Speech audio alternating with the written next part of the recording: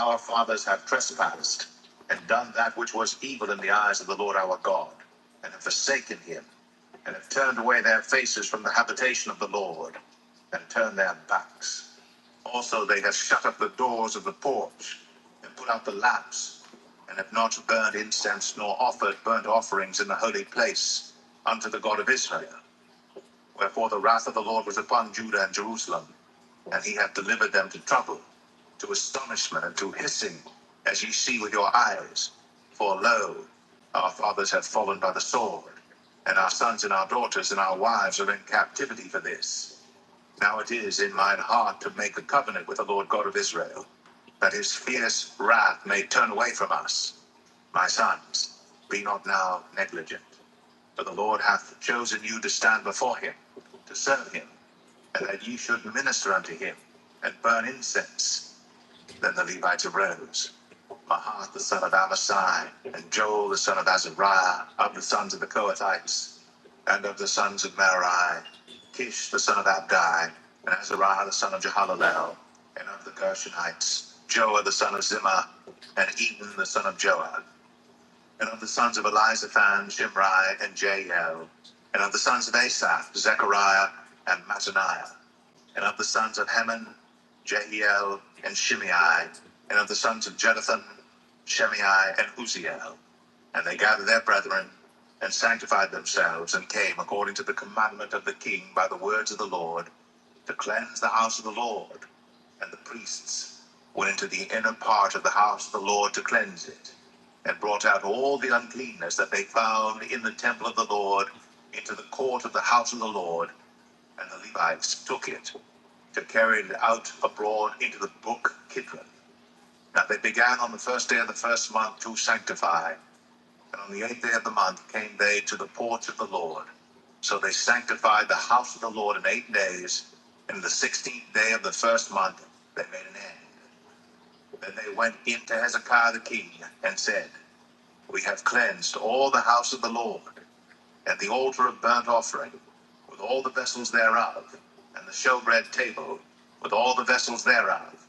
Moreover, all the vessels which King Ahaz in his reign did cast away in his transgression, have we prepared and sanctified, and behold, they are before the altar of the Lord. Then Hezekiah the king rose early, and gathered the rulers of the city, and went up to the house of the Lord. And they brought 7 bullocks, and 7 rams, and 7 lambs, and 7 he-goats for a sin offering for the kingdom, and for the sanctuary, and for Judah. And he commanded the priests, the sons of Aaron, to offer them on the altar of the Lord. So they killed the bullocks, and the priests received the blood, and sprinkled it on the altar. Likewise, when they had killed the rams, they sprinkled the blood upon the altar. They killed also the lambs, and they sprinkled the blood upon the altar. And they brought forth the he-goats for the sin offering before the king and the congregation, and they laid their hands upon them. And the priests killed them, and they made reconciliation with their blood upon the altar to make an atonement for all Israel. But the king commanded that the burnt offering and the sin offering should be made for all Israel. And he set the Levites in the house of the Lord with cymbals, with psalteries, and with harps, according to the commandment of David, and of Gad the king's seer, and Nathan the prophet. For so was the commandment of the Lord by his prophets. And the Levites stood with the instruments of David, and the priests with the trumpets. And Hezekiah commanded to offer the burnt offering upon the altar. And when the burnt offering began, the song of the Lord began also with the trumpets, and with the instruments ordained by David king of Israel. And all the congregation worshipped, and the singers sang, and the trumpeters sounded, and all this continued until the burnt offering was finished. And when they had made an end of offering, the king and all that were present with him bowed themselves and worshipped. Moreover, Hezekiah the king and the princes commanded the Levites to sing praise unto the Lord with the words of David and of Asaph the seer. And they sang praises with gladness, and they bowed their heads and worshipped. Then Hezekiah answered and said, Now ye have consecrated yourselves unto the Lord. Come near, and bring the sacrifices and thank offerings into the house of the Lord. And the congregation brought in sacrifices and thank offerings, and as many as were of a free heart burnt offerings.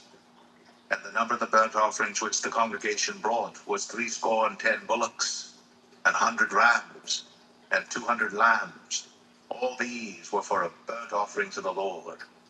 And the consecrated things were 600 oxen and 3,000 sheep. But the priests were too few, so that they could not flay all the burnt offerings. Wherefore their brethren, the Levites, did help them, till the work was ended, and until the other priests had sanctified themselves. For the Levites were more upright in heart to sanctify themselves than the priests. And also the burnt offerings were in abundance, with the fat of the peace offerings, and the drink offerings, for every burnt offering. So the service of the house of the Lord was set in order, and Hezekiah rejoiced, and all the people, that God had prepared the people, for the thing was done suddenly.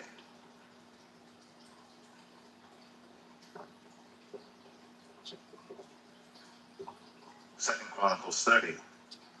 And Hezekiah sent to all Israel and Judah, and wrote letters also to Ephraim and Manasseh, that they should come to the house of the Lord at Jerusalem, to keep the Passover unto the Lord God of Israel. For the king had taken counsel, and his princes, and all the congregation in Jerusalem, to keep the Passover in the 2nd month. But they could not keep it at that time, because the priests had not sanctified themselves sufficiently, neither had the people gathered themselves together to Jerusalem. And the thing pleased the king and all the congregation. So they established a decree to make proclamation throughout all Israel, from Beersheba even to Dan, that they should come to keep the Passover unto the Lord God of Israel at Jerusalem.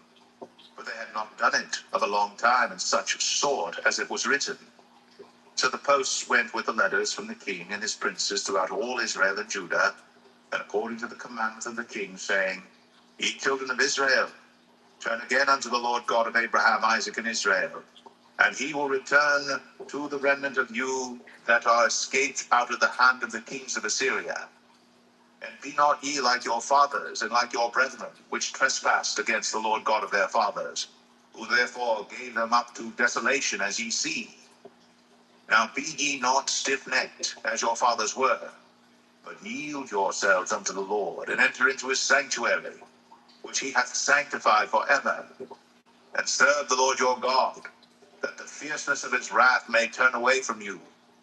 For if ye turn again unto the Lord, your brethren and your children shall find compassion before them that lead them captive, so that they shall come again into this land. For the Lord your God is gracious and merciful, and will not turn away his face from you, if ye return unto him. So the posts passed from city to city, through the country of Ephraim and Manasseh, even unto Zebulun. But they laughed them to scorn, and mocked them. Nevertheless, divers of Asher and Manasseh and of Zebulun humbled themselves, and came to Jerusalem. Also in Judah, the hand of God was to give them one heart to do the commandment of the king and of the princes, by the word of the Lord. And there assembled at Jerusalem much people to keep the feast of unleavened bread in the 2nd month, a very great congregation. And they arose, and took away the altars that were in Jerusalem, and all the altars for incense took they away, and cast them into the brook Kidron. Then they killed the Passover on the 14th day of the 2nd month, and the priests and the Levites were ashamed, and sanctified themselves, and brought in the burnt offerings into the house of the Lord. And they stood in their place after their manner, according to the law of Moses, the man of God. The priests sprinkled the blood which they received of the hand of the Levites. For there were many in the congregation that were not sanctified. Therefore the Levites had the charge of the killing of the Passovers for every one that was not clean, to sanctify them unto the Lord. For a multitude of the people, even many of Ephraim and Manasseh, Issachar, and Zebulun, had not cleansed themselves, yet did they eat the Passover otherwise than it was written. But Hezekiah prayed for them, saying, The good Lord pardon every one that prepareth his heart to seek God. The Lord God of his fathers, though he be not cleansed according to the purification of the sanctuary, And the Lord hearkened to Hezekiah, and healed the people. And the children of Israel that were present at Jerusalem kept the feast of unleavened bread 7 days with great gladness. And the Levites and the priests praised the Lord day by day, singing with loud instruments unto the Lord. And Hezekiah spake comfortably unto all the Levites that taught the good knowledge of the Lord. And they did eat throughout the feast 7 days, offering peace offerings, and making confession to the Lord God of their fathers. And the whole assembly took counsel to keep other 7 days, and they kept other 7 days with gladness. For Hezekiah king of Judah did give to the congregation 1,000 bullocks and 7,000 sheep, and the princes gave to the congregation 1,000 bullocks and 10,000 sheep, and a great number of priests sanctified themselves. And all the congregation of Judah, with the priests and the Levites, and all the congregation that came out of Israel, and the strangers that came out of the land of Israel, and that dwelt in Judah, rejoiced. So there was great joy in Jerusalem. For since the time of Solomon, the son of David, king of Israel, there was not the like in Jerusalem. Then the priests, the Levites, arose and blessed the people, and their voice was heard, and their prayer came up to his holy dwelling place, even unto heaven.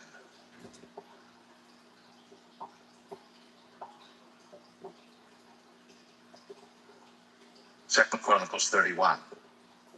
Now when all this was finished, all Israel that were present went out to the cities of Judah, and brake the images in pieces, and cut down the groves, and threw down the high places, and the altars out of all Judah and Benjamin, and Ephraim also, and Manasseh, until they had utterly destroyed them all. And all the children of Israel returned, every man to his possession, into their own cities. And Hezekiah appointed the courses of the priests and the Levites after their courses, every man according to his service, the priests and Levites for burnt offerings and for peace offerings, to minister and to give thanks and to praise in the gates of the tents of the Lord. He appointed also the king's portion of his substance for the burnt offerings, to wit, for the morning and evening burnt offerings, and the burnt offerings for the Sabbaths, and for the new moons, and for the set feasts, as it is written in the law of the Lord. Moreover, he commanded the people that dwelt in Jerusalem to give the portion of the priests and the Levites, that they might be encouraged in the law of the Lord. And as soon as the commandment came abroad, the children of Israel brought in abundance the first fruits of corn, wine, and oil, and honey, and of all the increase of the field, and the tithe of all things brought they in abundantly. And concerning the children of Israel and Judah that dwelt in the cities of Judah, they also brought in the tithe of oxen and sheep, and the tithe of holy things which were consecrated unto the Lord their God, and laid them by heaps. In the 3rd month they began to lay the foundation of the heaps, and finished them in the 7th month. And when Hezekiah the princes came and saw the heaps, they blessed the Lord and his people Israel. Then Hezekiah questioned with the priests and the Levites concerning the heaps. And Azariah, the chief priest of the house of Zadok, answered him and said, Since the people began to bring the offerings into the house of the Lord, we have had enough to eat, and have left plenty. For the Lord hath blessed his people, and that which is left is this great store.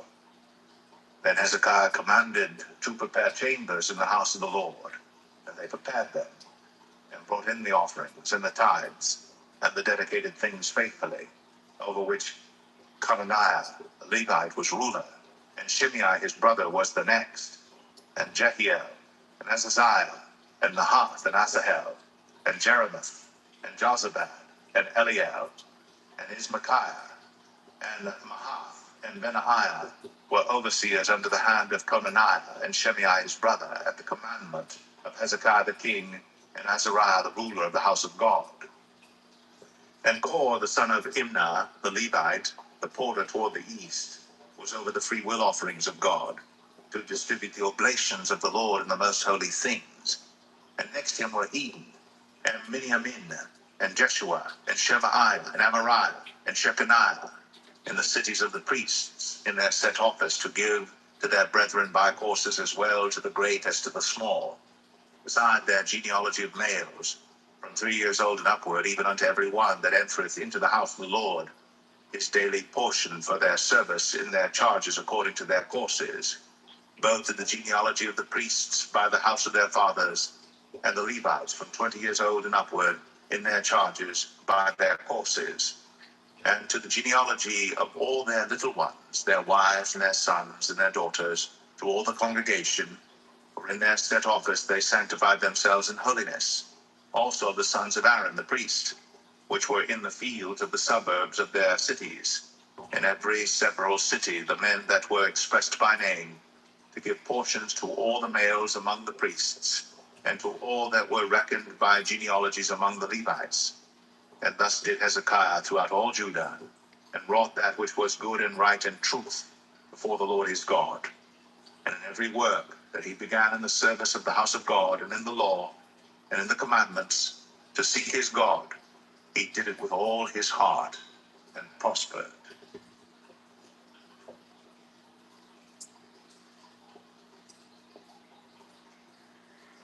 2 Chronicles 32. After these things, in the establishment thereof, Sennacherib, king of Assyria, came, and entered into Judah, and encamped against the fenced cities, and thought to win them for himself. And when Hezekiah saw that Sennacherib was come, and that he was purposed to fight against Jerusalem, he took counsel with his princes and his mighty men to stop the waters of the fountains which were without the city, and they did help him. So there was gathered much people together, who stopped all the fountains and the brook that ran through the midst of the land, saying, Why should the kings of Assyria come and find much water? Also he strengthened himself and built up all the wall that was broken, and raised it up to the towers, and another wall without, and repaired Millo in the city of David, and made darts and shields in abundance. And he set captains of war over the people, and gathered them together to him in the street of the gate of the city, and spake comfortably to them, saying, Be strong and courageous, be not afraid, nor dismayed for the king of Assyria, nor for all the multitude that is with him. For there be more with us than with him. With him is an arm of flesh, but with us is the Lord our God to help us, and to fight our battles. And the people rested themselves upon the words of Hezekiah, king of Judah. After this did Sennacherib, king of Assyria, send his servants to Jerusalem, but he himself laid a siege against Lachish and all his power with him, unto Hezekiah, king of Judah, and unto all Judah that were at Jerusalem, saying, Thus saith Sennacherib, king of Assyria, Whereon do ye trust, that ye abide in the siege of Jerusalem? Doth not Hezekiah persuade you to give over yourselves to die by famine and by thirst, saying, The Lord our God shall deliver us out of the hand of the king of Assyria? Hath not the same Hezekiah taken away his high places and his altars, and commanded Judah and Jerusalem, saying, Ye shall worship before one altar, and burn incense upon it? Know ye not what I and my fathers have done unto all the people of other lands? Were the gods of the nations of those lands any ways able to deliver their lands out of mine hand? Who was there among all the gods of those nations that my fathers utterly destroyed, that could deliver his people out of mine hand, that your God should be able to deliver you out of mine hand? Now therefore let not Hezekiah deceive you, nor persuade you on this manner, neither yet believe him. For no God of any nation or kingdom was able to deliver his people out of mine hand, and out of the hand of my fathers. How much less shall your God deliver you out of mine hand? And his servant spake yet more against the Lord God, and against his servant Hezekiah. He wrote also letters to rail on the Lord God of Israel, and to speak against him, saying, As the gods of the nations of other lands have not delivered their people out of mine hand, so shall not the God of Hezekiah deliver his people out of mine hand. Then they cried with a loud voice in the Jews' speech unto the people of Jerusalem that were on the wall, to affright them and to trouble them, that they might take the city. And they spake against the God of Jerusalem, as against the gods of the people of the earth, which were the work of the hands of man. And for this cause Hezekiah the king and the prophet Isaiah the son of Amoz prayed and cried to heaven. And the Lord sent an angel, which cut off all the mighty men of valor, and the leaders and captains in the camp of the king of Assyria. So he returned with shame of face to his own land. And when he was come into the house of his God, they that came forth of his own bowels slew him there with the sword. Thus the Lord saved Hezekiah and the inhabitants of Jerusalem from the hand of Sennacherib the king of Assyria, and from the hand of all other, and guided them on every side. And many brought gifts unto the Lord to Jerusalem, and presents to Hezekiah king of Judah, so that he was magnified in the sight of all nations from thenceforth. In those days Hezekiah was sick to the death, and prayed unto the Lord, and he spake unto him, and he gave him a sign. But Hezekiah rendered not again according to the benefit done unto him, for his heart was lifted up. Therefore there was wrath upon him, and upon Judah and Jerusalem. Notwithstanding, Hezekiah humbled himself for the pride of his heart, both he and the inhabitants of Jerusalem, so that the wrath of the Lord came not upon them in the days of Hezekiah. And Hezekiah had exceeding much riches and honor, and he made himself treasuries for silver, and for gold, and for precious stones, and for spices, and for shields, and for all manner of pleasant jewels. Storehouses also for the increase of corn, and wine, and oil, and stalls for all manner of beasts, and coats for flocks.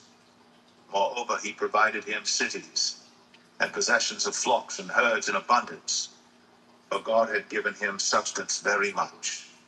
This same Hezekiah also stopped the upper watercourse of Ian, and brought it straight down to the west side of the city of David. And Hezekiah prospered in all his works. Howbeit in the business of the ambassadors of the princes of Babylon, who sent unto him to inquire of the wonder that was done in the land, God left him to try him, that he might know all that was in his heart. Now the rest of the acts of Hezekiah, and his goodness, behold, they are written in the vision of Isaiah the prophet, the son of Amos, and in the book of the kings of Judah and Israel. And Hezekiah slept with his fathers, and they buried him in the chiefest of the sepulchres of the sons of David. And all Judah and the inhabitants of Jerusalem did him honor at his death. And Manasseh his son reigned in his stead.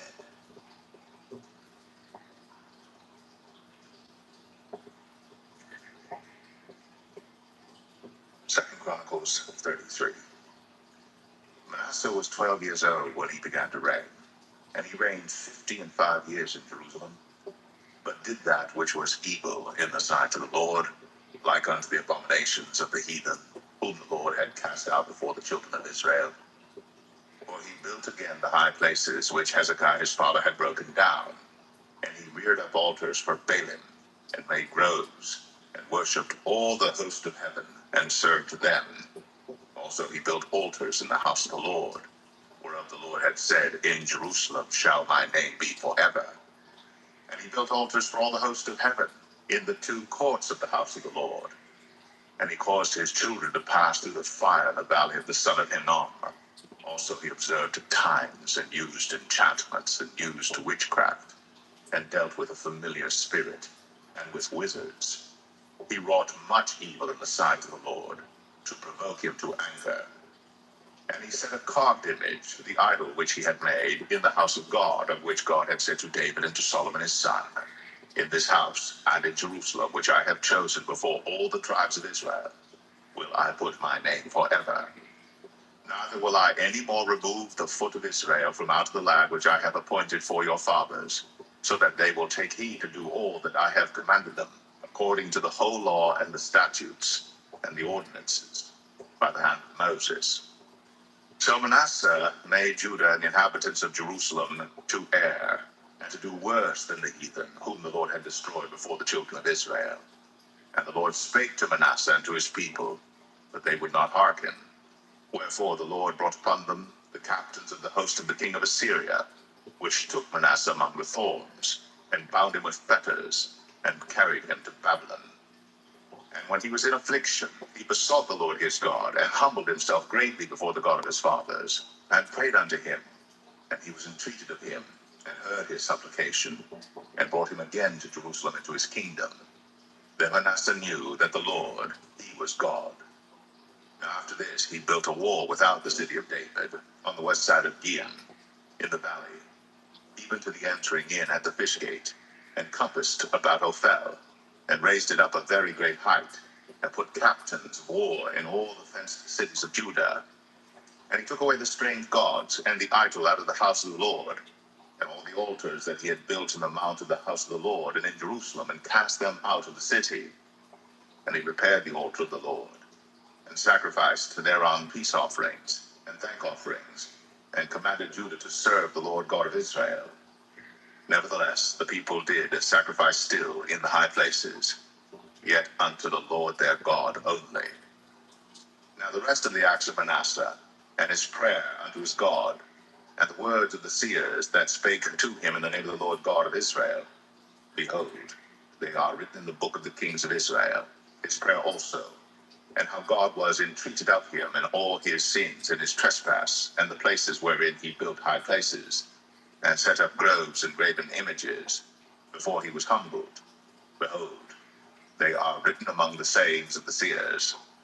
So Manasseh slept with his fathers, and they buried him in his own house, and Amon his son reigned in his stead.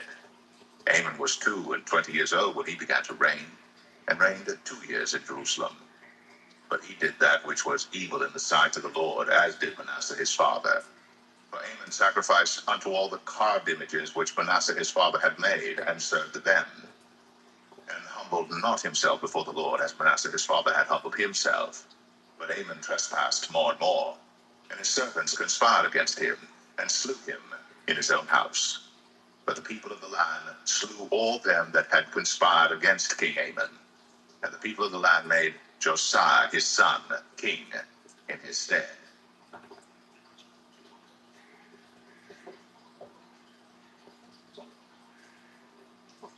Second Chronicles 34. Josiah was 8 years old when he began to reign, and he reigned in Jerusalem 31 years. And he did that which was right in the sight of the Lord, and walked in the ways of David his father, and declined neither to the right hand nor to the left. For in the 8th year of his reign, while he was yet young, he began to seek after the God of David his father. And in the 12th year he began to purge Judah and Jerusalem from the high places and the groves and the carved images and the molten images. And they brake down the altars of Balaam in his presence, and the images that were on high above them he cut down, and the groves, and the carved images, and the molten images he brake in pieces, and made dust of them, and strewed it upon the graves of them that had sacrificed unto them.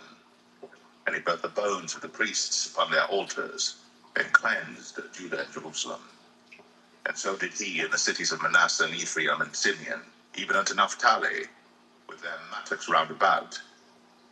And when he had broken down the altars and the groves, and had beaten the graven images into powder, and cut down all the idols throughout all the land of Israel, he returned to Jerusalem.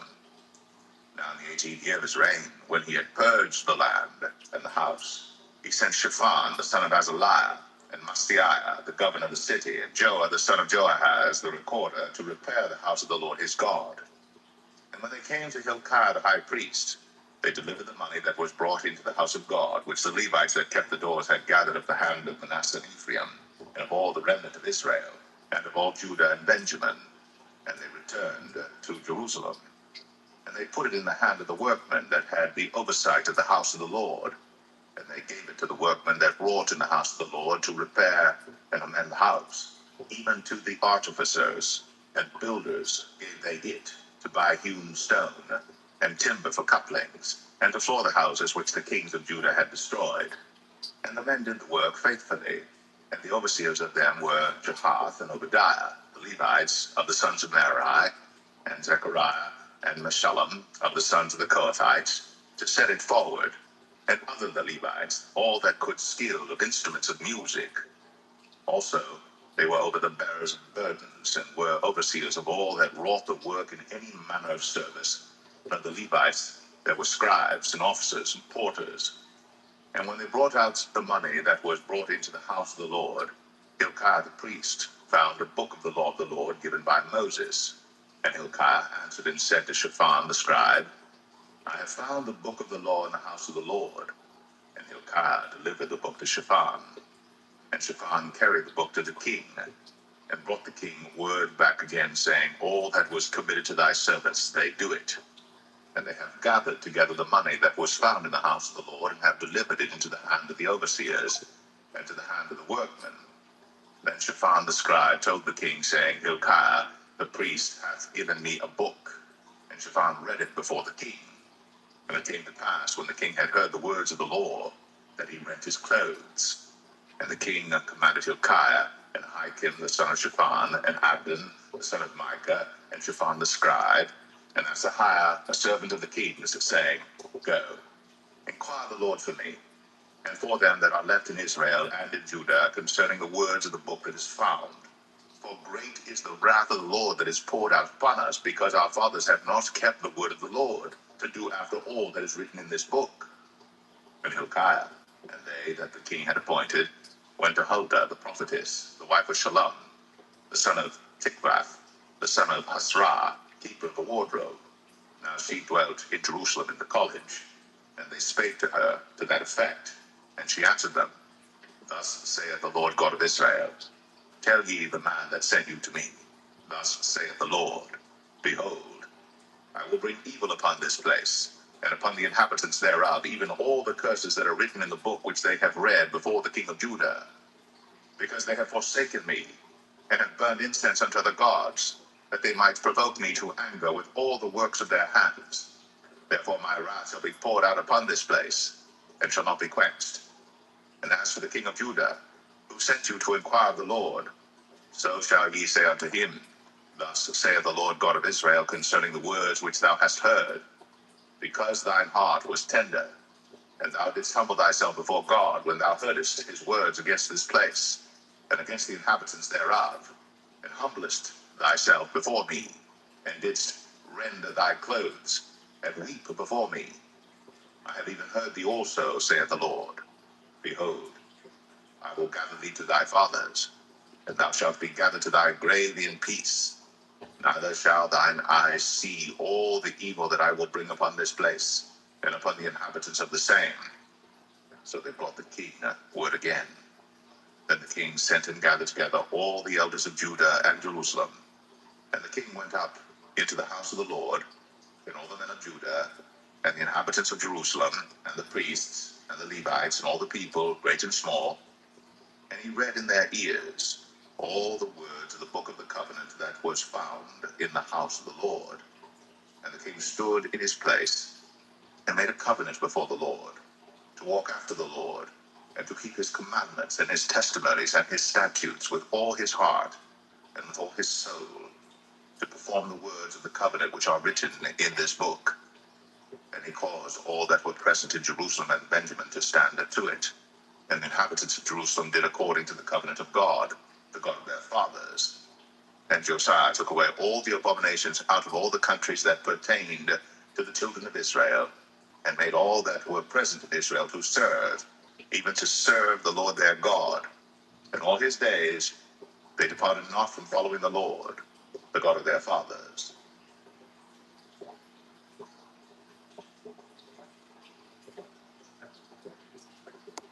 2 Chronicles 35. Moreover, Josiah kept a Passover unto the Lord in Jerusalem, and they killed the Passover on the 14th day of the first month. And he set the priests in their charges, and encouraged them to the service of the house of the Lord, and said unto the Levites that taught all Israel, which were holy unto the Lord, Put the holy ark in the house which Solomon the son of David, king of Israel, did build. It shall not be a burden upon your shoulders. Serve now the Lord your God and his people, Israel. And prepare yourselves by the houses of your fathers after your courses, according to the writing of David, king of Israel, and according to the writing of Solomon his son. And stand in the holy place according to the divisions of the families of the fathers of your brethren the people, and after the division of the families of the Levites. So kill the Passover, and sanctify yourselves, and prepare your brethren, that they may do according to the word of the Lord by the hand of Moses. And Josiah gave to the people of the flock lambs and kids, all for the Passover offerings, for all that were present, to the number of 38,000 and 3,000 bullocks. These were of the king's substance. And his princes gave willingly unto the people, to the priests, and to the Levites, Hilkiah, and Zechariah, and Jehiel, rulers of the house of God, gave unto the priests or the Passover offerings 2,600 small cattle and 300 oxen. Conaniah also, and Shemaiah, and Nathaniel, his brethren, and Hashabiah, and Jael, and Josabad, chief of the Levites, gave unto the Levites for Passover offerings 5,000 small cattle and 500 oxen. So the service was prepared, and the priests stood in their place, and the Levites in their courses, according to the king's commandment. And they killed the Passover, and the priests sprinkled the blood from their hands, and the Levites flayed them. And they removed the burnt offerings, that they might give according to the divisions of the families of the people to offer unto the Lord, as it is written in the book of Moses. So did they with the oxen. And they roasted the Passover with fire according to the ordinance. But the other holy offerings sod they in pots, and in cauldrons, and in pans, and divided them speedily among all the people. And afterward they made ready for themselves and for the priests, because the priests, the sons of Aaron, were busied in offering of burnt offerings and the fat until night. Therefore the Levites prepared for themselves, and for the priests, the sons of Aaron. And the singers, the sons of Asaph, were in their place according to the commandment of David, and Asaph and Heman and Jeduthun, the kings of Seir. And the porters waited at every gate. They might not depart from their service, for their brethren, the Levites, prepared for them. So all the service of the Lord was prepared the same day, to keep the Passover, and to offer burnt offerings upon the altar of the Lord, according to the commandment of King Josiah. And the children of Israel that were present kept the Passover at that time, and the feast of unleavened bread 7 days. And there was no Passover like to that kept in Israel from the days of Samuel the prophet. Neither did all the kings of Israel keep such a Passover as Josiah kept. And the priests, and the Levites, and all Judah and Israel that were present, and the inhabitants of Jerusalem. In the 18th year of the reign of Josiah was this Passover kept. After all this, when Josiah had prepared the temple, Necho, king of Egypt, came up to fight against Carchemish by Euphrates. And Josiah went out against him. But he sent ambassadors to him, saying, What have I to do with thee, thou king of Judah? I come not against thee this day, but against the house wherewith I have war. For God commanded me to make haste. Forbear thee from meddling with God, who is with me, that he destroy thee not. Nevertheless, Josiah would not turn his face from him, but disguised himself, that he might fight with him, and hearkened not unto the words of Necho from the mouth of God, and came to fight in the valley of Megiddo. And the archers shot at King Josiah, and the king said to his servants, Have me away, for I am sore wounded. His servants therefore took him out of their chariot, and put him in the second chariot that he had, and they brought him to Jerusalem. And he died, and was buried in one of the sepulchres of his fathers.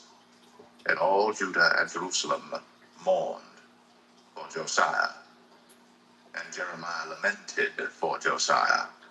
And all the singing men and the singing women spake of Josiah in their lamentations to this day, and made them an ordinance in Israel. And behold, they are written in the lamentations. Now the rest of the acts of Josiah, and his goodness according to that which was written in the law of the Lord, and his deeds first and last, behold, they are written in the book of the kings of Israel and Judah.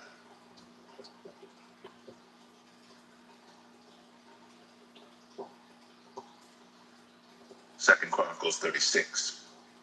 And the people of the land took Jehoahaz, the son of Josiah, and made him king in his father's stead in Jerusalem. Jehoahaz was 23 years old when he began to reign, and he reigned 3 months in Jerusalem. And the king of Egypt put him down at Jerusalem, and condemned the land in 100 talents of silver and a talent of gold. And the king of Egypt made Eliakim his brother king over Judah and Jerusalem, and turned his name to Jehoiakim. And Necho took Jehoahaz his brother, and carried him to Egypt. Jehoiakim was 25 years old when he began to reign, And he reigned 11 years in Jerusalem, and he did that which was evil in the sight of the Lord his God. Against him came up Nebuchadnezzar, king of Babylon, and bound him in fetters to carry him to Babylon. Nebuchadnezzar also carried of the vessels of the house of the Lord to Babylon, and put them in his temple at Babylon. Now the rest of the acts of Jehoiakim and his abominations which he did, and that which was found in him, behold, they are written in the book of the kings of Israel and Judah. And Jehoiachin his son reigned in his stead. Jehoiachin was 8 years old when he began to reign, and he reigned 3 months and 10 days in Jerusalem. And he did that which was evil in the sight of the Lord. And when the year was expired, King Nebuchadnezzar sent and brought him to Babylon with the goodly vessels of the house of the Lord, and made Zedekiah his brother king over Judah and Jerusalem. Zedekiah was 21 years old when he began to reign, and reigned 11 years in Jerusalem. And he did that which was evil in the sight of the Lord his God, and humbled not himself before Jeremiah the prophet, speaking from the mouth of the Lord. And he also rebelled against King Nebuchadnezzar, who had made him swear by God. But he stiffened his neck, and hardened his heart from turning unto the Lord God of Israel. Moreover, all the chief of the priests and the people transgressed very much after all the abominations of the heathen, and polluted the house of the Lord which he had hallowed in Jerusalem. And the Lord God of their fathers sent to them by his messengers, rising up betimes and sending, because he had compassion on his people and on his dwelling place. But they mocked the messengers of God, and despised his words, and misused his prophets, until the wrath of the Lord arose against his people, till there was no remedy. Therefore he brought upon them the king of the Chaldees, who slew their young men with the sword in the house of their sanctuary, and had no compassion upon young men or maiden, old men, or him that stooped for age. He gave them all into his hand, and all the vessels of the house of God, great and small, and the treasures of the house of the Lord, and the treasures of the king, and of his princes, all these he brought to Babylon. And they burnt the house of God, and brake down the wall of Jerusalem, and burnt all the palaces thereof with fire, and destroyed all the goodly vessels thereof. And them that had escaped from the sword carried he away to Babylon, where they were servants to him and his sons until the reign of the kingdom of Persia, to fulfill the word of the Lord by the mouth of Jeremiah, until the land had enjoyed her Sabbaths. For as long as she lay desolate, she kept Sabbath, to fulfill 80 years. Now in the first year of Cyrus, king of Persia, that the word of the Lord spoken by the mouth of Jeremiah might be accomplished, the Lord stirred up the spirit of Cyrus, king of Persia, that he made a proclamation throughout all his kingdom, and put it also in writing, saying, Thus saith Cyrus, king of Persia, all the kingdoms of the earth hath the Lord God of heaven given me, and he hath charged me to build him an house in Jerusalem, which is in Judah. Who is there among you of all his people? The Lord his God be with him, and let him go up.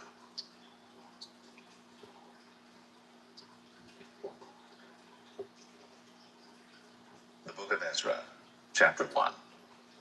Now in the first year of Cyrus, king of Persia, that the word of the Lord by the mouth of Jeremiah might be fulfilled, the Lord stirred up the spirit of Cyrus, king of Persia, that he made a proclamation throughout all his kingdom, and put it also in writing, saying, Thus saith Cyrus, king of Persia, the Lord God of heaven hath given me all the kingdoms of the earth, and he hath charged me to build him an house at Jerusalem, which is in Judah. Who is there among you of all his people? His God be with him, and let him go up to Jerusalem, which is in Judah, and build the house of the Lord God of Israel. He is the God which is in Jerusalem. And whosoever remaineth in any place where he sojourneth, let the men of his place help him with silver, and with gold, and with goods, and with beasts, beside the freewill offering for the house of God that is in Jerusalem. Then rose up the chief of the fathers of Judah and Benjamin, and the priests, and the Levites, with all them whose spirit God had raised, to go up to build the house of the Lord which is in Jerusalem. And all they that were about them strengthened their hands with vessels of silver, with gold, with goods, and with beasts. and with precious things beside all that was willingly offered. Also Cyrus the king brought forth the vessels of the house of the Lord, which Nebuchadnezzar had brought forth out of Jerusalem, and had put them in the house of his gods. Even those did Cyrus king of Persia bring forth by the hand of Mithridath the treasurer, and numbered them unto Sheshbazzar the prince of Judah. And this is the number of them: 30 charges of gold, 1,000 charges of silver, 29 knives, 30 basins of gold, silver basins of a second sort, 410, and other vessels 1,000. All the vessels of gold and of silver were 5,400. All these did Sheshbazzar bring up with them of the captivity that were brought up from Babylon unto Jerusalem.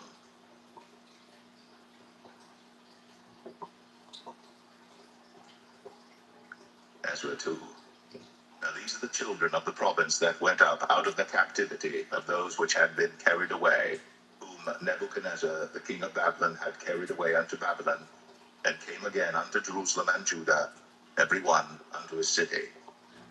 Which came with Zerubbabel, Jeshua, Nehemiah, Seraiah, Realiah, Mordecai, Bilshan, Mizpah, Bigvai, Rehum, Baanah, the number of the men of the people of Israel, the children of Parosh, 2,172, the children of Shephatiah, 372, the children of Arah, 775, the children of Pahath Moab, of the children of Jeshua and Joab, 2,812, the children of Elam, 1,254, the children of Zatu, 945, the children of Zakai, 703 score, the children of Bani, 642, the children of Babai, 623, the children of Asgad, 1,222, the children of Adonikam, 666, the children of Bigvai,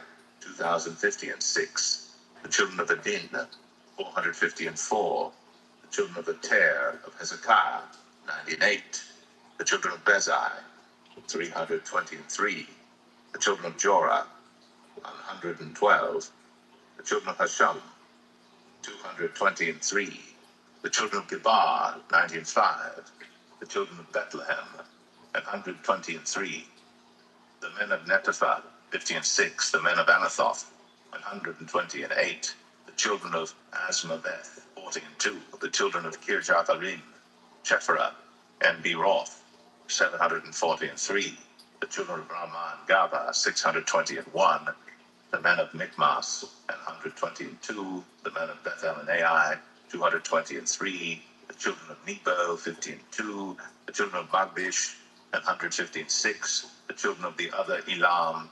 1,254, the children of Harim, 320, the children of Lod, Hadid, and Ono, 725, the children of Jericho, 345, the children of Senah, 3,630, the priests, the children of Jedaiah of the house of Jeshua, 973, children of Immer, 1,052, the children of Pashur, 1,247, the children of Harim, 1,017, the Levites, the children of Jeshua and Kedmiel, of the children of Anabiah, 74, the singers, the children of Asaph, 128, the children of the porters, the children of Shalom, the children of Ater, the children of Talmon, the children of Akub, the children of Atita, the children of Shobai, in all 139.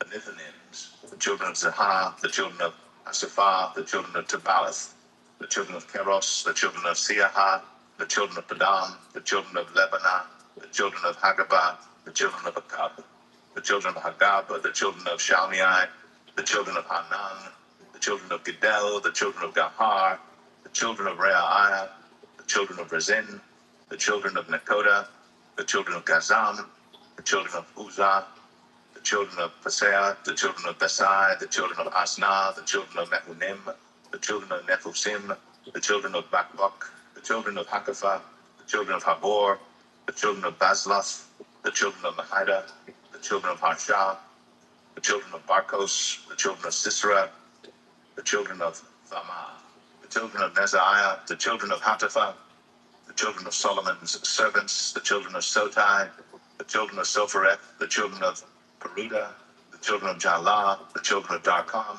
the children of Gedal, the children of Shephatiah, the children of Hatil, the children of Pokereth, Zebaim, the children of Amai, all the Nethinims, and the children of Solomon's servants were 392. And these were they which went up from Tel Melah, Terhasah, Cherub, Adan, and Immer. But they could not show their father's house and their seed, whether they were of Israel. The children of Delaiah, the children of Tobiah, the children of Nekoda, 652. And of the children of the priests, the children of Habaiah, the children of Koz, the children of Barzillai, which took a wife of the daughters of Barzillai the Gileadite, and was called after their name. These sought their register among those that were reckoned by genealogy, but they were not found. Therefore were they, as polluted, put from the priesthood. And the Tirshatha said unto them, that they should not eat of the most holy things, till there stood up a priest with Urim and with Thummim. The whole congregation together was 40,002,303 score, beside their servants and their maids, of whom there were 7,337. And there were among them 200 singing men and singing women. Their horses were 736, their mules 245, their camels 435, their asses 6,720. And some of the chief of the fathers, when they came to the house of the Lord, which is at Jerusalem, offered freely for the house of God to set it up in his place. They gave after their ability unto the treasurer of the work 61,000 drams of gold, and 5,000 pounds of silver, and 100 priests' garments. So the priests and the Levites, and some of the people and the singers, and the porters, and the Nethinims, dwelt in their cities, and all Israel in their cities.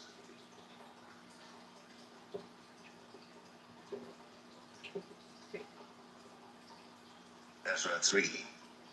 And when the 7th month was come, and the children of Israel were in the cities, the people gathered themselves together as one man to Jerusalem. Then stood up Jeshua, the son of Jozadak, and his brethren the priests, and Zerubbabel, the son of Shealtiel, and his brethren, and builded the altar of the God of Israel, to offer burnt offerings thereon, as it is written in the law of Moses, the man of God. And they set the altar upon his bases, for fear was upon them because of the people of those countries. And they offered burnt offerings thereon unto the Lord, even burnt offerings morning and evening. They kept also the Feast of Tabernacles, as it is written, and offered the daily burnt offerings by number, according to the custom as the duty of every day required.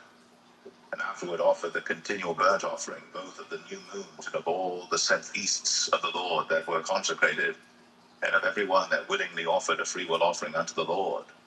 From the first day of the 7th month began they to offer burnt offerings unto the Lord. But the foundation of the temple of the Lord was not yet laid.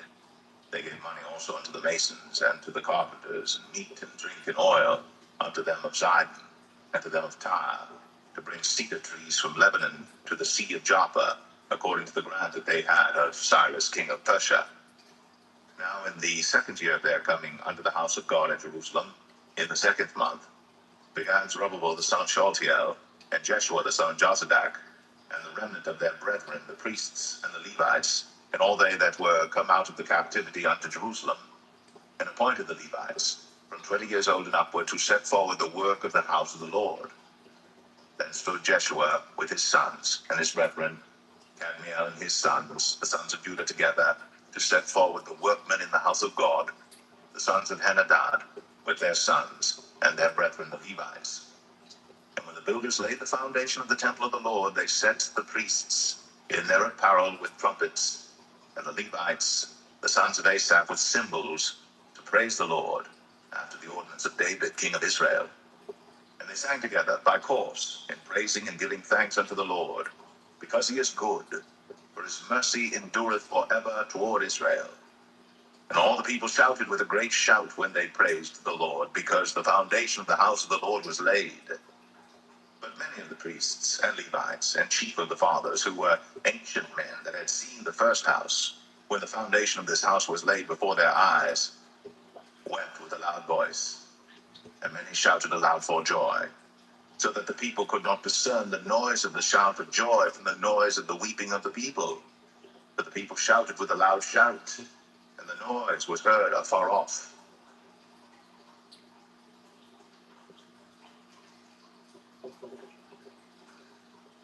Ezra 4. Now when the adversaries of Judah and Benjamin heard that the children of the captivity builded the temple unto the Lord God of Israel, then they came to Zerubbabel and to the chief of the fathers, and said unto them, Let us build with you, for we seek your God as ye do. And we do sacrifice unto him since the days of Esar-Haddon king of Assur, which brought us up hither. But Zerubbabel and Jeshua and the rest of the chief of the fathers of Israel said unto them, Ye have nothing to do with us to build an house unto our God, but we ourselves together will build unto the Lord God of Israel, as King Cyrus the king of Persia hath commanded us. Then the people of the land weakened the hands of the people of Judah, and troubled them in building, and hired counselors against them to frustrate their purpose, all the days of Cyrus king of Persia, even until the reign of Darius king of Persia. And in the reign of Ahasuerus, in the beginning of his reign, wrote they unto him an accusation against the inhabitants of Judah and Jerusalem. And in the days of Artaxerxes wrote Bishlam, Mithridath, Tabeel, and the rest of their companions unto Artaxerxes king of Persia. And the writing of the letter was written in the Syrian tongue, and interpreted in the Syrian tongue. Rehum the chancellor and Shimshai the scribe wrote a letter against Jerusalem to Artaxerxes the king in this sort.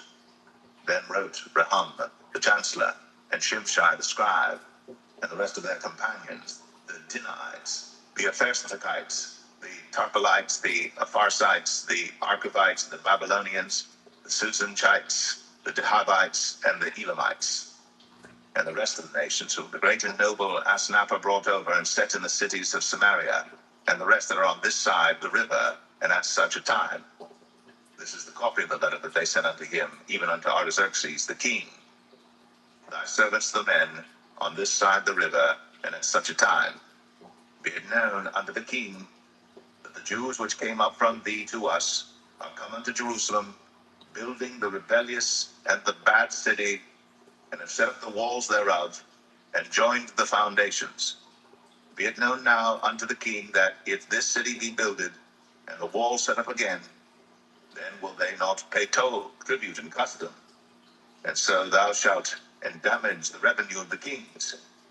Now because we have maintenance from the king's palace, and it was not meet for us to see the king's dishonor, therefore have we sent and certified the king, that search may be made in the book of the records of thy fathers.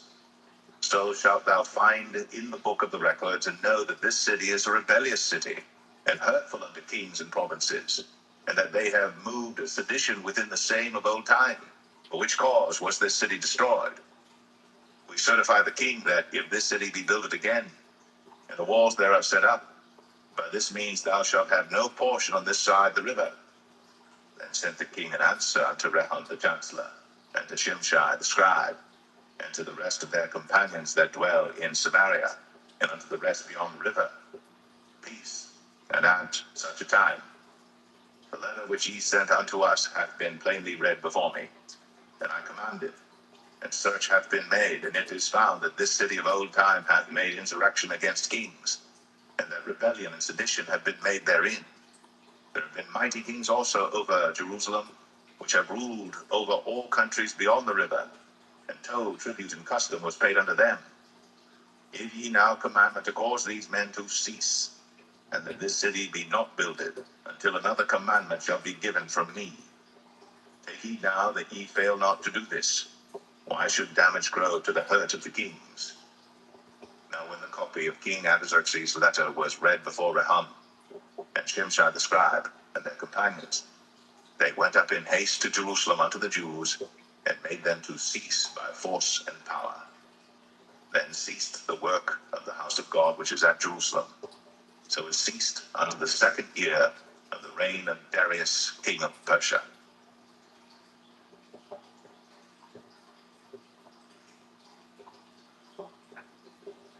Ezra 5. Then the prophets, Haggai the prophet, and Zechariah the son of Iddo, prophesied unto the Jews that were in Judah and Jerusalem in the name of the God of Israel, even unto them. Then rose up Zerubbabel the son of Shealtiel, and Jeshua the son of Jozadak, and began to build the house of God which is at Jerusalem. And with them were the prophets of God helping them.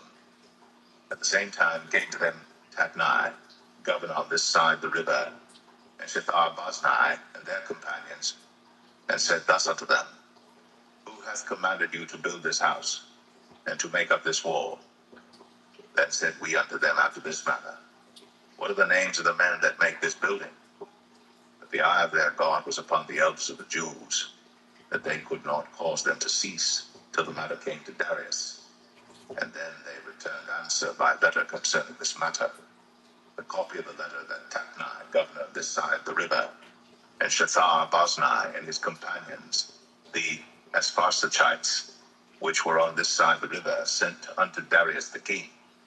They sent a letter unto him, wherein was written thus, Unto Darius the king, all peace. Be it known unto the king, that we went into the province of Judea, to the house of the great God, which is builded with great stones, and timbers laid in the walls, and this work goeth fast on, and prospereth in their hands. Then asked we those elders, and said unto them thus, Who commanded you to build this house, and to make up these walls? We asked their names also, to certify thee, that we might write the names of the men that were the chief of them. And thus they returned us answer, saying, We are the servants of the God of heaven and earth, and build the house that was builded these many years ago, which a great king of Israel builded and set up. But after that our fathers had provoked the God of heaven unto wrath, he gave them into the hand of Nebuchadnezzar the king of Babylon the Chaldean, who destroyed this house, and carried the people away into Babylon. But in the first year of Cyrus the king of Babylon, the same King Cyrus made a decree to build this house of God, and the vessels also of gold and silver of the house of God, which Nebuchadnezzar took out of the temple that was in Jerusalem, and brought them into the temple of Babylon. Those did Cyrus the king take out of the temple of Babylon, and they were delivered unto one whose name was Sheshbazzar, whom he had made governor, and said unto him, Take these vessels, go, carry them into the temple that is in Jerusalem, and let the house of God be builded in his place. Then came the same Sheshbazzar, and laid the foundation of the house of God which is in Jerusalem. And since that time, even until now, hath it been in building, and yet it is not finished. Now therefore, if it seem good to the king, let there be search made in the king's treasure house, which is there at Babylon, whether it be so that a decree was made of Cyrus the king to build this house of God at Jerusalem, and that the king send his pleasure to us concerning this matter.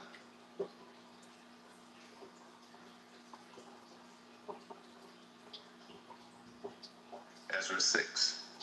Then Darius the king made a decree, and search was made in the house of the rolls where the treasures were laid up in Babylon. And there was found at Acmetha, in the palace that is in the province of the Medes, a roll, and therein was a record thus written. In the first year of Cyrus the king, the same Cyrus the king made a decree concerning the house of God in Jerusalem, that the house be builded, the place where they offered sacrifices, and that the foundations thereof be strongly laid, the height thereof 80 cubits, and the breadth thereof 80 cubits, with 3 rows of great stones, and a row of new timber, and let the expenses be given out of the king's house. And also let the golden and silver vessels of the house of God, which Nebuchadnezzar took forth out of the temple which is at Jerusalem, and brought unto Babylon, be restored, and brought again unto the temple which is at Jerusalem, every one to his place, and place them in the house of God. Now therefore Tatnai, governor beyond the river, Shethar-Boznai, and your companions the Aspharsachites, which are beyond the river, be ye far from thence. Let the work of this house of God alone, let the governor of the Jews and the elders of the Jews build this house of God in his place. Moreover, I make a decree, what ye shall do to the elders of these Jews for the building of this house of God, that of the king's goods, even of the tribute beyond the river, forthwith expenses be given unto these men, that they be not hindered.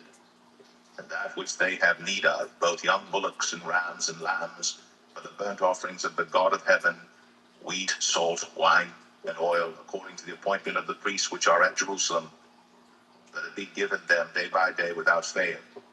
For they they may offer sacrifices of sweet savors unto the God of heaven, and pray for the life of the king and of his sons. Also I have made a decree, that whosoever shall alter this word, let timber be pulled down from his house, and being set up, let him be hanged thereon, and let his house be made a dunghill for this. And the God that hath caused his name to dwell there, destroy all kings and people that shall put to their hand to alter and to destroy this house of God which is at Jerusalem. I, Darius, have made a decree, let it be done with speed. Then Tatnai, governor on this side of the river, Shethar-Boznai, and their companions, according to that which Darius the king had sent, so they did speedily. And the elders of the Jews builded, and they prospered through the prophesying of Haggai the prophet and Zechariah the son of Iddo. And they builded and finished it, according to the commandment of the God of Israel, and according to the commandment of Cyrus and Darius and Artaxerxes, king of Persia. And this house was finished on the 3rd day of the month Adar, which was in the 6th year of the reign of Darius the king. And the children of Israel, the priests and the Levites, and the rest of the children of the captivity, kept the dedication of this house of God with joy, and offered at the dedication of this house of God 100 bullocks, 200 rams, 400 lambs, and for a sin offering for all Israel, 12 he-goats, according to the number of the tribes of Israel. And they set the priests in their divisions, and the Levites in their courses, for the service of God which is at Jerusalem, as it is written in the book of Moses. And the children of the captivity kept the Passover upon the 14th day of the first month. For the priests and the Levites were purified together, all of them were pure, and killed the Passover for all the children of the captivity, and for their brethren the priests, and for themselves. And the children of Israel, which will come again out of captivity, and all such as had separated themselves unto them from the filthiness of the heathen of the land, to seek the Lord God of Israel, did eat, and kept the feast of unleavened bread 7 days with joy. For the Lord had made them joyful, and turned the heart of the king of Assyria unto them, to strengthen their hands in the work of the house of God, the God of Israel.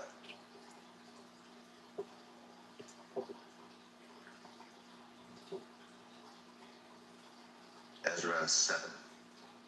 Now after these things, in the reign of Artaxerxes, king of Persia, Ezra, the son of Seraiah, the son of Azariah, the son of Hilkiah, the son of Shallum, the son of Zadok, the son of Ahitub, the son of Amariah, the son of Azariah, the son of Marioth, the son of Zerahiah, the son of Uzai, the son of Bukai, the son of Abishua, the son of Phinehas, the son of Eleazar, the son of Aaron, the chief priest.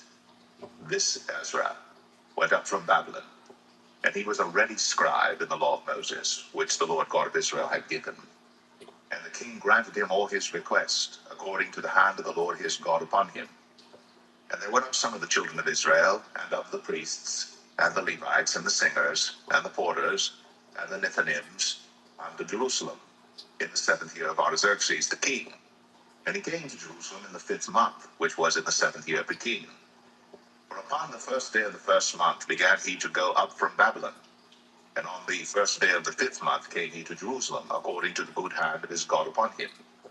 For Ezra had prepared his heart to seek the law of the Lord, and to do it, and to teach in Israel statutes and judgments.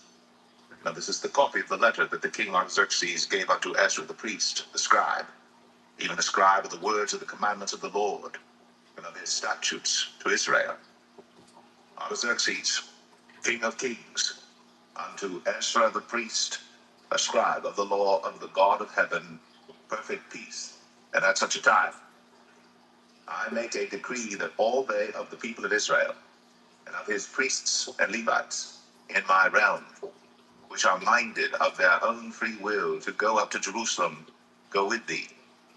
For as much as thou art sent of the king and of his 7 counselors to inquire concerning Judah and Jerusalem, according to the law of thy God which is in thine hand, and to carry the silver and gold which the king and his counselors have freely offered unto the God of Israel, whose habitation is in Jerusalem, and all the silver and gold that thou canst find in all the province of Babylon, with the freewill offering of the people and of the priests, offering willingly for the house of their God, which is in Jerusalem, that thou mayest buy speedily with this money bullocks, rams, lambs with their meat offerings and their drink offerings, and offer them upon the altar of the house of your God, which is in Jerusalem. And whatsoever shall seem good to thee and to thy brethren, to do with the rest of the silver and the gold, that do after the will of your God. The vessels also that are given thee for the service of the house of thy God, those deliver thou before the God of Jerusalem.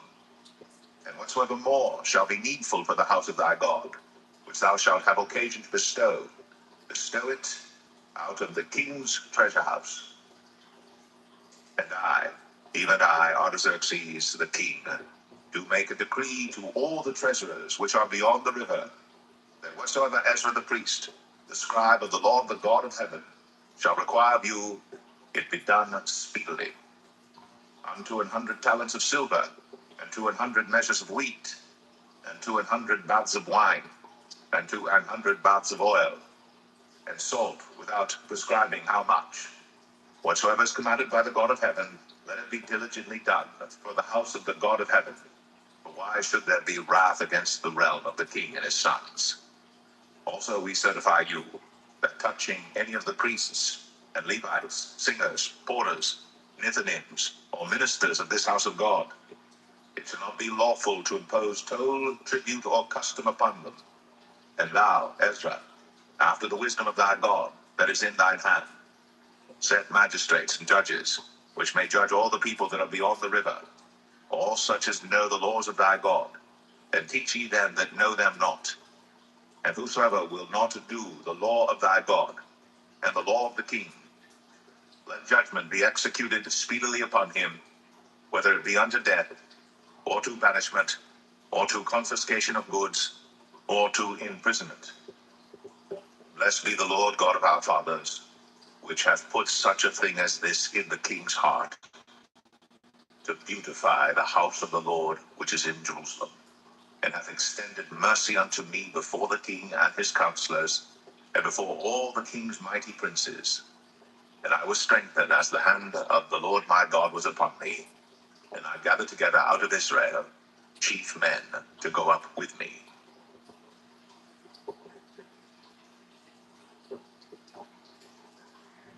Ezra 8. These are now the chief of their fathers, and this is the genealogy of them that went up with me from Babylon in the reign of Artaxerxes the king. Of the sons of Phinehas, Gershom; of the sons of Ithamar, Daniel; of the sons of David, Hattush; of the sons of Shechaniah; of the sons of Pharosh, Zechariah; and with him were reckoned by genealogy of the males 150. Of the sons of Pahath Moab, Eli Hoaniah, the son of Zerahiah, and with him 200 males. Of the sons of Shechaniah, the son of Jahaziel, and with him 300 males. Of the sons also of Adin, Ebed, the son of Jonathan, and with him 50 males. And of the sons of Elam, Jeshahiah, the son of Athaliah, and with him 70 males.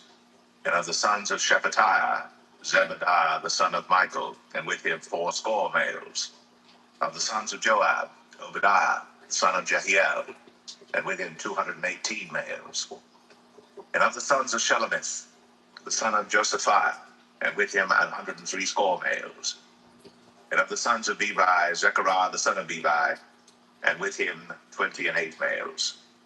And of the sons of Azgad, Johanan, the son of Hakatan, and with him 110 males. And of the last sons of Adonikam, whose names are these: Eliphalet, Jael, and Shemaiah, and with them 80 males. Of the sons also of Bigvai, Uthai, and Zabud, and with them 70 males. And I gathered them together to the river that runneth to Ahava, and there abode we in tents 3 days. And I viewed the people and the priests, and found there none of the sons of Levi. Then sent I for Eleazar, for Ariel, for Shemaiah, and for Elnathan, and for Jerib, and for Elnathan, and for Nathan, and for Zechariah, and for Meshullam, chief men, also for Jehoiarib, and for Elnathan, men of understanding. And I sent them with commandment unto Edo, the chief of the place, Casaphiah. And I told them what they should say unto Edo, and to his brethren, the Nethinims, at the place, Casaphiah, that they should bring unto us ministers for the house of our God. And by the good hand of our God upon us, they brought us a man of understanding, of the sons of Malai, the son of Levi, the son of Israel, and Sherebiah with his sons and his brethren, 18, and Hashabiah, and with him Jeshiah, of the sons of Merari, his brethren, and their sons, 20. Also of the Nethinims, whom David and the princes had appointed for the service of the Levites, 220 Nethinims, all of them were expressed by name. Then I proclaimed a fast there, at the river of Ahava, that we might afflict ourselves before our God, to seek of him a right way for us, and for our little ones, and for all our substance. For I was ashamed to require of the king a band of soldiers and horsemen to help us against the enemy in the way, because we had spoken unto the king, saying, The hand of our God is upon all them for good that seek him, but his power and his wrath is against all them that forsake him. So we fasted, and besought our God for this, and he was entreated of us. Then I separated 12 of the chief of the priests, Sherebiah, Hashabiah, and 10 of their brethren with them, and weighed unto them the silver and the gold in the vessels, even the offering of the house of our God, which the king and his counselors and his lords, and all Israel there present had offered. I even weighed unto their hands 650 talents of silver, and silver vessels 100 talents, and of gold 100 talents. Also 20 basins of gold, of 1,000 drams, and 2 vessels of fine copper, precious as gold. And I said unto them, Ye are holy unto the Lord. The vessels are holy also, and the silver and the gold are a freewill offering unto the Lord God of your fathers. Watch ye, and keep them, until ye weigh them before the chief of the priests, and the Levites, and chief of the fathers of Israel at Jerusalem, in the chambers of the house of the Lord. So took the priests and the Levites the weight of the silver and the gold in the vessels to bring them to Jerusalem unto the house of our God. Then we departed from the river of Ahava on the 12th day of the first month, to go unto Jerusalem. And the hand of our God was upon us, and he delivered us from the hand of the enemy, and of such as lay in wait by the way. And we came to Jerusalem, and abode there 3 days. Now the 4th day was the silver and the gold in the vessels weighed in the house of our God by the hand of Meremoth, the son of Uriah the priest. And with him was Eleazar the son of Phinehas, and with them was Josaphat the son of Jeshua, and Noadiah the son of Binnui, Levites, by number and by weight of every one, and all the weight was written at that time. Also the children of those that had been carried away, which were come out of the captivity, offered burnt offerings unto the God of Israel. 12 bullocks for all Israel, 96 rams, 77 lambs, 12 he-goats for a sin offering. All this was a burnt offering unto the Lord. And they delivered the king's commissions unto the king's lieutenants, and to the governors on this side the river. And they fed the people and the house of God.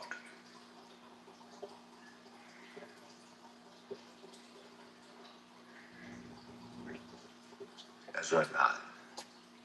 Now when these things were done, the princes came to me, saying, The people of Israel and the priests and the Levites have not separated themselves from the people of the lands, doing according to their abominations, even of the Canaanites, the Hittites, the Perizzites, the Jebusites, the Ammonites, the Moabites, the Egyptians, and the Amorites.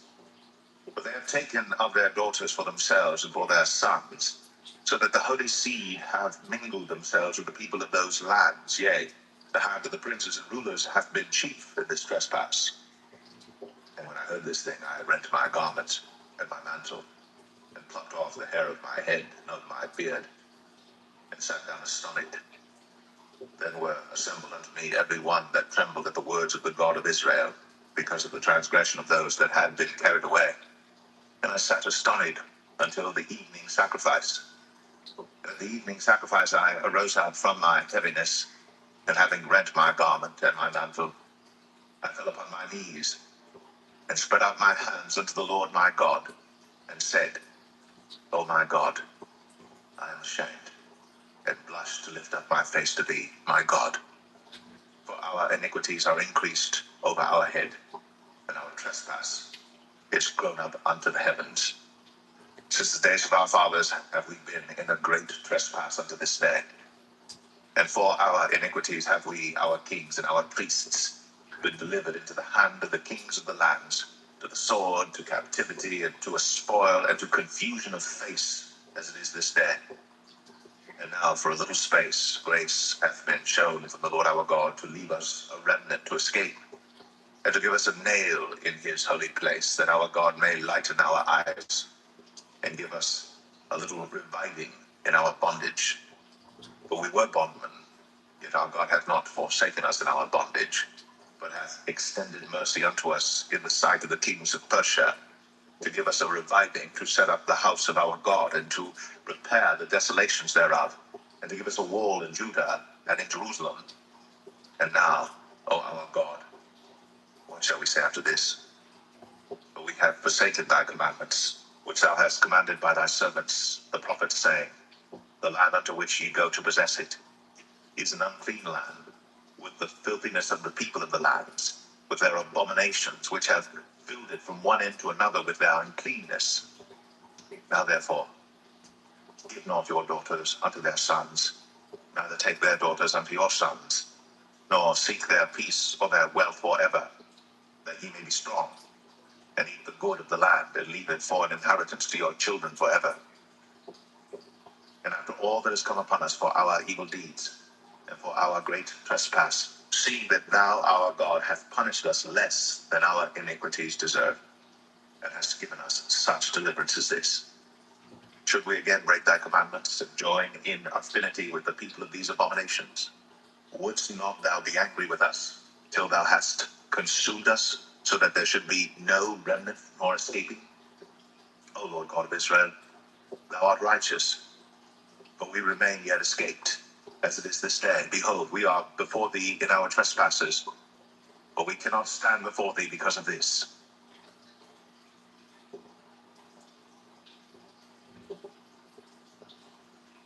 Ezra 10. Now when Ezra had prayed, and when he had confessed, weeping and casting himself down before the house of God, there assembled unto him out of Israel a very great congregation of men and women and children, for the people wept very sore. And Shechaniah the son of Jehiel, one of the sons of Elam, answered and said unto Ezra, we have trespassed against our God, and have taken strange wives of the people of the land. Yet now there is hope in Israel concerning this thing.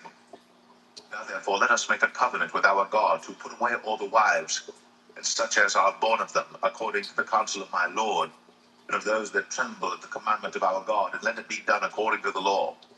Arise, for this matter belongeth unto thee. We also will be with thee. Be of good courage, and do it.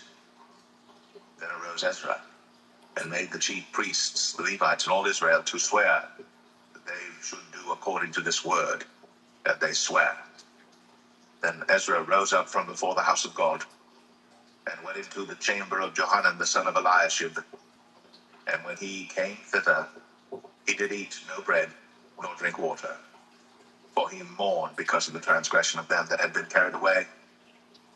And they made proclamation throughout Judah and Jerusalem unto all the children of the captivity, that they should gather themselves together unto Jerusalem, and that whosoever would not come within 3 days, according to the counsel of the princes and the elders, all his substance should be forfeited, and himself separated from the congregation of those that had been carried away. Then all the men of Judah and Benjamin gathered themselves together unto Jerusalem within 3 days. It was the 9th month, on the 20th day of the month. And all the people sat in the street of the house of God, trembling because of this matter, and for the great rain. And Ezra the priest stood up, and said unto them, Ye have transgressed, and have taken strange wives to increase the trespass of Israel. Now therefore, make confession to the Lord God of your fathers, and do his pleasure, and separate yourselves from the people of the land, and from the strange wives. Then all the congregation answered and said with a loud voice, As thou hast said, so must we do. But the people are many, and it is a time of much rain, and we are not able to stand without, neither is this a work of 1 day or 2, For we are many that have transgressed in this thing.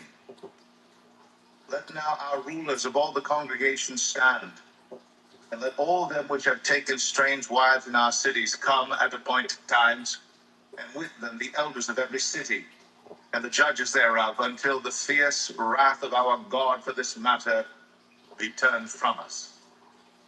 Only Jonathan the son of Asahel and Jahaziah the son of Tikvah were employed about this matter. And Meshullam and Shabbathai the Levite helped them, and the children of the captivity did so. And Ezra the priest, with certain chief of the fathers after the house of their fathers, and all of them by their names, were separated, and sat down the first day of the 10th month to examine the matter. And they made an end with all the men that had taken strange wives by the first day of the first month. And among the sons of the priests there were found that had taken strange wives, namely of the sons of Jeshua, the son of Jozadak, and his brethren, Maaseiah, and Eleazar, and Jerid, and Gedaliah. And they gave their hands that they would put away their wives, and being guilty, they offered a ram of the flock of their trespass. And of the sons of Emir, Hananiah, and Zebediah, and of the sons of Harim, Maaseiah, and Elijah, and Shemaiah, and Jehiel, and Uzziah, and of the sons of Pashur, Elioenai, Maaseiah, Ishmael, Nathaniel, Jozabad, and Elasa. Also of the Levites, Jozabad, and Shimei, and Keliah, the same as Kelita, Pethiah, Judah, and Eleazar. Of the singers also, Eliashib, and of the porters, Shalom, and Telem, and Uri. Moreover, of Israel, of the sons of Parosh, Ramiah, and Josiah, and Malchiah, and Miamin, and Eleazar, and Malchijah, and Benaiah. And of the sons of Elam, Mattaniah, Zechariah, and Jehiel, and Abdi, and Jeremoth, and Eliah. And of the sons of Zatu, Elionaiah, Eliashib, Mattaniah, and Jeremoth, and Zabad, and Azizah. Of the sons also of Bebai, Jehohanan, Hananiah, Zabbai, and Athli. And of the sons of Bani, Meshullam, Maluk, Adaiah, Jeshub, and Sheol, and Ramoth.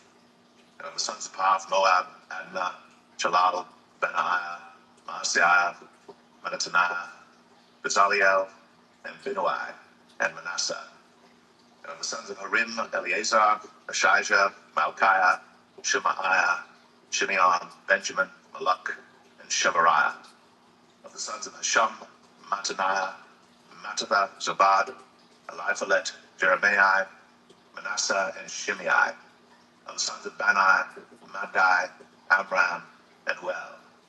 Benaiah, Shelah, Benaiah, Meremoth, Eliashib, Mattaniah, Mattani, and Jasu, and Bani, and Binnui, and Shimei, and Shelemiah, and Nathan, and Adaiah, Mattanabai, Shashai, Sherai, Azriel, and Shelemiah, Shemariah, Shalom, and Amariah, and Joseph. Of the sons of Nebo, Jael, Mattathiah, Zabad, Zabina, Jadwab, and Joel, Benaiah. All these had taken strange wives, and some of them had wives by whom they had children.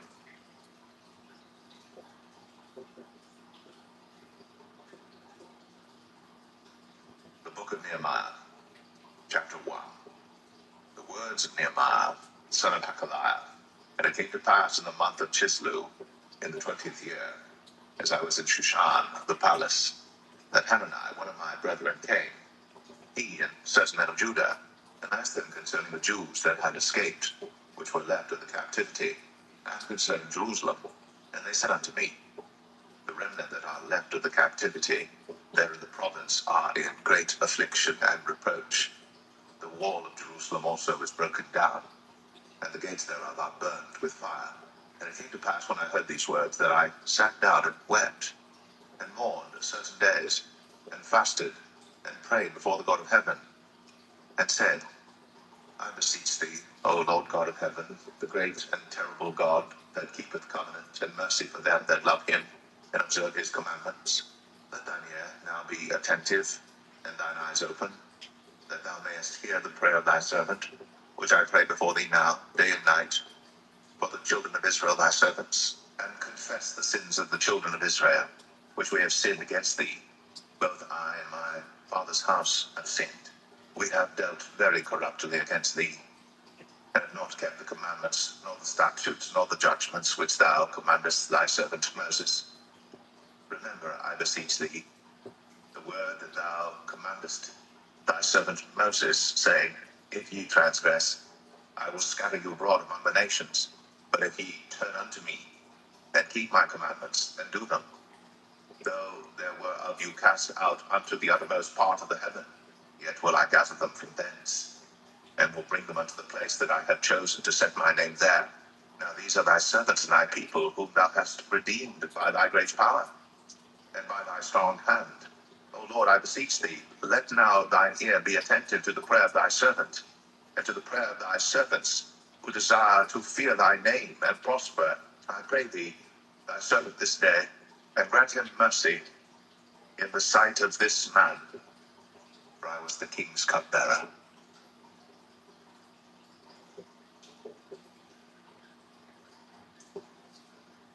Nehemiah 2. And it came to pass in the month of Nisan, in the 20th year of Artaxerxes the king, that wine was before him. And I took up the wine, and gave it unto the king. Now I had not been before time sad in his presence.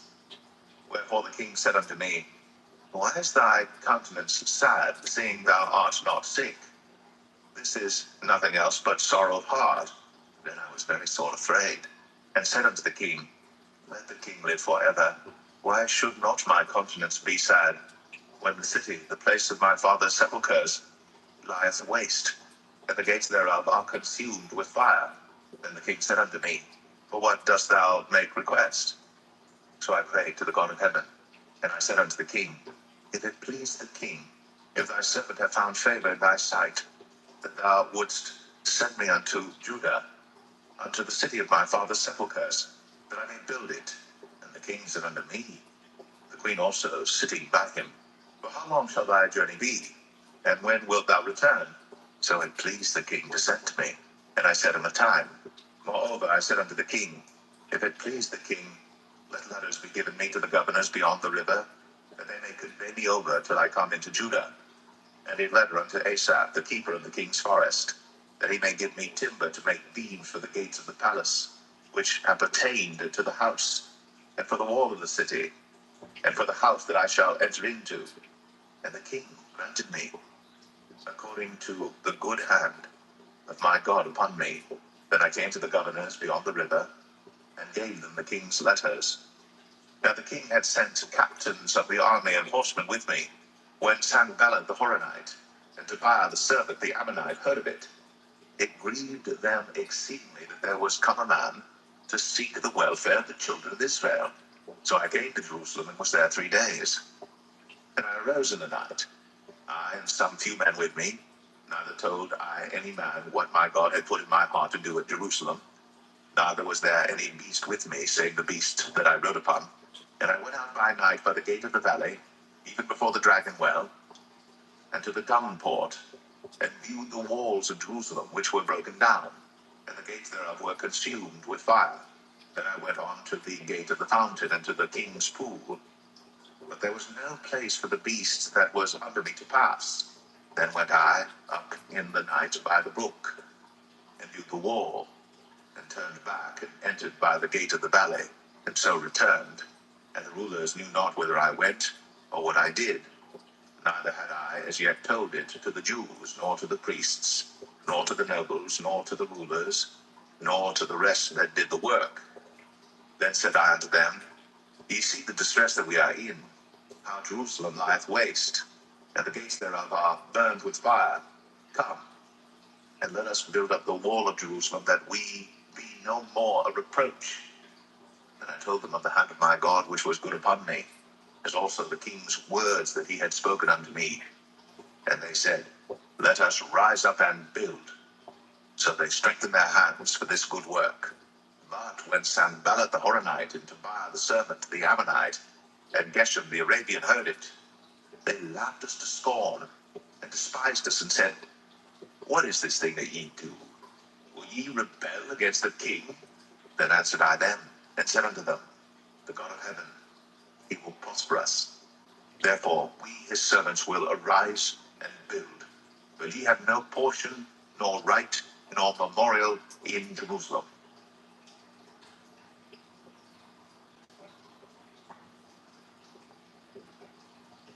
Nehemiah 3.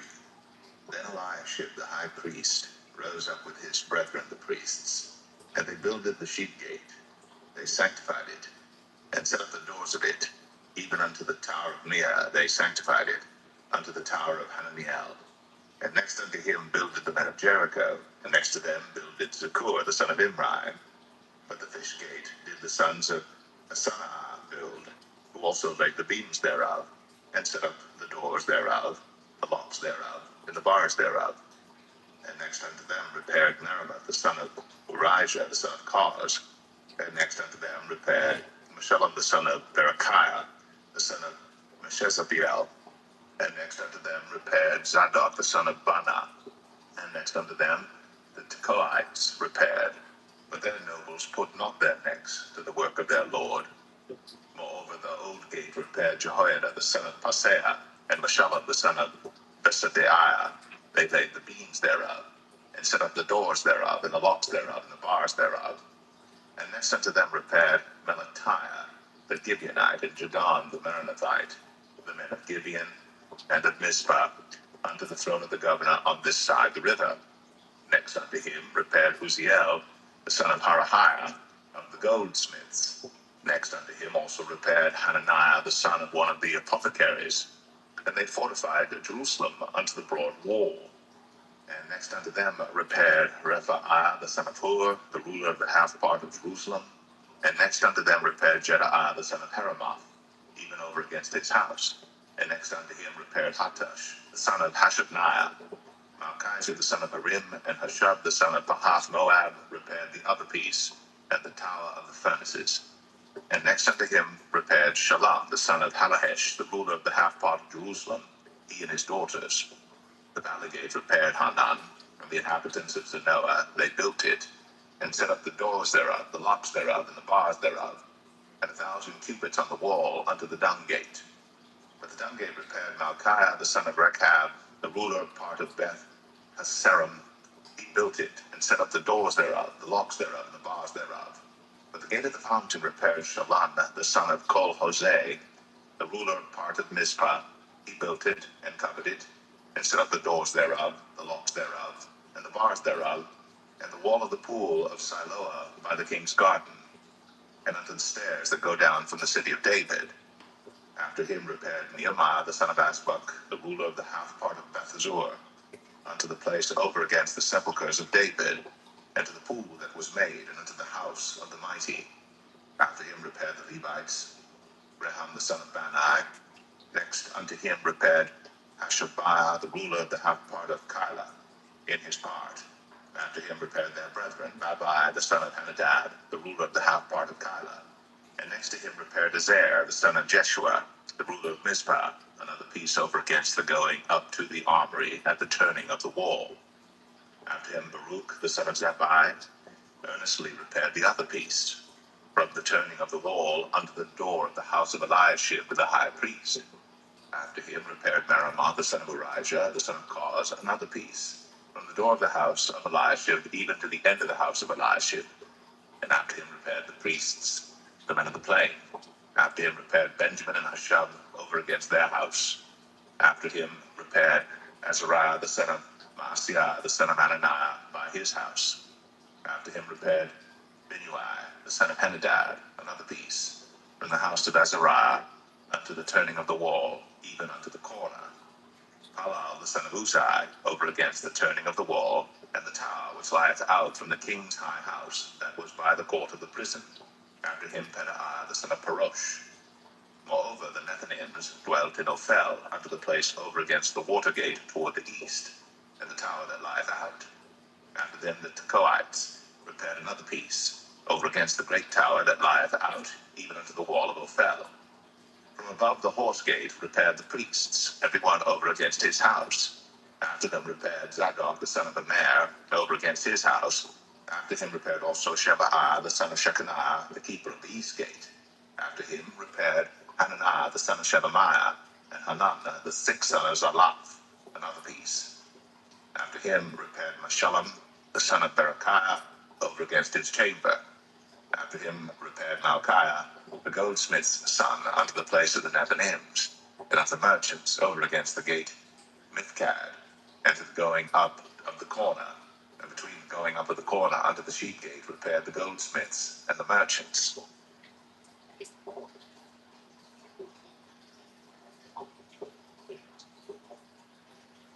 Nehemiah 4. But it came to pass that when Sanballat heard that we builded the wall, he was wroth, and took great indignation, and mocked the Jews. And he spake before his brethren in the army of Samaria, and said, What do these feeble Jews? Will they fortify themselves? Will they sacrifice? Will they make an end in a day? Will they revive the stones out of the heaps of the rubbish which are burned? Now Tobiah the Ammonite was by him, and he said, Even that which they build, if a fox go up, he shall even break down their stone wall. Hear, O our God, for we are despised, and turn their reproach upon their own head, and give them for a prey in the land of captivity, and cover not their iniquity, and let not their sin be blotted out from before thee. For they have provoked thee to anger before the builders. So built we the wall, and all the wall was joined together unto the half thereof. For the people had a mind to work. But it came to pass that when Sanballat and Tobiah and the Arabians and the Ammonites and the Ashdodites heard that the walls of Jerusalem were made up, and that the breaches began to be stopped, then they were very wroth, and conspired all of them together to come and to fight against Jerusalem and to hinder it. Nevertheless, we made our prayer unto our God, and set a watch against them day and night because of them. And Judah said, The strength of the bearers of burdens is decayed, and there is much rubbish, so that we are not able to build the wall. And our adversaries said, They shall not know, neither see, till we come in the midst among them and slay them, and cause the work to cease. And it came to pass that when the Jews which dwelt by them came, they said unto us 10 times, From all places whence ye shall return unto us, they will be upon you. Therefore said I in the lower places behind the wall, and on the higher places, I even set the people after their families with their swords, their spears, and their bows. And I looked, and rose up, and said unto the nobles, and to the rulers, and to the rest of the people, Be not ye afraid of them. Remember the Lord, which is great and terrible, and fight for your brethren, your sons and your daughters, your wives and your houses. And it came to pass, when our enemies heard that it was known unto us, and God had brought their counsel to naught, that we returned all of us to the wall, every one unto his work. And it came to pass from that time forth, that the half of my servants wrought in the work, and the other half of them held both the spears, the shields, and the bows, and the habergeons, and the rulers were behind all the house of Judah. They which built it on the wall, and they that bare burdens, with those that laid it, every one with one of his hands wrought in the work, and with the other hand held a weapon. For the builders every one had his sword girded by his side, and so built it. And he that sounded the trumpet was by me. And I said unto the nobles, and to the rulers, and to the rest of the people, The work is great and large, and we are separated upon the wall, one far from another. In what place therefore ye hear the sound of the trumpet, resort ye thither unto us. Our God shall fight for us. So we labored in the work, and half of them held the spears from the rising of the morning till the stars appeared. Likewise, at the same time, said I unto the people, Let every one with his servant lodge within Jerusalem, that in the night they may be a guard to us, and labor on the day. So neither I, nor my brethren, nor my servants, nor the men of the guard which followed me, none of us put off our clothes, saving that every one put them off for washing.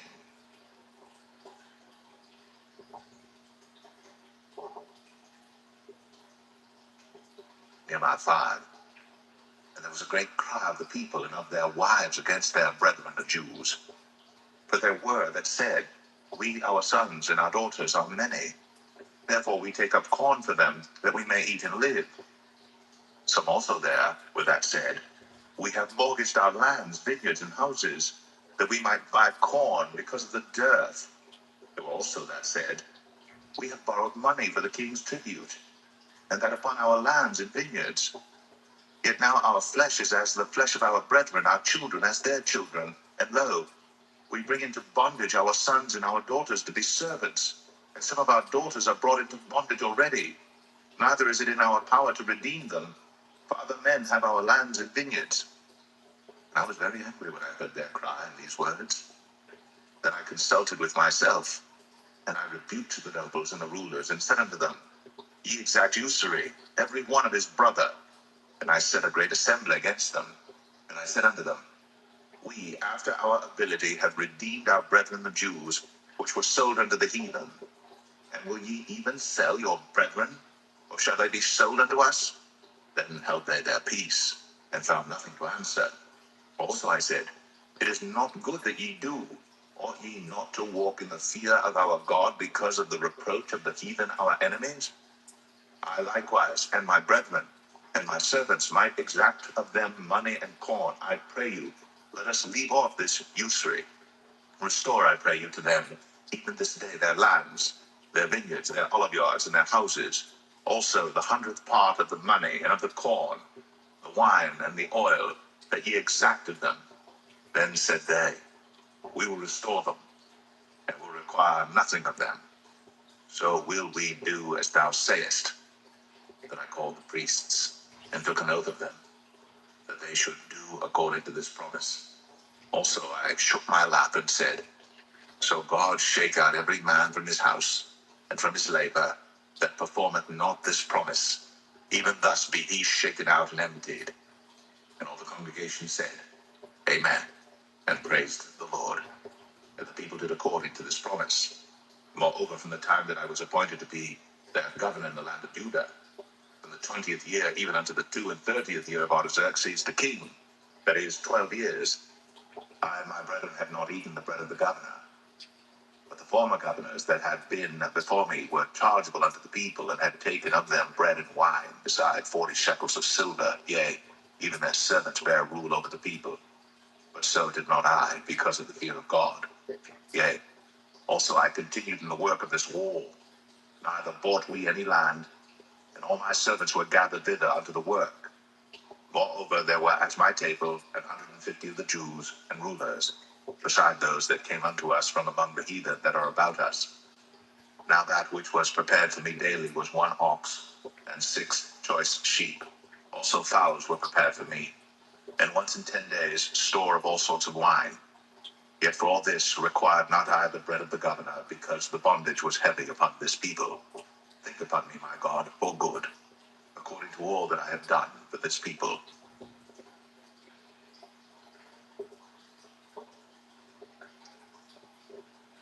Nehemiah 6. Now it came to pass, when Sanballat and Tobiah, and Geshem the Arabian, and the rest of our enemies, heard that I had builded the wall, and that there was no breach left therein, though at that time I had not set up the doors upon the gates, that Sanballat and Geshem said unto me, saying, Come, let us meet together in some one of the villages in the plain of Ono. But they thought to do me mischief. And I sent messengers unto them, saying, I am doing a great work, so that I cannot come down. Why should the work cease whilst I lead it, and come down to you? Yet they sent unto me 4 times after this sort, and I answered them after the same manner. Then sent Sanballat his servant unto me in like manner the 5th time, with an open letter in his hand, wherein was written, It is reported among the heathen, and Gashmu saith it, that thou and the Jews think to rebel, for which cause thou buildest the wall, that thou mayest be their king, according to these words. And thou hast also appointed prophets to preach of thee at Jerusalem, saying, There is a king in Judah, and now shall it be reported to the king according to these words. Come now therefore, and let us take counsel together.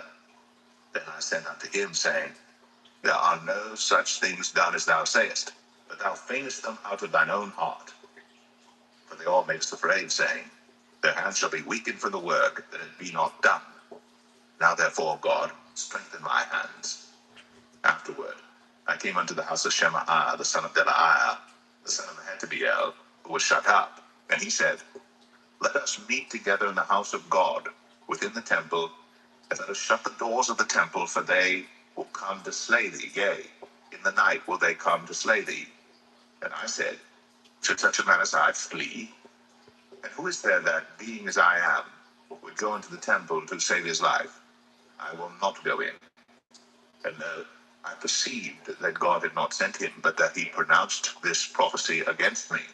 But Tobiah and Sanballat had hired him. Therefore was he hired, that I should be afraid, and do so in sin, and that they might have matter for an evil report, that they might reproach me. My God, think thou upon Tobiah and Sanballat according to these their works, and on the prophetess Noadiah and the rest of the prophets that would have put me in fear. So the war was finished in the 25th day of the month Elul, in 52 days. And it came to pass that when all our enemies heard thereof, and all the heathen that were about us saw these things, they were much cast down in their own eyes, for they perceived that this work was wrought of our God. Moreover, in those days, the nobles of Judah sent many letters unto Tobiah, and the letters of Tobiah came unto them. But there were many in Judah sworn unto him, because he was the son-in-law of Shecaniah the son of Arah, and his son Johanan had taken the daughter of Meshullam the son of Berechiah. Also they reported his good deeds before me, and uttered my words to him. And Tobiah sent letters to put me in fear.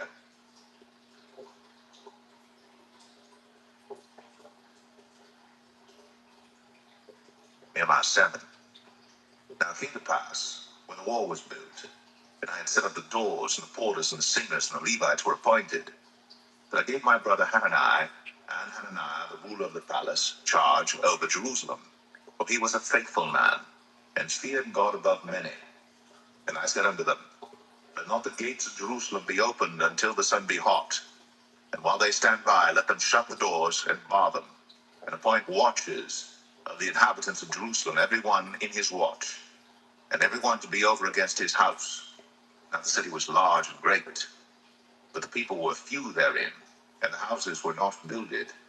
And my God put into mine heart to gather together the nobles, and the rulers, and the people, that they might be reckoned by genealogy.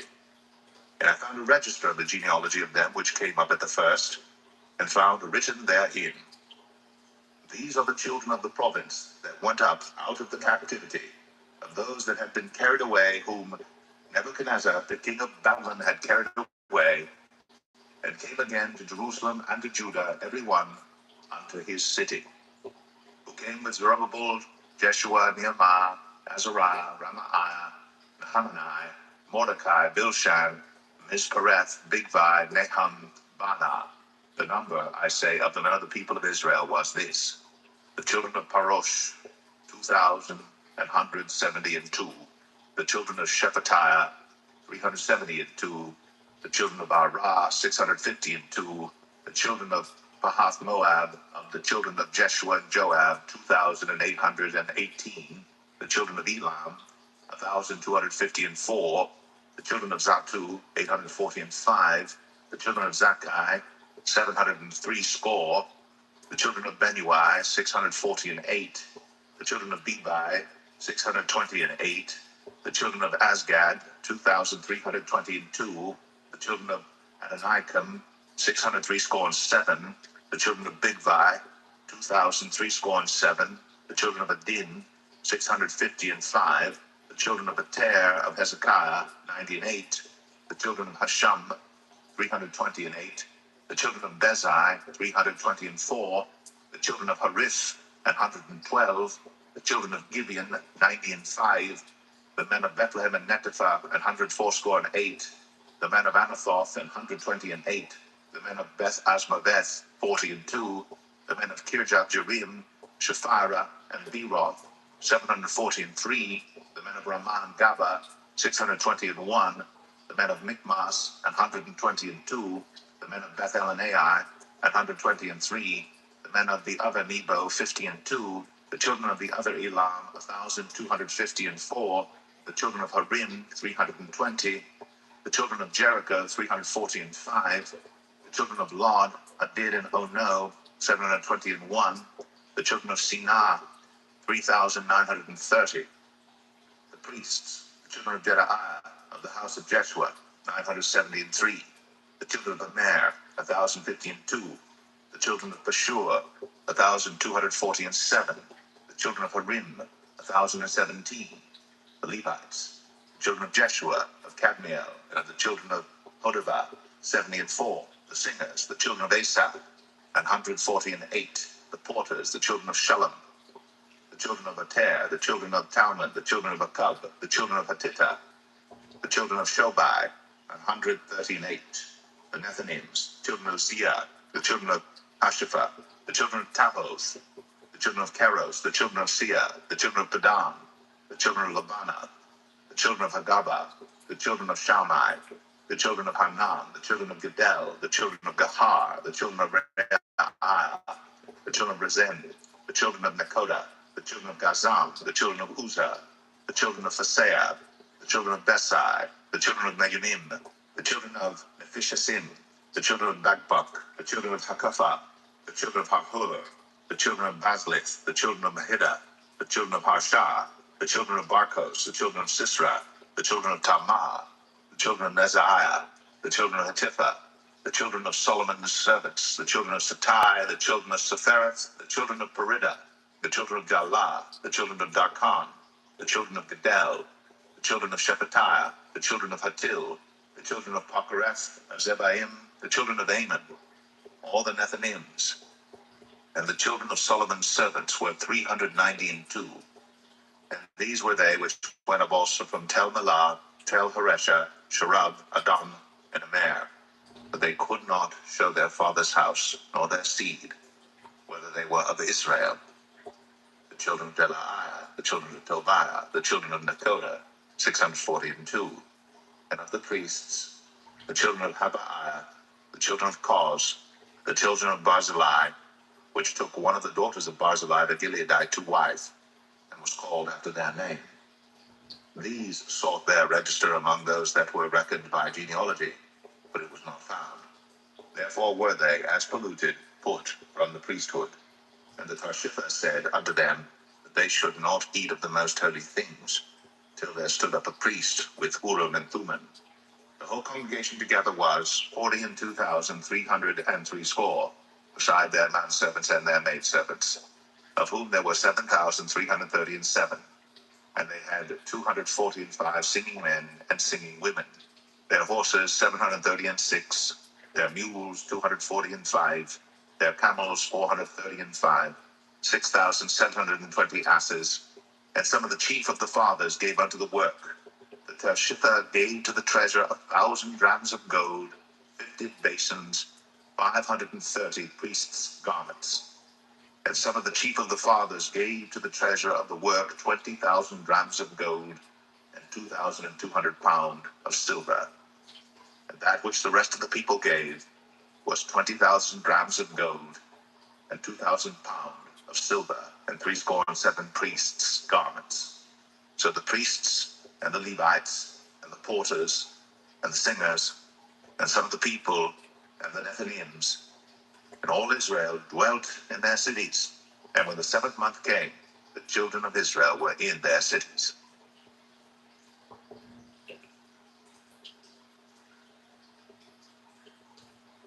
Nehemiah 8. And all the people gathered themselves together as one man into the street that was before the water gate. And they spake unto Ezra the scribe to bring the book of the law of Moses, which the Lord had commanded to Israel. And Ezra the priest brought the law before the congregation, both of men and women, and all that could hear with understanding, upon the first day of the 7th month.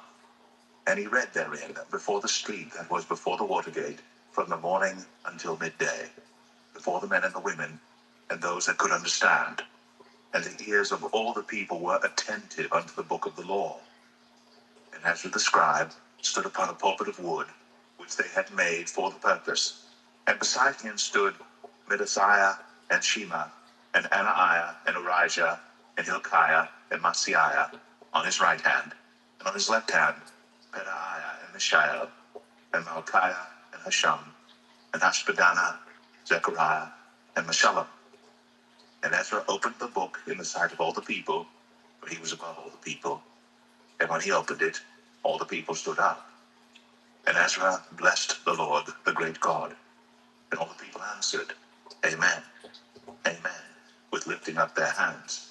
And they bowed their heads, and worshipped the Lord with their faces to the ground.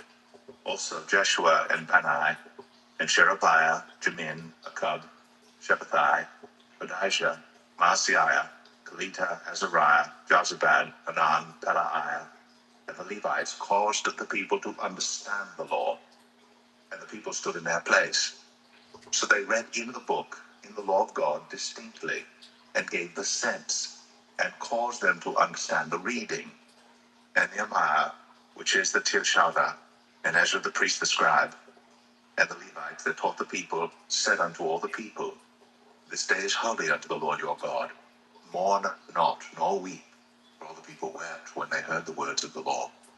Then he said unto them, Go your way, eat the fat, and drink the sweet, and send portions unto them for whom nothing is prepared. For this day is holy unto our Lord. Neither be ye sorry, for the joy of the Lord is your strength. So the Levites stilled all the people, saying, Hold your peace, for the day is holy, neither be ye grieved. And all the people went their way to eat and to drink and to send portions and to make great mirth, because they had understood the words that were declared unto them. And on the second day were gathered together the chief of the fathers of all the people, the priests and the Levites, unto Ezra the scribe, even to understand the words of the law.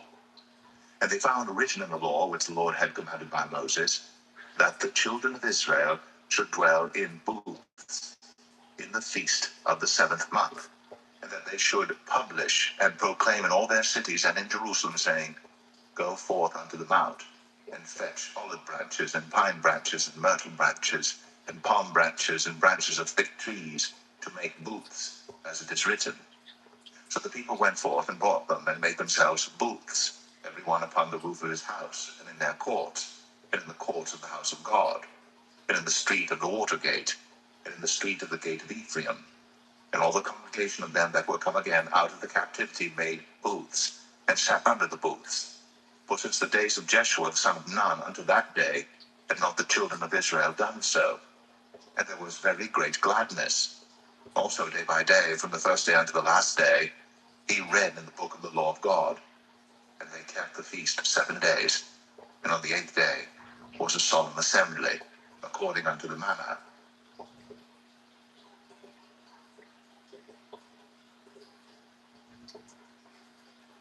Nehemiah 9.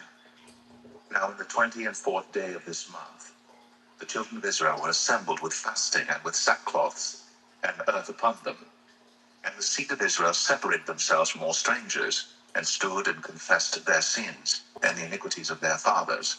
And they stood up in their place, and read in the book of the law of the Lord their God 1/4 part of the day, and another 4th part they confessed, and worshipped the Lord their God. Then stood up upon the stairs of the Levites Jeshua and Bani, Kadmiel, Shebaniah, Bunai, Sherebiah, Bani, and Shenani, and cried with a loud voice unto the Lord their God.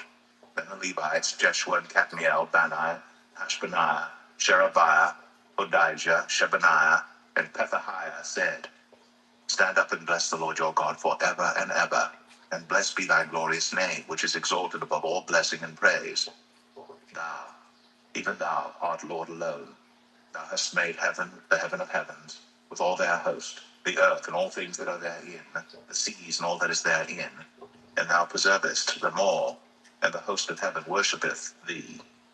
Thou art the Lord the God, who didst choose Abram, and broughtest him forth out of Ur of the Chaldees, and gavest him the name of Abraham, and foundest his heart faithful before thee, and madest a covenant with him to give the land of the Canaanites, the Hittites, the Amorites, and the Perizzites, and the Jebusites, and the Girgashites, to give it, I say, to his seed, and hast performed thy words, for thou art righteous, and didst see the affliction of our fathers in Egypt, and heardest their cry by the Red Sea, and showest signs and wonders upon Pharaoh, and on all his servants, and on all the people of his land. For thou knewest that they dealt proudly against them. So didst thou get thee a name, as it is this day. And thou didst divide the sea before them, so that they went through the midst of the sea on the dry land. And their persecutors thou threwest into the deeps, as a stone into the mighty waters. Moreover, thou leddest them in the day by a cloudy pillar, and in the night by a pillar of fire, to give them light in the way wherein they should go. Thou camest down also upon Mount Sinai, and spakest with them from heaven, and gavest them right judgments and true laws, good statutes and commandments, and madest known unto them thy holy Sabbath, and commandest them precepts, statutes, and laws by the hand of Moses thy servant, and gavest them bread from heaven for their hunger, and broughtest forth water for them out of the rock for their thirst, and promised them that they should go in to possess the land which thou hadst sworn to give them. But they and our fathers dealt proudly, and hardened their necks, and hearkened not to thy commandments, and refused to obey, neither were mindful of thy wonders that thou didst among them, but hardened their necks, and in their rebellion appointed a captain to return to their bondage. But thou art a God ready to pardon, gracious and merciful, slow to anger, and of great kindness, and forsookest them not. Yea, when they had made them a molten calf, and said, This is thy God that brought thee up out of Egypt, and had wrought great provocations. Yet thou in thy manifold mercies forsookest them not in the wilderness. The pillar of the cloud departed not from them by day, to lead them in the way, neither the pillar of fire by night to show them light, and the way wherein they should go. Thou gavest also thy good spirit to instruct them, and withheldest not thy manna from their mouth, and gavest them water for their thirst. Yea, 40 years didst thou sustain them in the wilderness, so that they lacked nothing. Their clothes waxed not old, and their feet swelled not. Moreover, thou gavest them kingdoms and nations, and didst divide them into corners, so they possessed the land of Sion, and the land of the king of Heshbon, and the land of Og, the king of Bashan. Their children also multipliedst thou as the stars of heaven, and broughtest them into the land, concerning which thou hadst promised to their fathers that they should go in to possess it. So the children went in and possessed of the land, and thou subduest before them the inhabitants of the land, the Canaanites, and gavest them into their hands with their kings and the people of the land, that they might do with them as they would. And they took strong cities and a fat land, and possessed houses full of all goods, wells digged, vineyards and olive yards, and fruit trees in abundance. So they did eat, and were filled, and became fat, and delighted themselves in thy great goodness. Nevertheless they were disobedient, and rebelled against thee, and cast thy law behind their backs, and slew thy prophets which testified against them to turn them to thee. And they wrought great provocations. Therefore thou deliverest them into the hand of their enemies, who vexed them. And in the time of their trouble, when they cried unto thee, thou heardest them from heaven. And according to thy manifold mercies, thou gavest them saviors, who saved them out of the hand of their enemies. But after they had rest, they did evil again before thee. Therefore leftest thou them in the hand of their enemies, so that they had the dominion over them. Yet when they returned and cried unto thee, thou heardest them from heaven, and many times didst thou deliver them according to thy mercies, and testifiedst against them, that thou mightest bring them again unto thy law. Yet they dealt proudly, and hearkened not unto thy commandments, but sinned against thy judgments, which if a man do, he shall live in them, and withdrew the shoulder, and hardened their neck, and would not hear. Yet many years didst thou forbear them, and testifiedst against them by thy spirit and thy prophets. Yet would they not give ear. Therefore gavest thou them into the hand of the people of the lands. Nevertheless, for thy great mercy's sake, thou didst not utterly consume them, nor forsake them. For thou art a gracious and merciful God. Now therefore, our God, the great, the mighty, and the terrible God, who keepest covenant and mercy, Let not all the trouble seem little before thee, that hath come upon us, on our kings, on our princes, and on our priests, and on our prophets, and on our fathers, and on all thy people, since the time of the kings of Assyria unto this day. Howbeit, thou art just in all that is brought upon us, for thou hast done right, but we have done wickedly. Neither have our kings, our princes, our priests, nor our fathers kept thy law, nor hearkened unto thy commandments and thy testimonies wherewith thou didst testify against them. For they have not served thee in their kingdom, and in thy great goodness that thou gavest to them, and in the large and fat land which thou gavest before them, neither turn they from their wicked works. Behold, we are servants this day, and for the land that thou gavest unto our fathers to eat the fruit thereof, and the good thereof, behold, we are servants in it. And it yieldeth much increase unto the kings whom thou hast set over us because of our sins. Also, they have dominion over our bodies, and over our cattle, at their pleasure, and we are in great distress. And because of all this, we make a sure covenant, and write it, and our princes, Levites, and priests seal unto it.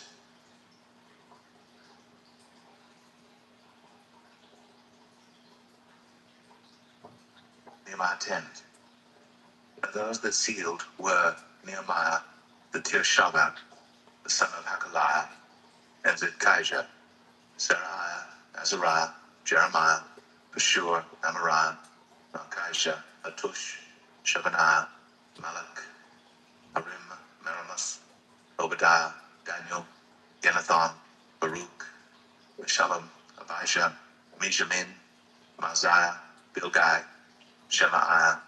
These were the priests.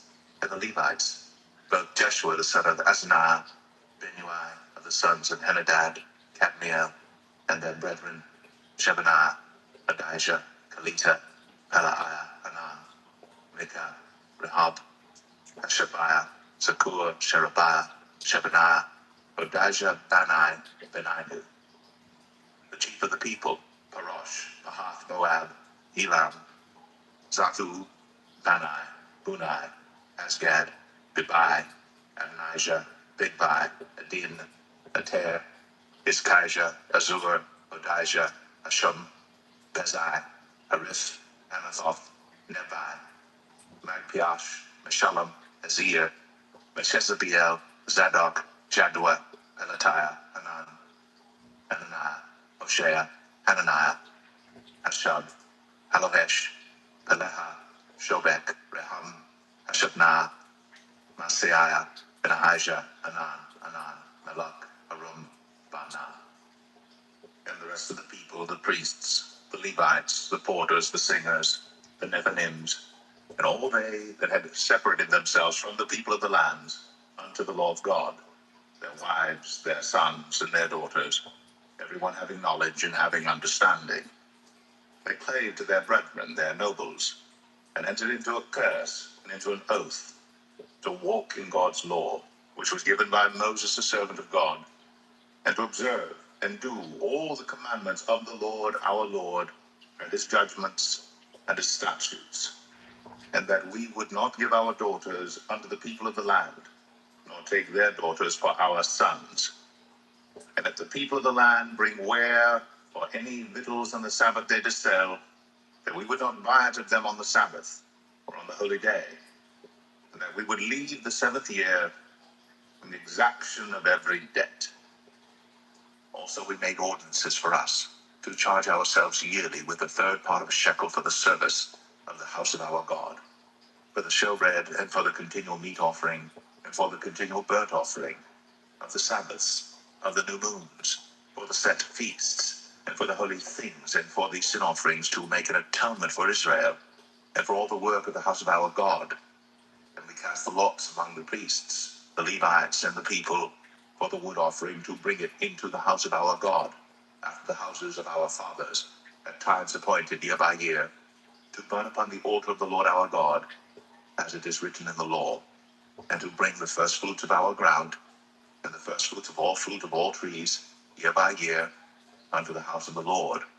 Also the firstborn of our sons and of our cattle, as it is written in the law, and the firstlings of our herds and of our flocks, to bring to the house of our God, unto the priests that minister in the house of our God, and that we should bring the firstfruits of our dough and our offerings, and the fruit of all manner of trees, of wine, and of oil, unto the priests, to the chambers of the house of our God, and the tithes of our ground unto the Levites. The same Levites might have the tithes in all the cities of our tillage. And the priest, the son of Aaron, shall be with the Levites, when the Levites take tithes. And the Levites shall bring up the tithe of the tithes unto the house of our God, to the chambers, into the treasure house. For the children of Israel and the children of Levi shall bring the offering of the corn, of the new wine, and the oil unto the chambers, where are the vessels of the sanctuary, and the priests that minister, and the porters, and the singers, and we will not forsake the house of our God.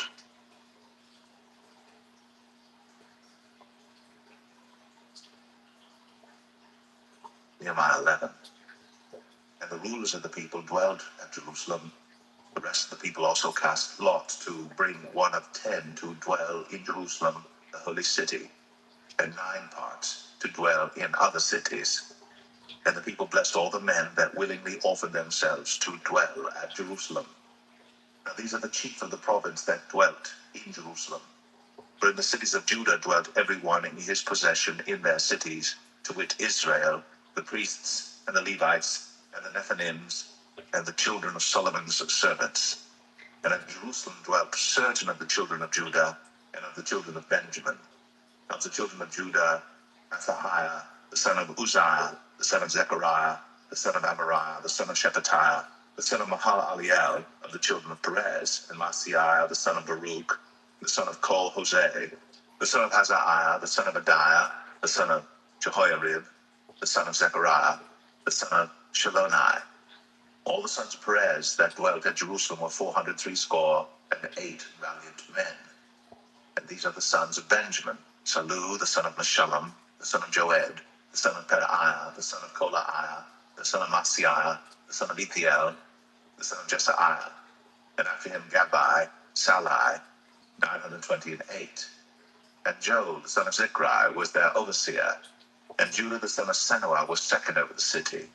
Of the priests, Jedaiah, the son of Jehoiarib, Jachin, Seraiah, the son of Hilkiah, the son of Meshullam, the son of Zadok, the son of Marioth, the son of Ahitub, was the ruler of the house of God.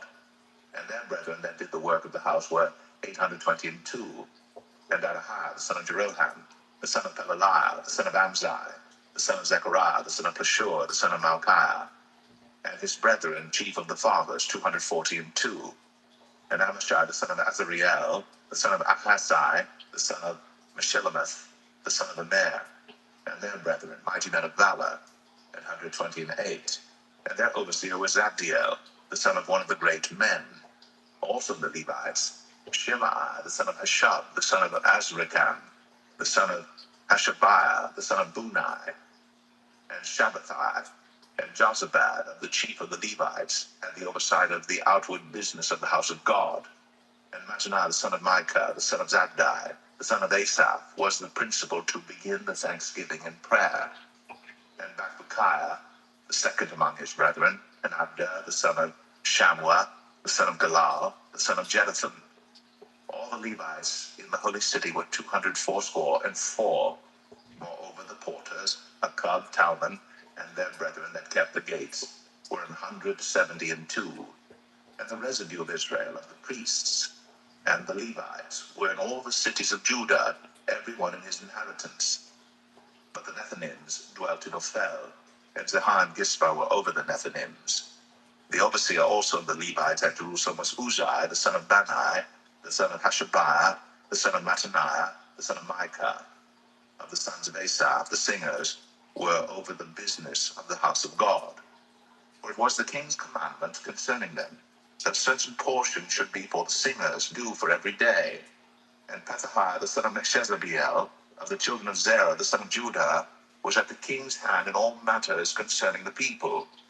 and for the villages with their fields. Some of the children of Judah dwelt at Kirjath Arba, and in the villages thereof, and at Dibon, and in the villages thereof, and at Jekabziel, and in the villages thereof, and at Jeshua, and at Moladah, and at Beth-Pelet, and at Hazar Shual, and at Beersheba, and in the villages thereof, and at Ziklag, and at Mekonah, and in the villages thereof, and at En-Rimmon, and in Zereah, and at Jarmuth, Zanoah, Adullam, and in their villages, at Lachish, and the fields thereof, at Azekah, and in the villages thereof, and they dwelt from Beersheba unto the valley of Hinnom. The children also of Benjamin from Geba dwelt at Michmash, and Aijah, and Bethel, and in their villages, and at Anathoth, Nob, Ananiah, Hazor, Ramah, Gataim, Hadid, Zeboim, Nebalit, Lod, and Ono, the valley of craftsmen. And of the Levites were divisions in Judah and in Benjamin.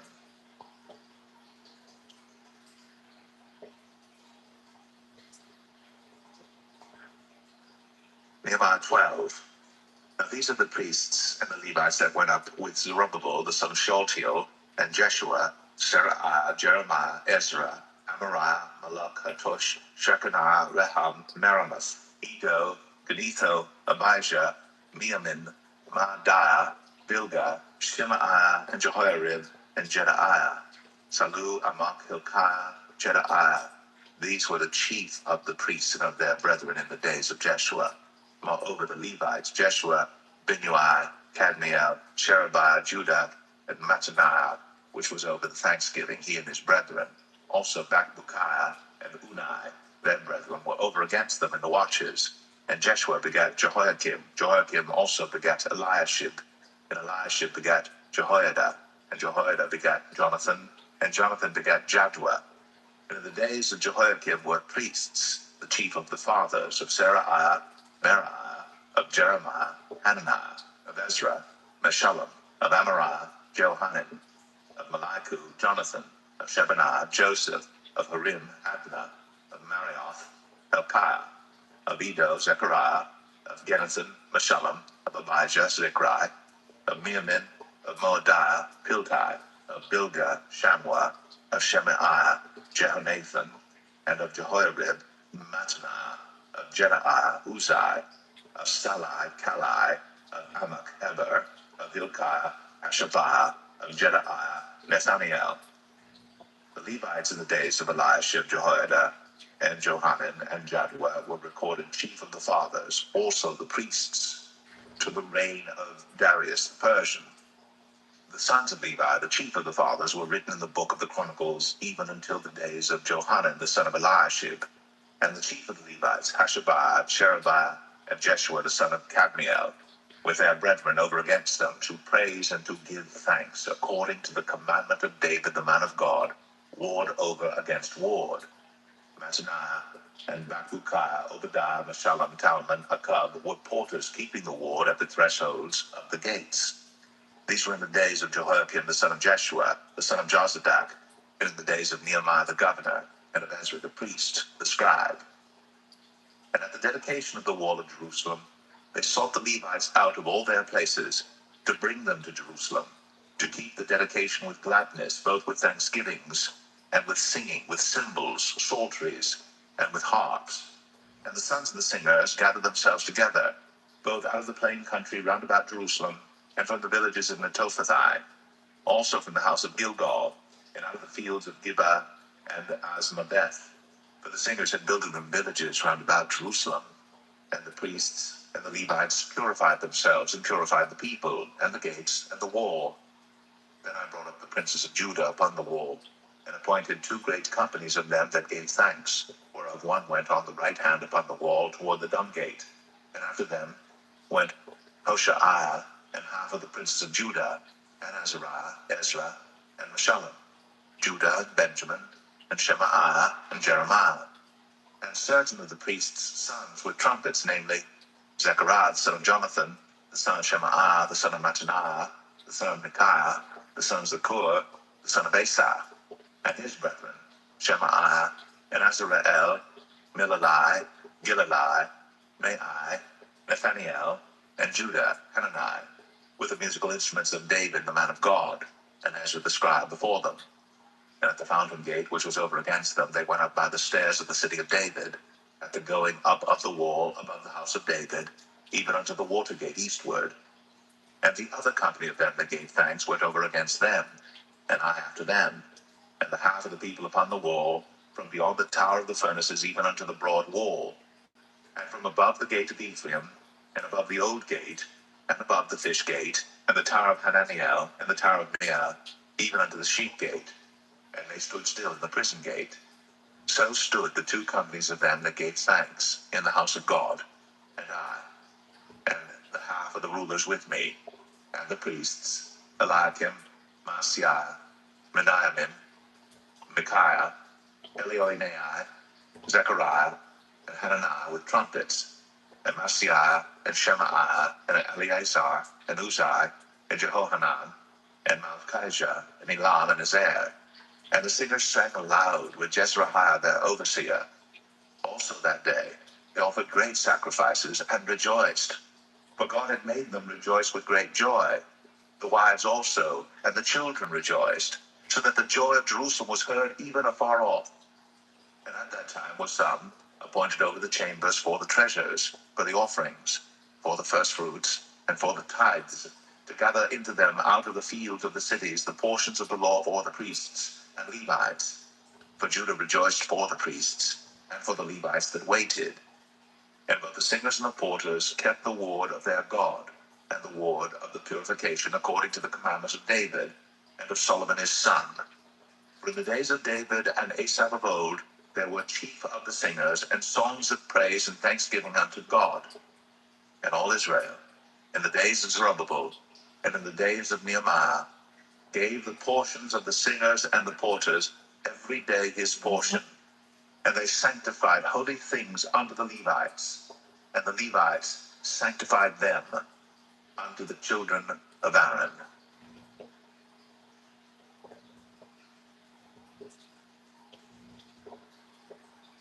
Nehemiah 13.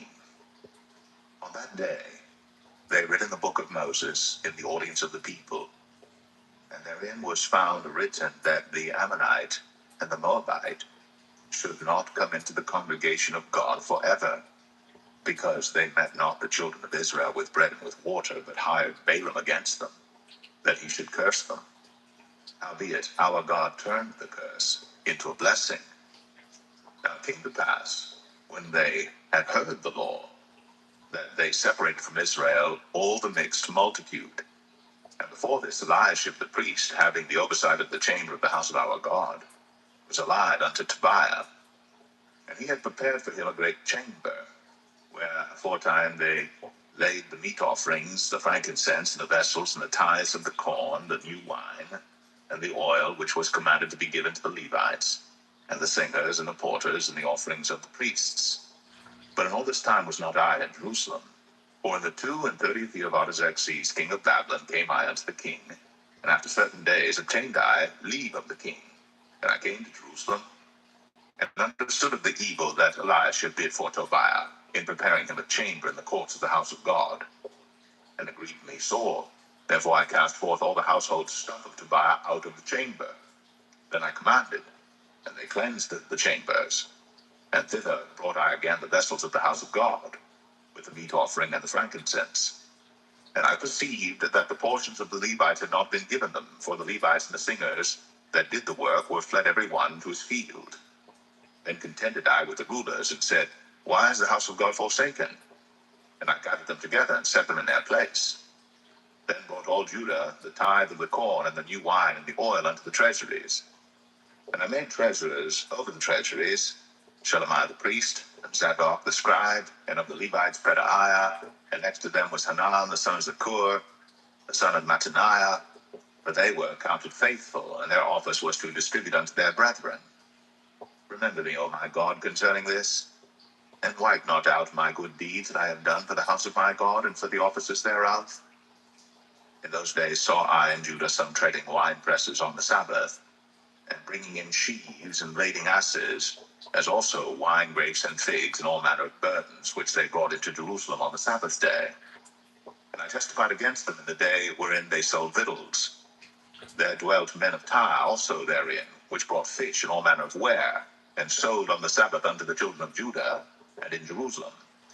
Then I contended with the nobles of Judah, and said unto them, What evil thing is this that ye do, and profane the Sabbath day? Did not your fathers thus, and did not our God bring all this evil upon us, and upon this city? Yet ye bring more wrath upon Israel by profaning the Sabbath. And it came to pass, that when the gates of Jerusalem began to be dark before the Sabbath, I commanded that the gates should be shut, and charged they should not be opened till after the Sabbath. And some of my servants set I at the gates, that there should no burden be brought in on the Sabbath day. So the merchants and sellers of all kind of ware lodged without Jerusalem once or twice. Then I testified against them, and said unto them, Why lodge ye about the wall? If ye do so again, I will lay hands on you. From that time forth came they no more on the Sabbath. And I commanded the Levites that they should cleanse themselves, and that they should come and keep the gates to sanctify the Sabbath day. Remember me, O my God, concerning this also, and spare me according to the greatness of thy mercy. In those days also saw I Jews that had married wives of Ashdod, of Ammon, and of Moab. And their children spake half in the speech of Ashdod, and could not speak in the Jews' language, but according to the language of each people. And I contended with them, and cursed them, and smote certain of them, and plucked off their hair, and made them swear by God, saying, Ye shall not give your daughters unto their sons, nor take their daughters unto your sons, or for yourselves. Did not Solomon king of Israel sin by these things? Yet among many nations was there no king like him, who was beloved of his God, and God made him king over all Israel. Nevertheless, even him did outlandish women cause to sin. Shall we then hearken unto you to do all this great evil, to transgress against our God in marrying strange wives? And one of the sons of Jehoiada, the son of Eliashib, the high priest, was son-in-law to Sanballat the Horonite. Therefore I chased him from me. Remember then, O my God, because they had defiled the priesthood, and the covenant of the priesthood and of the Levites. Thus cleansed I them from all strangers, and appointed the wards of the priests and the Levites, every one in his business, and for the wood offering at times appointed, and for the first fruits. Remember me, O my God, for good.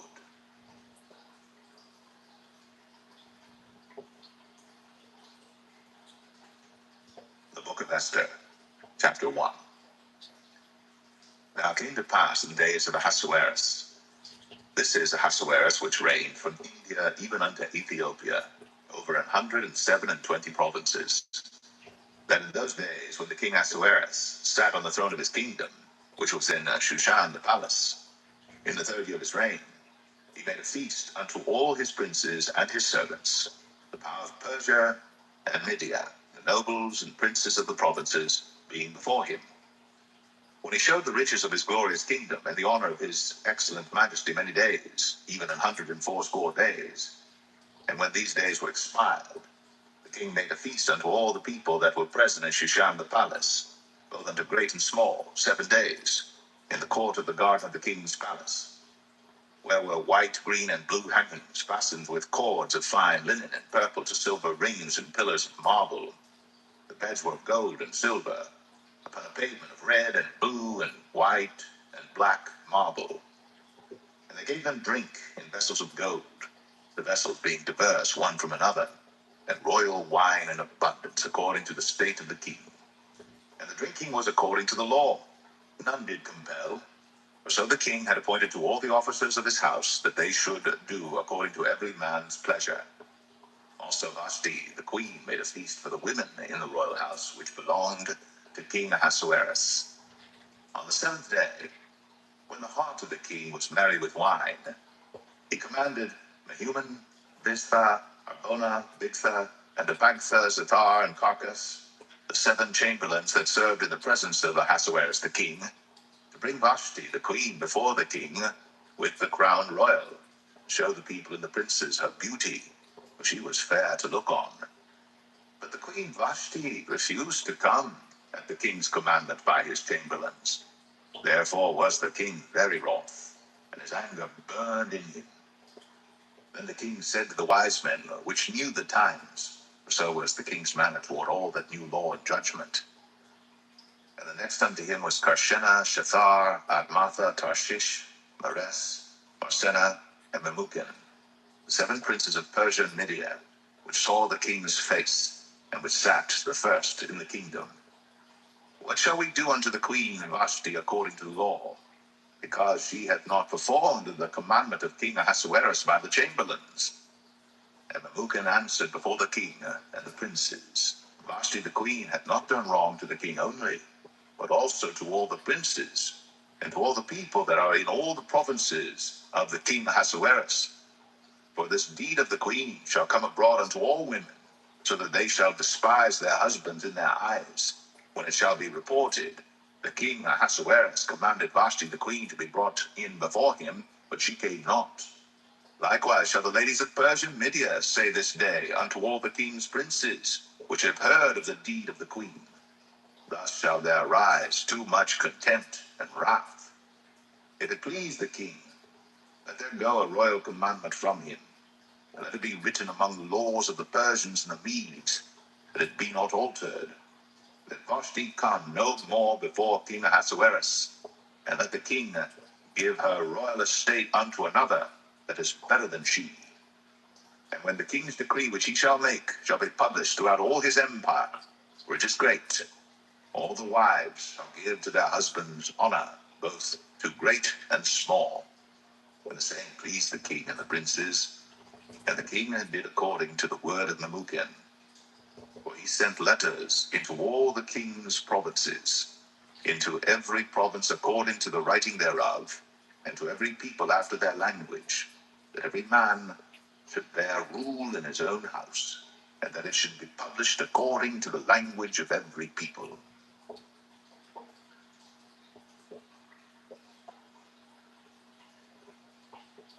Esther 2. After these things, when the wrath of King Ahasuerus was appeased, he remembered Vashti, and what she had done, and what was decreed against her.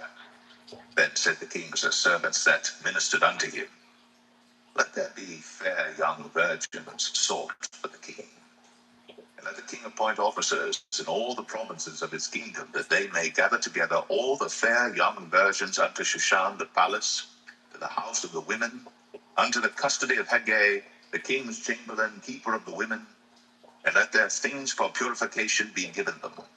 And let the maiden, which pleaseth the king, be queen instead of Vashti. And the thing pleased the king, and he did so. Now in Shushan the palace there was a certain Jew, whose name was Mordecai, the son of Jair, the son of Shemai, the son of Kish, a Benjamite, who had been carried away from Jerusalem with the captivity which had been carried away with Jeconiah king of Judah, whom Nebuchadnezzar the king of Babylon had carried away. And he brought up Hadassah, that is Esther, his uncle's daughter, for she had neither father nor mother, and the maid was fair and beautiful, whom Mordecai, when her father and mother were dead, took for his own daughter. So it came to pass, when the king's commandment and his decree was heard, and when many maidens were gathered together unto Shushan the palace to the custody of Hegai, that Esther was brought also unto the king's house, to the custody of Hegai, keeper of the women. And the maiden pleased him, and she obtained kindness of him, and he speedily gave her her things for purification, with such things as belonged to her, and 7 maidens, which were meet to be given her out of the king's house. And he preferred her and her maids unto the best place of the house of the women. Esther had not shown her people nor her kindred, for Mordecai had charged her that she should not show it. And Mordecai walked every day before the court of the women's house, to know how Esther did, and what should become of her. Now when every maid's turn was come to go in to King Ahasuerus, after that she had been 12 months, according to the manner of the women, for so were the days of their purifications accomplished, to wit, 6 months with oil of myrrh, and 6 months with sweet odors, and with other things for the purifying of the women. Then thus came every maiden unto the king. Whatsoever she desired was given her, to go with her out of the house of the women unto the king's house. In the evening she went, And on the morrow she returned into the second house of the women, to the custody of Shashgaz, the king's chamberlain, which kept the concubines. She came in unto the king no more, except the king delighted in her, and that she were called by name. Now when the turn of Esther, the daughter of Abihail, the uncle of Mordecai, who had taken her for his daughter, was come to go in unto the king, she required nothing but what Hegai, the king's chamberlain, the keeper of the women, appointed. And Esther obtained favor in the sight of all them that looked upon her. So Esther was taken unto King Ahasuerus into his house royal in the 10th month, which is the month Tebeth, in the 7th year of his reign. And the king loved Esther above all the women, and she obtained grace and favor in his sight more than all the virgins, so that he set the royal crown upon her head, and made her queen instead of Vashti. Then the king made a great feast unto all his princes and his servants, even Esther's feast. And he made a release to the provinces, and gave gifts according to the state of the king. And when the virgins were gathered together the second time, then Mordecai sat in the king's gate. Esther had not yet shown her kindred nor her people, as Mordecai had charged her. For Esther did the commandment of Mordecai, like as when she was brought up with him. In those days, while Mordecai sat at the king's gate, two of the king's chamberlains, Bigthan and Teresh, of those which kept the door, were wroth, and sought to lay hand on the king Ahasuerus. And the thing was known to Mordecai, who told it unto Esther the queen. And Esther certified the king thereof in Mordecai's name. And when inquisition was made of the matter, it was found out. Therefore they were both hanged on a tree. And it was written in the book of the Chronicles before the king.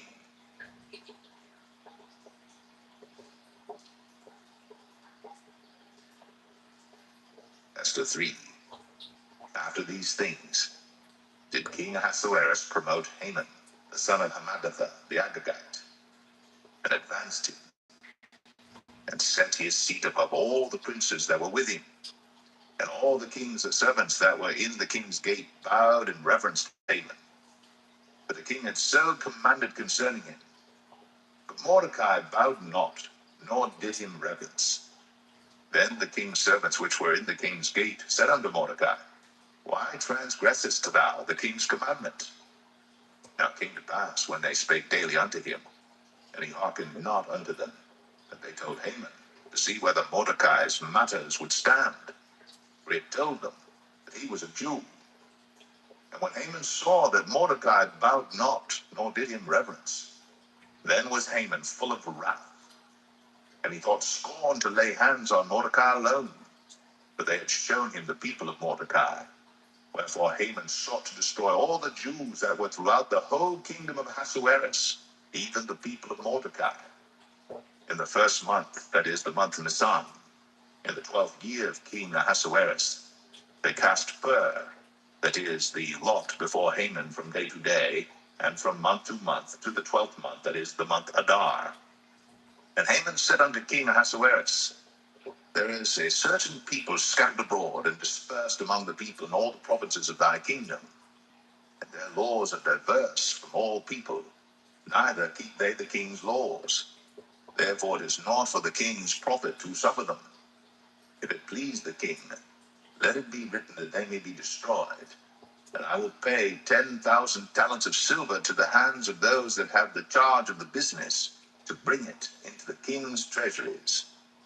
And the king took his ring from his hand, and gave it unto Haman, the son of Hammedatha, the Agagite, the Jews' enemy. And the king said unto Haman, The silver is given to thee, the people also, to do with them as it seemeth good to thee. Then were the king's scribes called on the 13th day of the first month, and there was written according to all that Haman had commanded unto the king's lieutenants, and to the governors that were over every province, and to the rulers of every people of every province according to the writing thereof, and to every people after their language. In the name of King Ahasuerus was it written, and sealed with the king's ring. And the letters were sent by posts, into all the king's provinces, to destroy, to kill, and to cause to perish all Jews, both young and old, little children and women, in one day, even upon the 13th day of the 12th month, which is the month Adar, and to take the spoil of them for a prey. The copy of the writing for a commandment to be given in every province was published unto all people, that they should be ready against that day. The posts went out, being hastened by the king's commandment, and the decree was given in Shushan the palace. And the king and Haman sat down to drink, but the city Shushan was perplexed.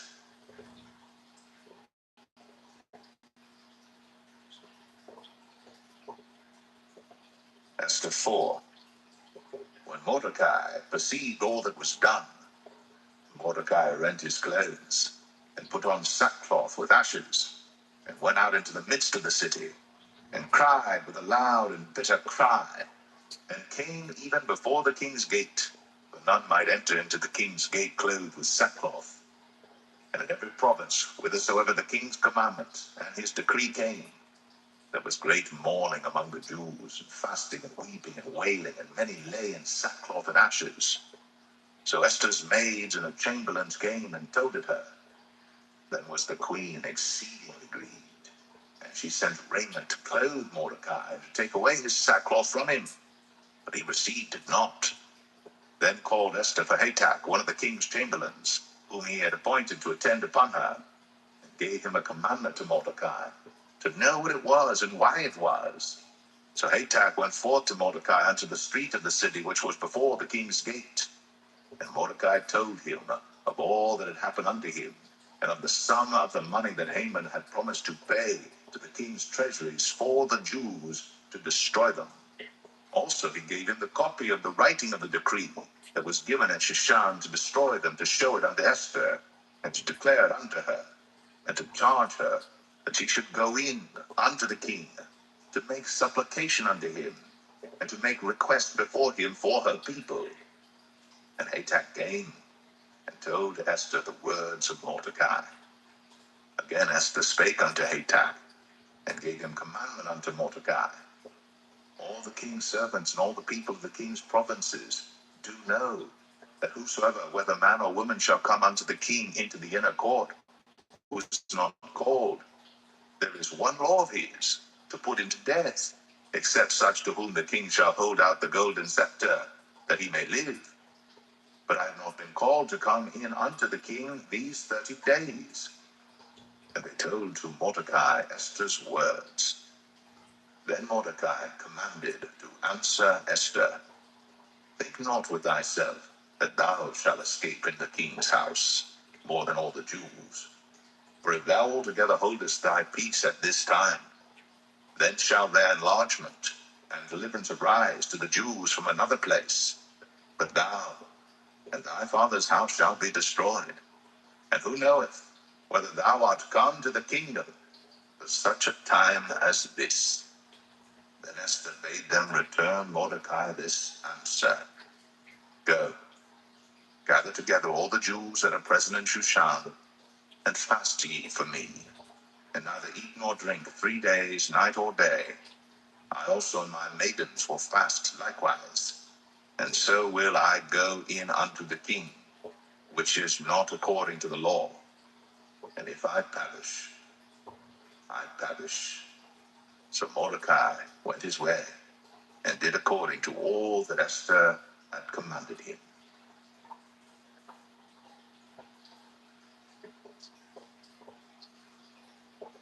Esther 5.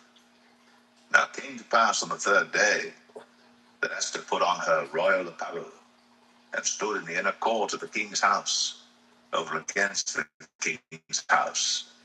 And the king sat upon his royal throne in the royal house, over against the gate of the house. And it was so, when the king saw Esther the queen standing in the court, that she obtained favor in his sight. And the king held out to Esther the golden scepter that was in his hand. So Esther drew near, and touched the top of the scepter. Then said the king unto her, What wilt thou, Queen Esther? And what is thy request? It shall be even given thee to the half of the kingdom. And Esther answered, If it seem good unto the king, let the king and Haman come this day unto the banquet that I have prepared for him. And the king said, Cause Haman to make haste, that he may do as Esther hath said. So the king and Haman came to the banquet that Esther had prepared. And the king said unto Esther at the banquet of wine, What is thy petition? And it shall be granted thee. And what is thy request? Even to the half of the kingdom it shall be performed.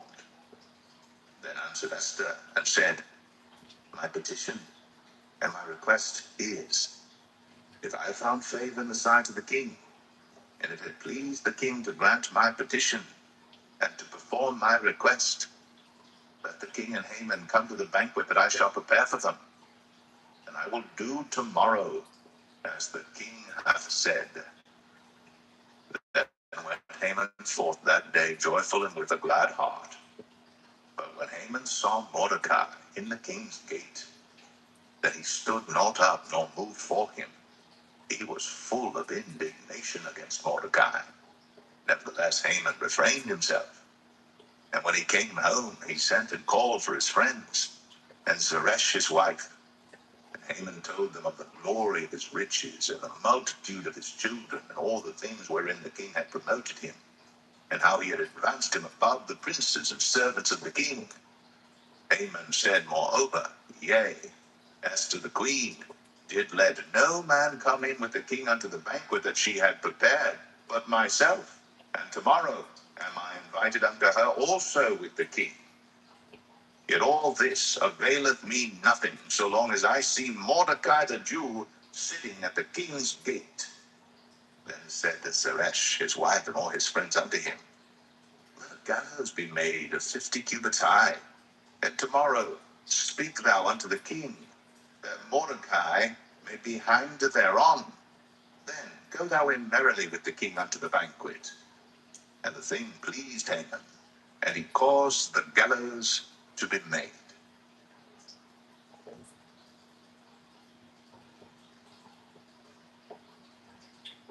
Esther 6.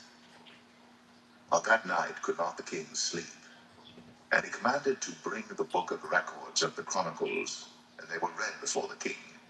And it was found written that Mordecai had told of Bigthana and Teresh, two of the king's chamberlains, the keepers of the door, who sought to lay hand on the king Ahasuerus.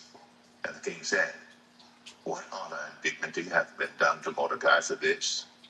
Then said the king's servants that ministered unto him, There is nothing done for him. And the king said, Who is in the court?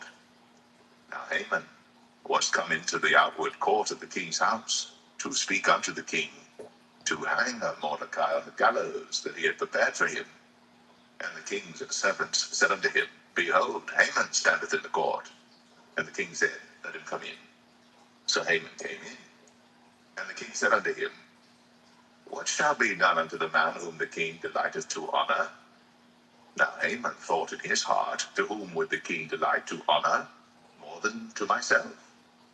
And Haman answered the king, For the man whom the king delighteth to honor, let the royal apparel be brought which the king useth to wear, and the horse that the king rideth upon, and the crown royal which is set upon his head. And let this apparel and horse be delivered to the hand of one of the king's most noble princes, that they may array the man with all whom the king delighted to honor, and bring him on horseback through the street of the city, and proclaim before him, Thus shall it be done to the man whom the king delighteth to honor. And the king said to Haman, Make haste, and take the apparel and the horse, as thou hast said, and do even so to Mordecai the Jew, that sitteth at the king's gate, that nothing fail of all that thou hast spoken.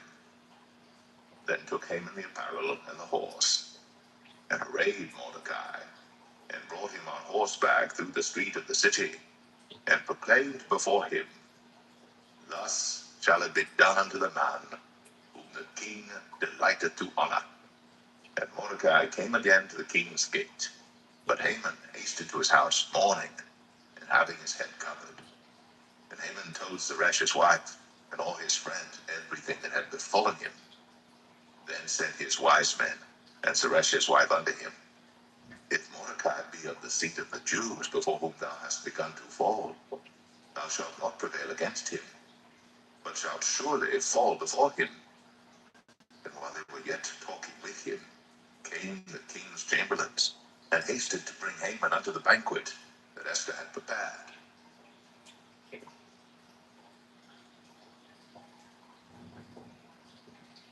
Esther 7. So the king and Haman came to banquet with Esther the queen. And the king said again unto Esther on the second day at the banquet of wine, What is thy petition, Queen Esther? And it shall be granted thee. And what is thy request? And it shall be performed, even to the half of the kingdom. Then Esther the queen answered and said, If I have found favor in thy sight, O king, and if it please the king, let my life be given me at my petition, and my people at my request. For we are sold, I and my people, to be destroyed, to be slain, and to perish. But if we had been sold for bondmen and bondwomen, I had held my tongue, although the enemy could not countervail the king's damage. Then the king Ahasuerus answered and said unto Esther the queen, Who is he? And where is he that durst presume in his heart to do so? And Esther said, The adversary and enemy is this wicked Haman. Then Haman was afraid before the king and the queen. And the king, arising from the banquet of wine, in his wrath went into the palace garden. And Haman stood up to make request for his life to Esther the queen. For he saw that there was evil determined against him by the king. Then the king returned out of the palace garden into the place of the banquet of wine. And Haman was fallen upon the bed whereon Esther was. Then said the king, Will he force the queen also before me in the house? As the word went out of the king's mouth, they covered Haman's face. And Harbona, one of the chamberlains, said before the king, Behold also the gallows, 50 cubits high, which Haman had made for Mordecai, who had spoken good for the king, standeth in the house of Haman. Then the king said, Hang him thereon. So they hanged Haman on the gallows that he had prepared for Mordecai. Then was the king's wrath pacified.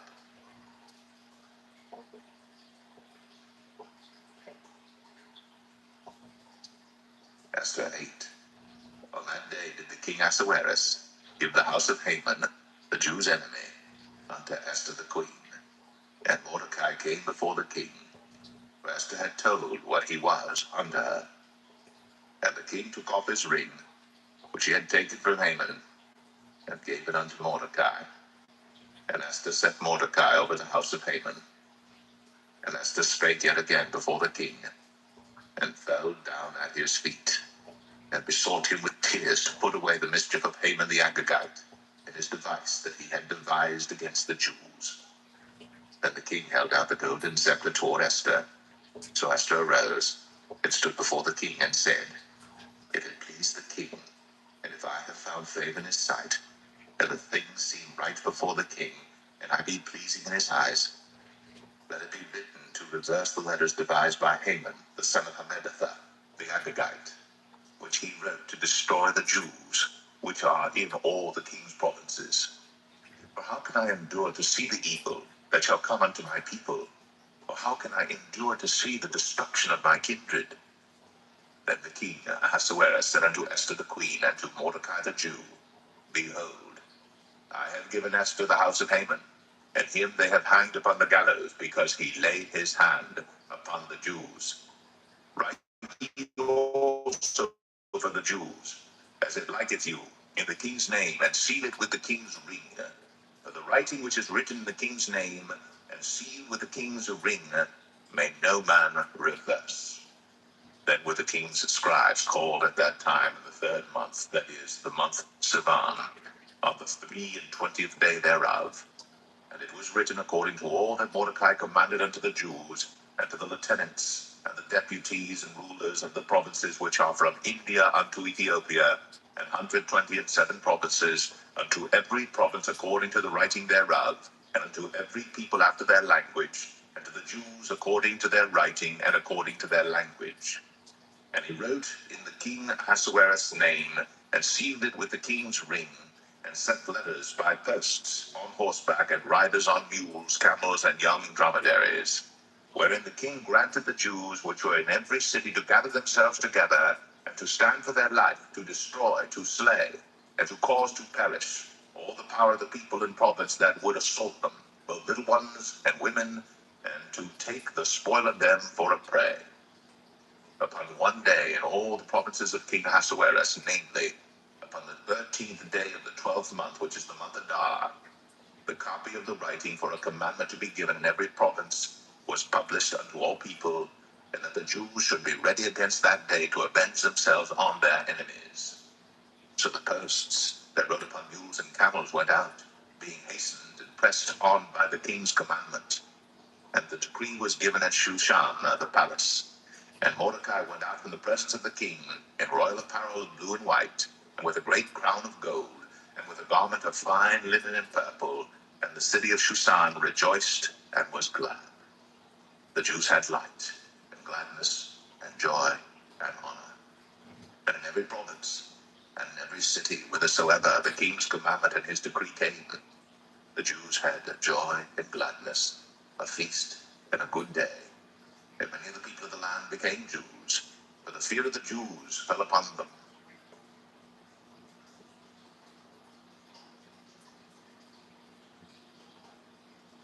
Esther 9.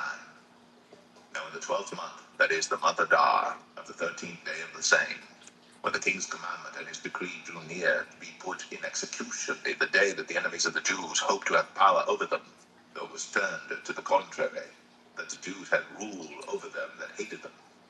The Jews gathered themselves together in their cities throughout all the provinces of the king Ahasuerus, to lay hand on such as sought their hurt, and no man could withstand them, for the fear of them fell upon all people, and all the rulers of the provinces, and the lieutenants and the deputies, and officers of the king, helped the Jews, because the fear of Mordecai fell upon them. For Mordecai was great in the king's house, and his fame went out throughout all the provinces. But this man, Mordecai, waxed greater and greater. Thus the Jews smote all their enemies with a stroke of the sword, and slaughter and destruction, and did what they would unto those that hated them. And in Shushan the palace the Jews slew and destroyed 500 men, and Parishandatha, and Dalphon, and Aspartha, and Paratha, and Adalia, and Arandatha, and Parmashta, and Arisai, and Aradai, and Vajezetha, the 10 sons of Haman, the sons of Hammedatha, the enemy of the Jews, slew they, but on the spoil laid they not their hand. On that day the number of those that were slain in Shushan the palace was brought before the king. And the king said unto Esther the queen, the Jews have slain and destroyed 500 men in Shushan the palace, and the 10 sons of Haman. What have they done in the rest of the king's provinces? Now, what is thy petition? And it shall be granted thee. Or what is thy request further? And it shall be done. Then said Esther, if it please the king, let it be granted to the Jews which are in Shushan to do tomorrow also according unto this day's decree, and that Haman's 10 sons be hanged upon the gallows. And the king commanded it so to be done. And the decree was given at Shushan, and they hanged Haman's 10 sons. But the Jews that were in Shushan gathered themselves together on the 14th day also of the month Adar, and slew 300 men at Shushan. But on the prey they laid not their hand. But the other Jews that were in the king's provinces gathered themselves together, and stood for their lives, and had rest from their enemies, and slew of their foes 75,000. But they laid not their hands on the prey. On the 13th day of the month Adar, on the 14th day of the same, rested they, and made it a day of feasting and gladness. But the Jews that were at Shushan assembled together on the 13th day thereof, and on the 14th thereof, and on the 15th day of the same they rested, and made it a day of feasting and gladness. Therefore the Jews of the villages that dwelt in the unwalled towns made the 14th day of the month Adar a day of gladness and feasting, and a good day, and of sending portions one to another. And Mordecai wrote these things, and sent letters unto all the Jews that were in all the provinces of the king Ahasuerus, both nigh and far, to establish this among them, that they should keep the 14th day of the month Adar, and the 15th day of the same yearly, as the days wherein the Jews rested from their enemies, and the month which was turned unto them from sorrow to joy, and from mourning into a good day, that they should make them days of feasting and joy, and of sending portions one to another, and gifts to the poor. And the Jews undertook to do as they had begun, and as Mordecai had written unto them, because Haman the son of Hammedatha, the Agagite, the enemy of all the Jews, had devised against the Jews to destroy them, and had cast a pur, that is, the lot, to consume them, and to destroy them. But when Esther came before the king, he commanded by letters that his wicked device, which he devised against the Jews, should return upon his own head, and that he and his sons should be hanged on the gallows. Wherefore they called these days Purim, after the name of Pur. Therefore, for all the words of this letter, and of that which they had seen concerning this matter, and which had come unto them, the Jews ordained, and took upon them, and upon their seed, and upon all such as joined themselves unto them, so as it should not fail, that they would keep these 2 days according to their writing, and according to their appointed time every year, and that these days should be remembered and kept throughout every generation, every family, every province, and every city, and that these days of Purim should not fail from among the Jews, nor the memorial of them perish from their seed. And Esther the queen, the daughter of Abihail, and Mordecai the Jew, wrote with all authority to confirm this second letter of Purim. And he sent the letters unto all the Jews, to the 127 provinces of the kingdom of Ahasuerus, with words of peace and truth, to confirm these days of Purim in their times appointed, according as Mordecai the Jew and Esther the queen had enjoined them, and as they had decreed for themselves and for their seed the matters of the fastings and their cry. And the decree of Esther confirmed these matters of Purim, and it was written in the book.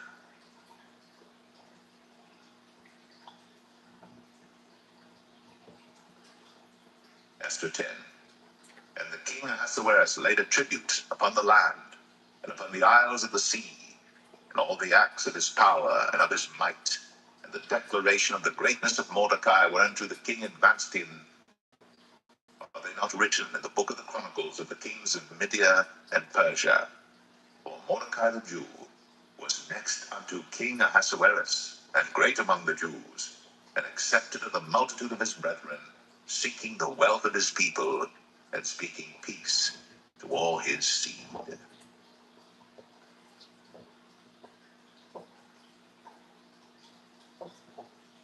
The book of Job, chapter 1. There was a man in the land of Uz, whose name was Job, and that man was perfect and upright, and one that feared God, and eschewed evil. And there were born unto him 7 sons and 3 daughters. His substance also was 7,000 sheep, and 3,000 camels, and 500 yoke of oxen, and 500 she-asses, and a very great household, so that this man was the greatest of all the men of the East. And his sons went and feasted in their houses, every one his day, and sent and called for their 3 sisters to eat and to drink with them. And it was so, when the days of their feasting were gone about, that Job sent and sanctified them, and rose up early in the morning, and offered burnt offerings according to the number of them all. But Job said, It may be that my sons have sinned, and cursed God in their hearts. Thus did Job continually. Now there was a day when the sons of God came to present themselves before the Lord, and Satan came also among them. And the Lord said unto Satan, Whence comest thou? Then Satan answered the Lord and said, From going to and fro in the earth, and from walking up and down in it. And the Lord said unto Satan, Hast thou considered my servant Job, that there is none like him in the earth, a perfect and an upright man, one that feareth God, and escheweth evil? Then Satan answered the Lord, and said, Doth Job fear God or not? Hast not thou made an hedge about him, and about his house, and about all that he hath on every side? Thou hast blessed the work of his hands, and his substance is increased in the land. But put forth thine hand now, and touch all that he hath, and he will curse thee to thy face. And the Lord said unto Satan, Behold, all that he hath is in thy power. Only upon himself put not forth thine hand. So Satan went forth from the presence of the Lord. And there was a day when his sons and his daughters were eating and drinking wine in their eldest brother's house. And there came a messenger unto Job and said, The oxen were plowing, and the asses feeding beside them. And the Sabaeans fell upon them and took them away. Yea, they have slain the servants with the edge of the sword. And I only am escaped alone to tell thee. While he was yet speaking, there came also another and said, The fire of God is fallen from heaven, and hath burned up the sheep and the servants, and consumed them. And I only am escaped alone to tell thee. While he was yet speaking, there came also another, and said, The Chaldeans made out 3 bands, and fell upon the camels, and have carried them away, yea, and slain the servants with the edge of the sword. And I only have escaped alone to tell thee. While he was yet speaking, there came also another, and said, Thy sons and thy daughters were eating and drinking wine in their eldest brother's house. And behold, there came a great wind from the wilderness, and smote the 4 corners of the house, and it fell upon the young men, and they are dead. And I only am escaped alone to tell thee.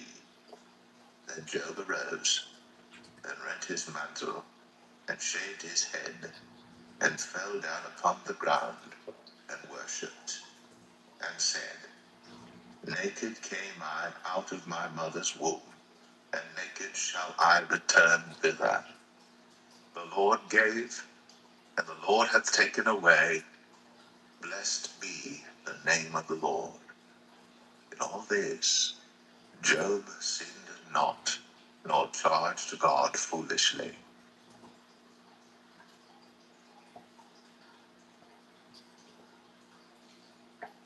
Job 2. Again there was a day when the sons of God came to present themselves before the Lord. And Satan came also among them to present himself before the Lord. And the Lord said unto Satan, From whence comest thou? And Satan answered the Lord and said, From going to and fro in the earth, and from walking up and down in it. And the Lord said unto Satan, Hast thou considered my servant Job, that there is none like him in the earth, a perfect and an upright man, one that feareth God and escheweth evil? And still he holdeth fast his integrity, although thou movest me against him to destroy him without cause.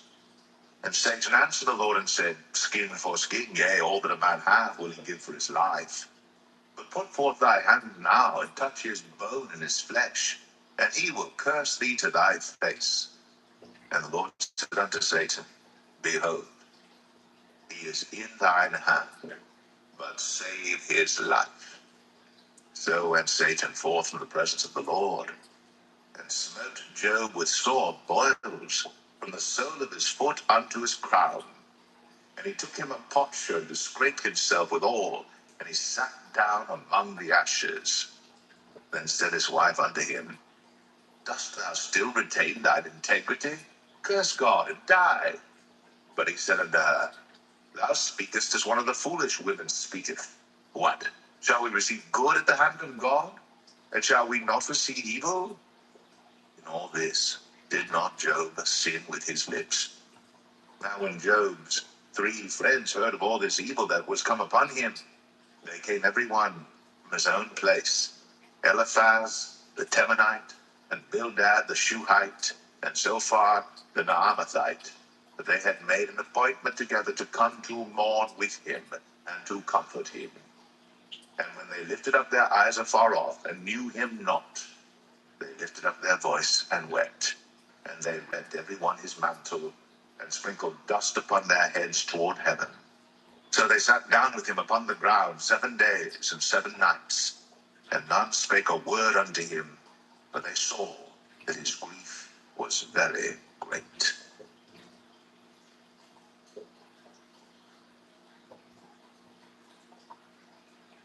Job 3.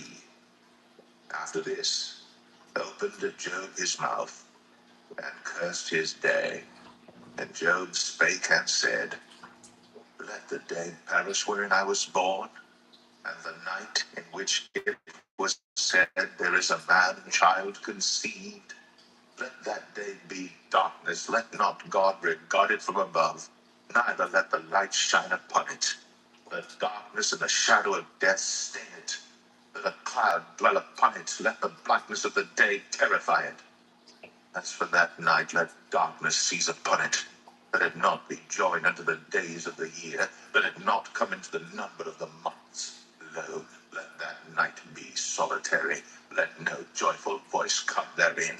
Let them curse it that curse the day, who are ready to raise up their mourning. Let the stars of the twilight thereof be dark. Let it look for light, but have none. Neither let it see the dawning of the day. Because it shut not up the doors of my mother's womb, nor hid sorrow from mine eyes. Why died I not from the womb? Why did I not give up the ghost when I came out of the belly? Why did the knees prevent me? Or why the breast that I should suck? For now should I have lain still and been quiet, I should have slept. Then had I been at rest. With kings and counselors of the earth, which built desolate places for themselves, or with the princes that had gold, who filled their houses with silver, or as an hidden, untimely birth I had not been, as infants which never saw light. There the wicked cease from troubling, and there the weary be at rest. There the prisoners rest together, they hear not the voice of the oppressor. The small and great are there, and the servant is free from his master. Wherefore is light given to him that is in misery, and life unto the bitter in soul, which long for death, but it cometh not, and dig for it more than for hidden treasures, which rejoice exceedingly, and are glad that they can find the grave. Why is light given to a man whose way is hid, and God hath hedged him? For my sighing cometh before I eat, and my roarings are poured out like the waters. For the thing which I greatly feared is come upon me, and that which I was afraid of is come unto me. I was not in safety, neither had I rest, neither was I quiet, yet trouble came.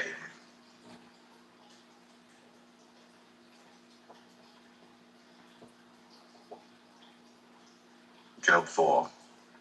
Then Eliphaz the Temanite answered and said, If we essay to commune with thee, wilt thou be grieved? But who can withhold himself from speaking? Behold, thou hast instructed many, and thou hast strengthened the weak hands. Thy words have upholden him that was falling, and thou hast strengthened the feeble knees. But now it is come upon thee, and thou faintest. It toucheth thee, and thou art troubled. Is not this thy fear, thy confidence, thy hope, and the uprightness of thy ways? Remember, I pray thee, whoever perished being innocent, or where were the righteous cut off? Even as I have seen, they that plow iniquity and sow wickedness reap the same. By the blast of God they perish, and by the breath of his nostrils are they consumed.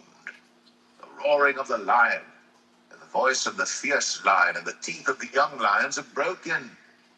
The old lion perisheth for lack of prey, and the stout lion's whelps are scattered abroad. Now a thing was secretly brought to me, and my ear received a little thereof, in thoughts from the visions of the night, when deep sleep falleth on men. Fear came upon me, and trembling which made all my bones to shake. Then a spirit passed before my face. The hair of my flesh stood up. It stood still, but I could not discern the form thereof. An image was before mine eyes. There was silence, and I heard a voice saying, Shall mortal man be more just than God? Shall a man be more pure than his Maker? Behold, he put no trust in his servants, and his angels he charged with folly. How much less in them that dwell in houses of clay, whose foundation is in the dust, which are crushed before the moth. They are destroyed from morning to evening. They perish forever, without any regarding it. Doth not their excellency which is in them go away? They die, even without wisdom.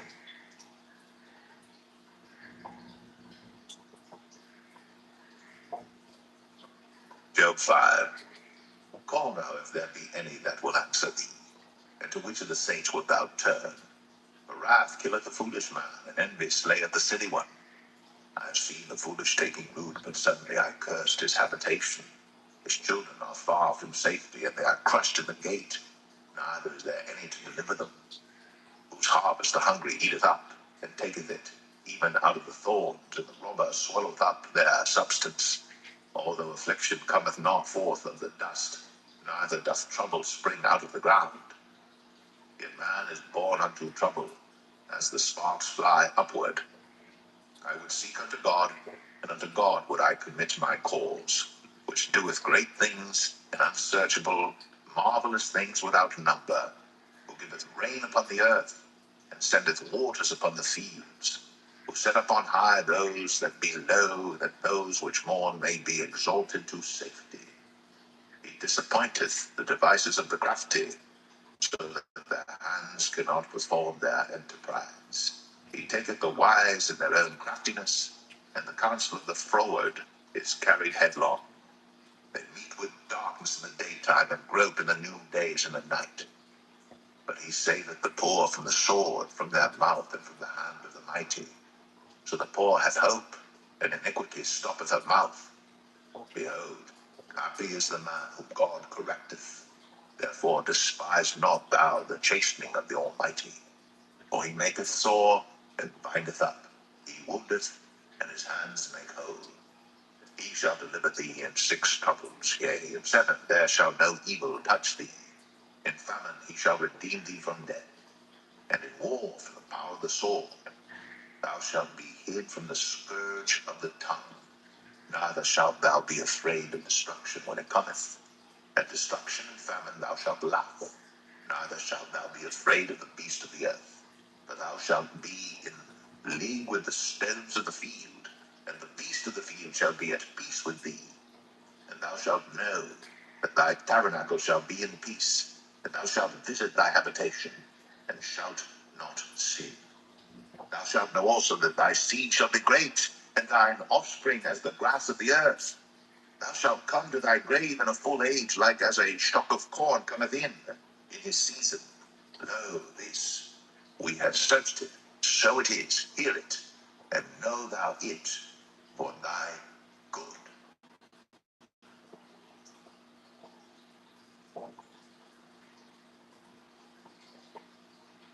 Job 6. But Job answered and said, Oh, that my grief were thoroughly weighed, and my calamity laid in the balances together. For now it would be heavier than the sand of the sea. Therefore my words are swallowed up. For the arrows of the Almighty are within me.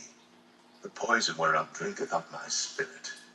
The terrors of God do set themselves in array against me.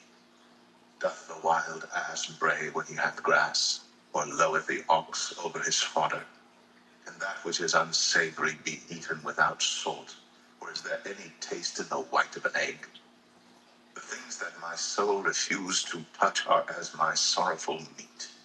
Oh, that I might have my request, and that God would grant me the thing that I longed for. Even that it would please God to destroy me, that he would let loose his hand and cut me off. Then should I yet have comfort, yea, I would harden myself in sorrow. Let him not spare, for I have not concealed the words of the Holy One.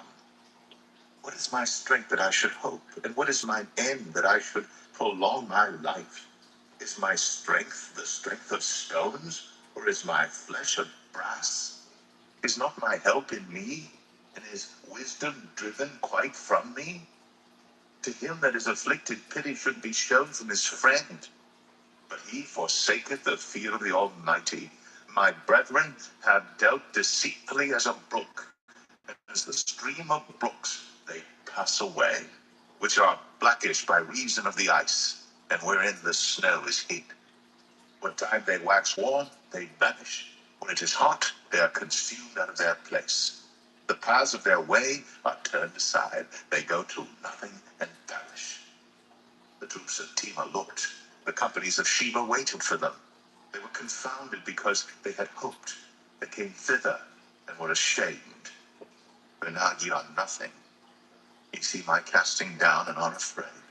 Did I say, bring unto me, or give a reward for me of your substance, or deliver me from the enemy's hand, or redeem me from the hand of the mighty?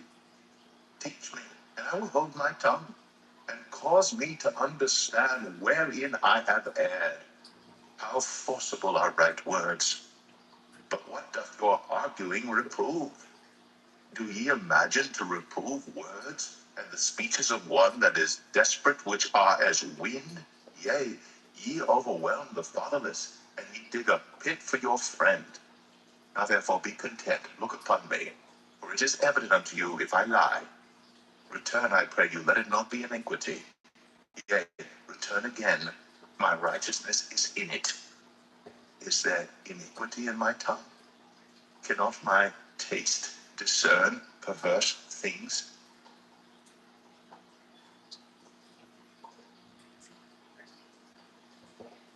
Job 7.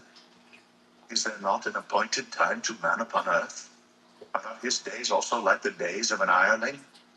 As a servant earnestly desireth the shadow, and as an hireling looketh for the reward of his work, so am I made to possess months of vanity, and wearisome nights are appointed to me.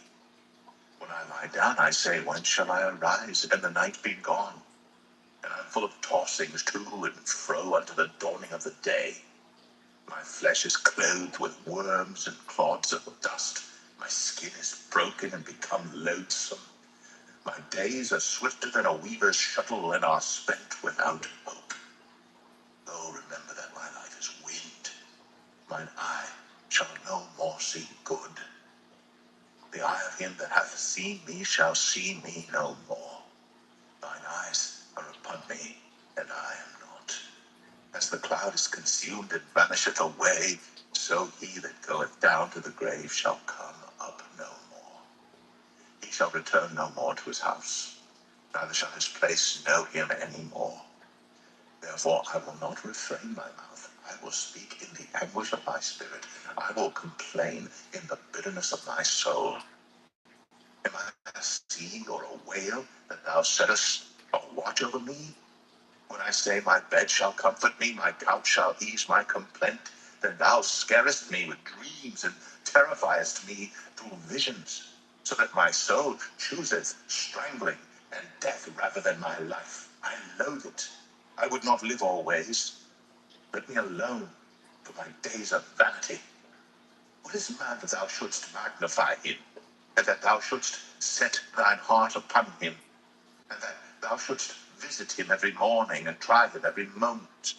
How long wilt thou not depart from me, nor let me alone till I swallow down my spittle? I have sinned. What shall I do unto thee, O thou preserver of men? Why hast thou set me as a mark against thee, so that I am a burden to myself? And why dost thou not pardon my transgression and take away my iniquity? For now shall I sleep in the dust, and thou shalt seek me in the morning, but I shall not be.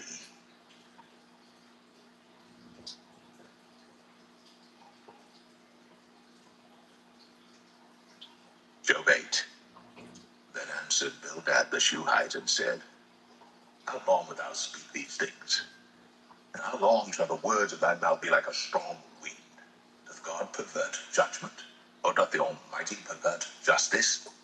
If thy children have sinned against him, and he hath cast them away for their transgression, if thou wouldst seek unto God at times, and make thy supplication to the Almighty, if thou wert pure and upright, surely now he would await for thee, and make the habitation of thy righteousness prosperous.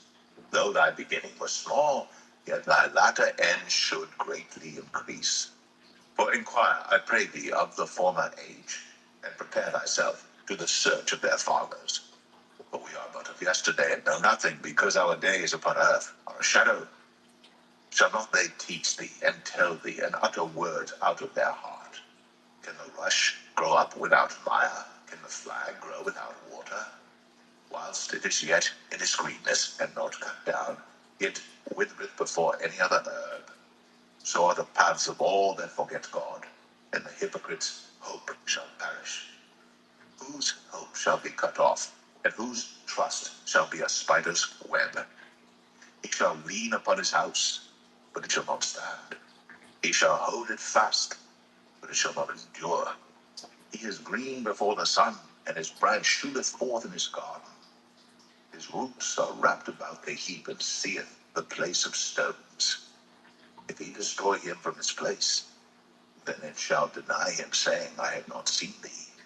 Behold, this is the joy of his way, and out of the earth shall others grow. Behold, God will not cast away a perfect man, neither will he help the evildoers, till he fill thy mouth with laughing, and thy lips with rejoicing. They that hate thee shall be clothed with shame, and the dwelling place of the wicked shall come to naught.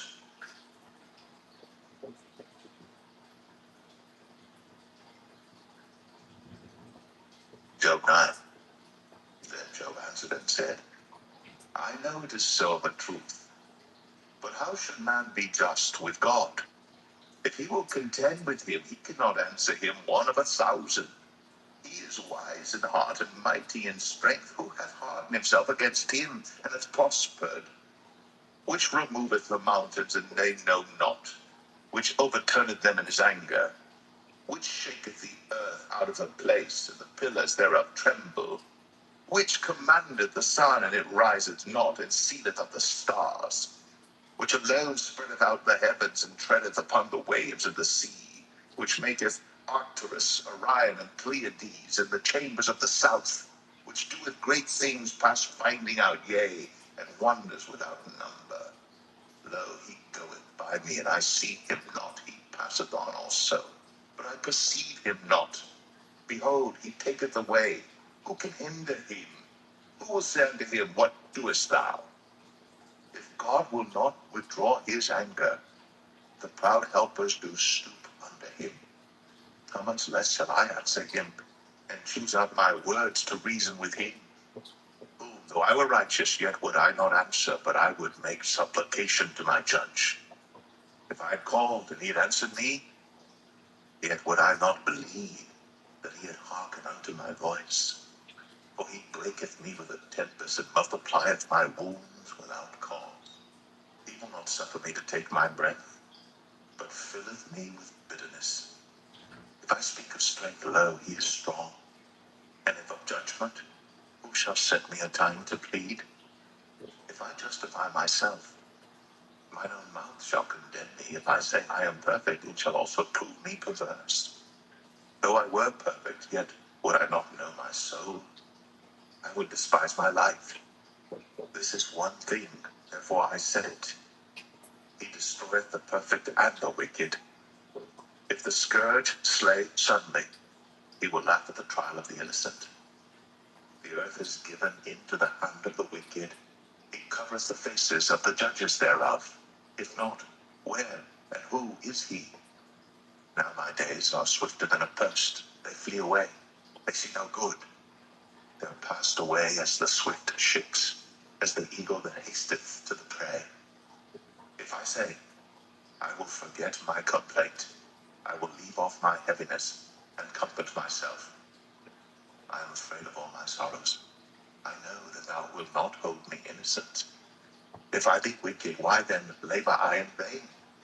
If I wash myself with snow water, and make my hands never so clean, yet shalt thou plunge me in the ditch, and mine own clothes shall abhor me.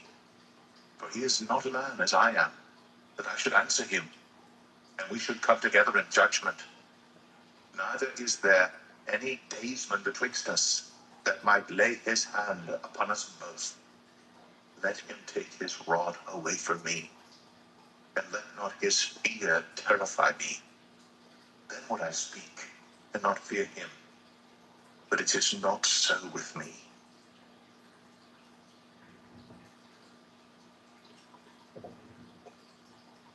Job 10. My soul is weary of my life. I will leave my complaint upon myself. I will speak in the bitterness of my soul. I will say unto God, do not condemn me. Show me wherefore thou contendest with me. Is it good unto thee that thou shouldst oppress, that thou shouldst despise the work of thine hands, and shine upon the counsel of the wicked? Hast thou eyes of flesh, or seest thou as man seeth? Are thy days the days of man? Are thy years as man's days? That thou inquirest after mine iniquity, and searchest after my sin? Thou knowest that I am not wicked, and there is none that can deliver out of thine hand. Thine hands have made me and fashioned me together round about, yet thou dost destroy me.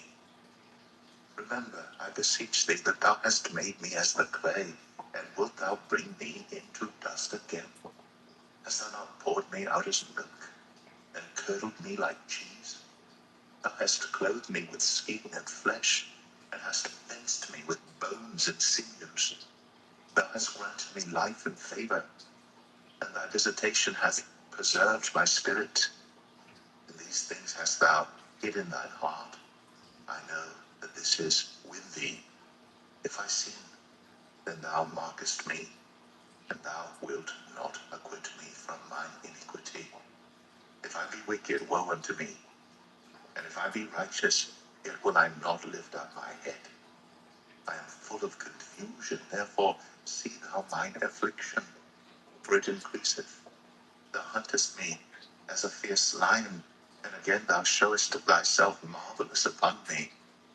Thou renewest thy witnesses against me, and increasest thine indignation upon me. Changes and war are against me. Wherefore then hast thou brought me forth out of the womb? Oh, that I had given up the ghost, and no eye had seen me. I should have been as though I had not been. I should have been carried from the womb to the grave. Are not my days few? Cease then, and let me alone, that I may take comfort a little before I go whence I shall not return, even to the land of darkness and the shadow of death. A land of darkness is darkness itself, and of the shadow of death, without any order, and where the light is, as darkness.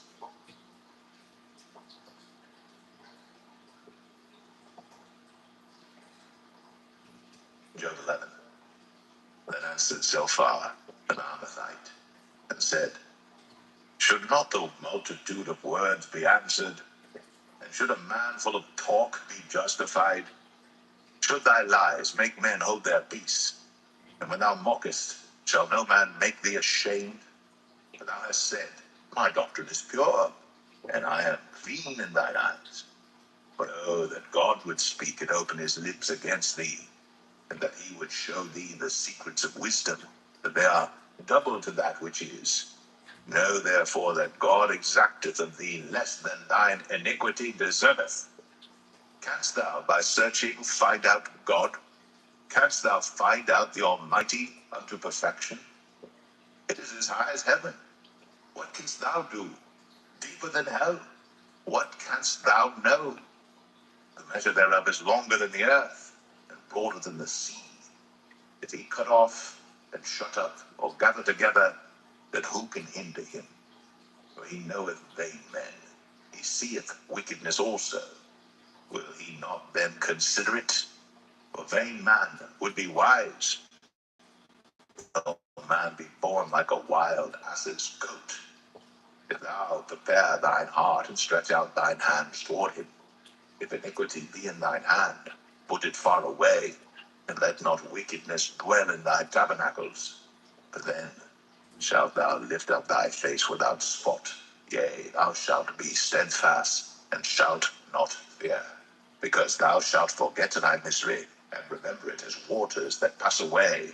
And thine age shall be clearer than the noonday. Thou shalt shine forth, thou shalt be as the morning, and thou shalt be secure, because there is hope. Yea, thou shalt dig about thee, and thou shalt take thy rest in safety. Also thou shalt lie down, and none shall make thee afraid. Yea, many shall make suit unto thee. The eyes of the wicked shall fail, and they shall not escape, and their hope shall be as the giving up of the ghost.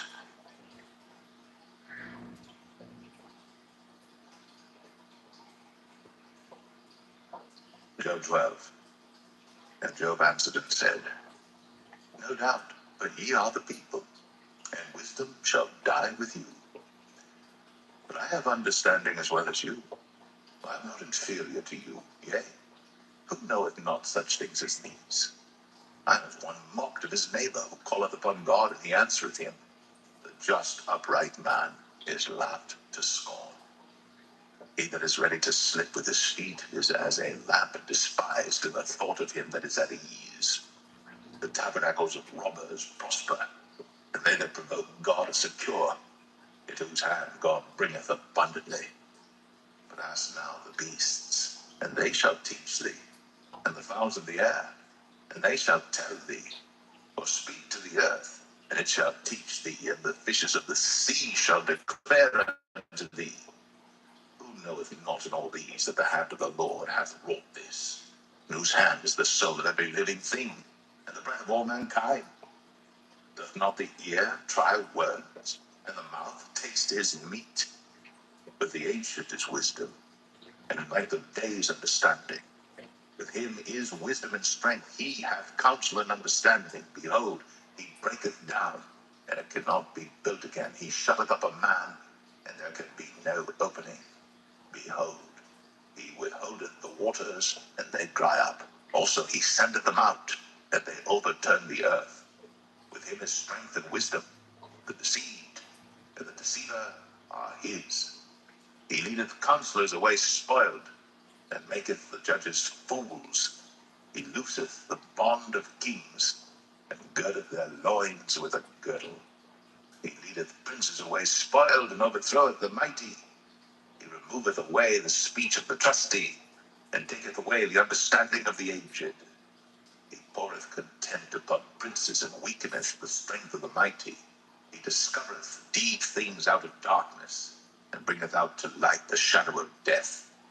He increaseth the nations, and destroyeth them. He enlargeth the nations, and straighteneth them again. He taketh away the heart of the chief of the people of the earth, and causeth them to wander in a wilderness where there is no way. They grope in the dark without light, and he maketh them to stagger like a drunken man.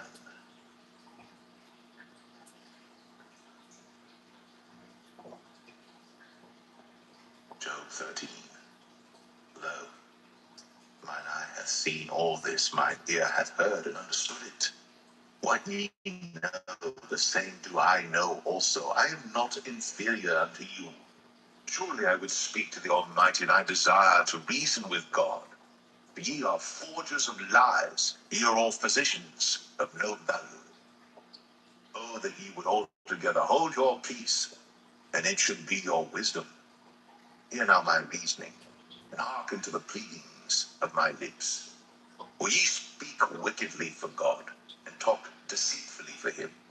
Will ye accept his person? Will ye contend for God? Is it good that he should search you out? Or as one man mocketh another, do ye so mock him? He will surely reprove you if ye do secretly accept persons. Shall not his excellency make you afraid, and his dread fall upon you? Your remembrances are like unto ashes, your bodies to bodies of clay.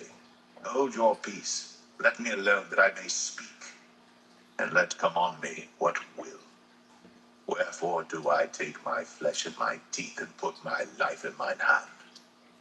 Though he slay me, yet will I trust in him.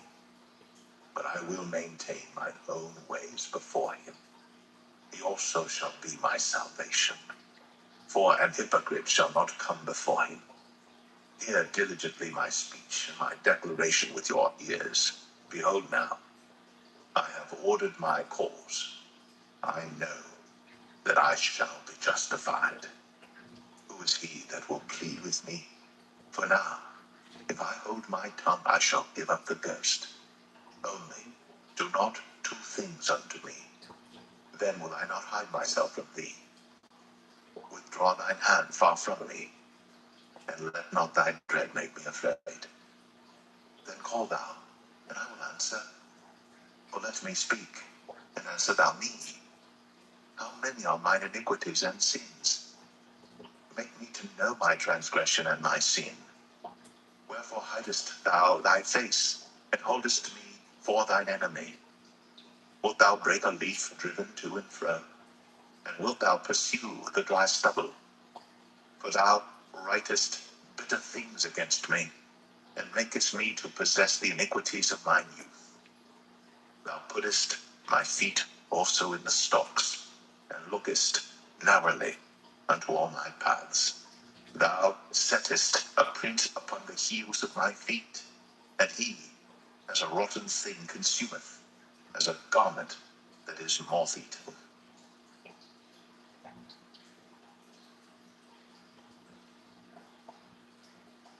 Job 14. Man that is born of a woman is of few days, and full of trouble. He cometh forth like a flower, and is cut down. He fleeth also as a shadow, and continueth not. And dost thou open thine eyes upon such an one, and bringest me into judgment with thee? Who can bring a clean thing out of an unclean? Not one. Seeing his days are determined, the number of his months are with thee. Thou hast appointed his bounds that he cannot pass. Turn from him, that he may rest, till he shall accomplish as an hireling his day. For there is hope of a tree, if it be cut down, that it will sprout again, and that the tender branch thereof will not cease. Though the root thereof wax old in the earth, and the stalk thereof die in the ground, yet through the scent of the water it will bud, and bring forth boughs like a plant. But man dieth and wasteth away, yea, man giveth up the ghost. And where is he?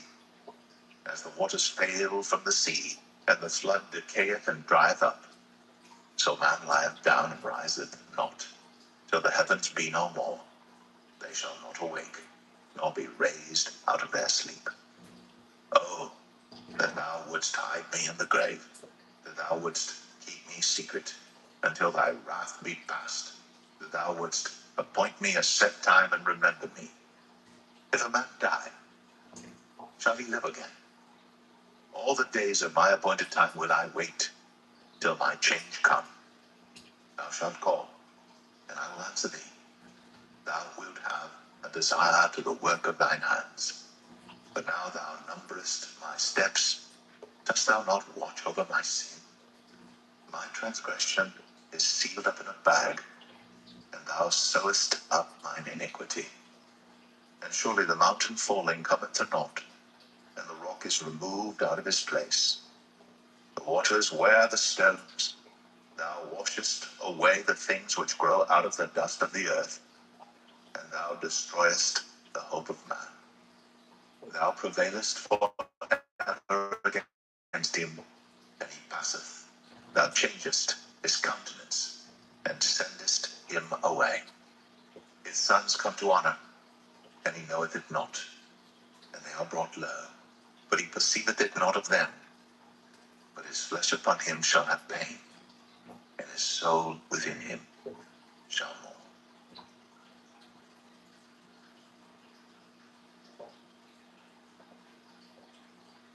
Job 15.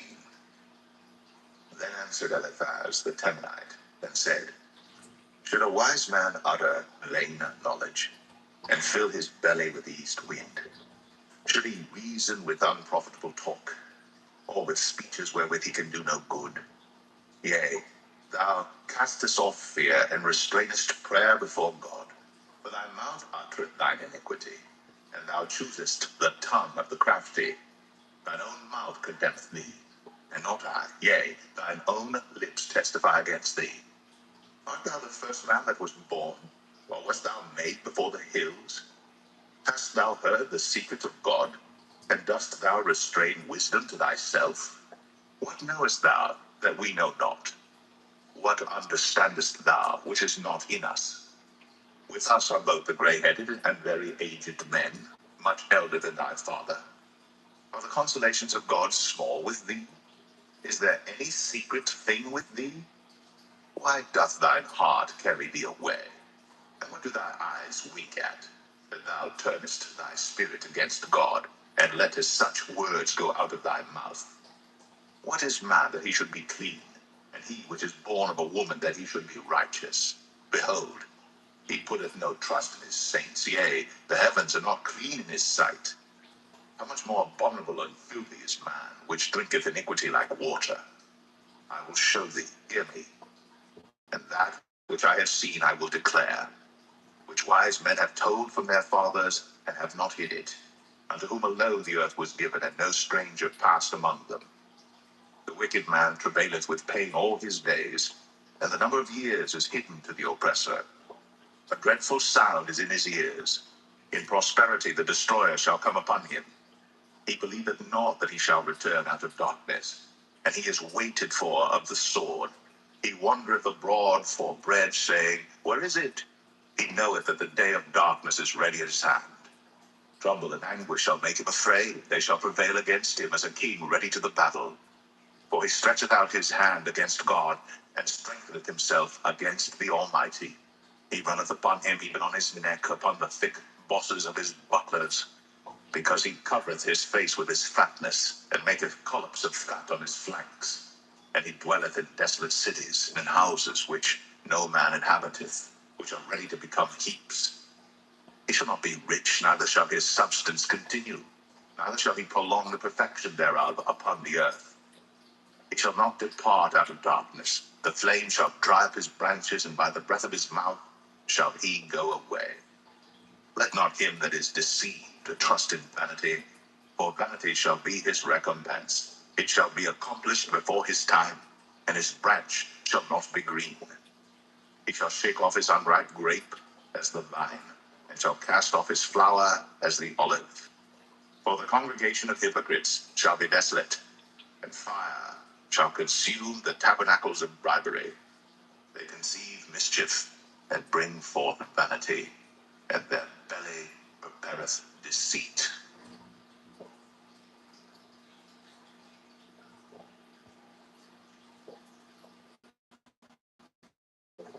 Job 16. Then Job answered and said, I've heard many such things. Miserable comforters are ye all. Shall vain words have an end, or what emboldeneth thee that thou answerest? I also could speak as ye do, if your soul were in my soul's stead. I could heap up words against you, and shake mine head at you. But I would strengthen you with my mouth, and the moving of my lips should assuage your grief. Though I speak, my grief is not assuaged, and though I forbear, what am I eased? But now he has made me weary. Thou hast made desolate all my company, and thou hast filled me with wrinkles, which is a witness against me. And my leanness rising up in me beareth witness to my face. He teareth me in his wrath, who hateth me. He gnasheth upon me with his teeth. Mine enemy sharpeneth his eyes upon me. They have gaped upon me with their mouth. They have smitten me upon the cheek reproachfully. They have gathered themselves together against me. God hath delivered me to the ungodly, and turned me over into the hands of the wicked. I was at ease, but he hath broken me asunder. He hath also taken me by my neck, and shaken me to pieces, and set me up for his mark. His archers compass me round about. He cleaveth my reins asunder, and doth not spare. He poureth out my gall upon the ground. He breaketh me with breach upon breach. He runneth upon me like a giant. I have sewed a sackcloth upon my skin, and defiled my horn in the dust. My face is foul with weeping, and on my eyelids is the shadow of death. Not for any injustice in mine hands. Also my prayer is pure. O earth, cover not thou my blood, and let my cry have no place. Also now, behold, my witness is in heaven, and my record is on high. My friends scorn me, but mine eye poureth out tears unto God. Oh, that one might plead for a man with God as a man pleadeth for his neighbor. When a few years are come, then I shall go the way whence I shall not return.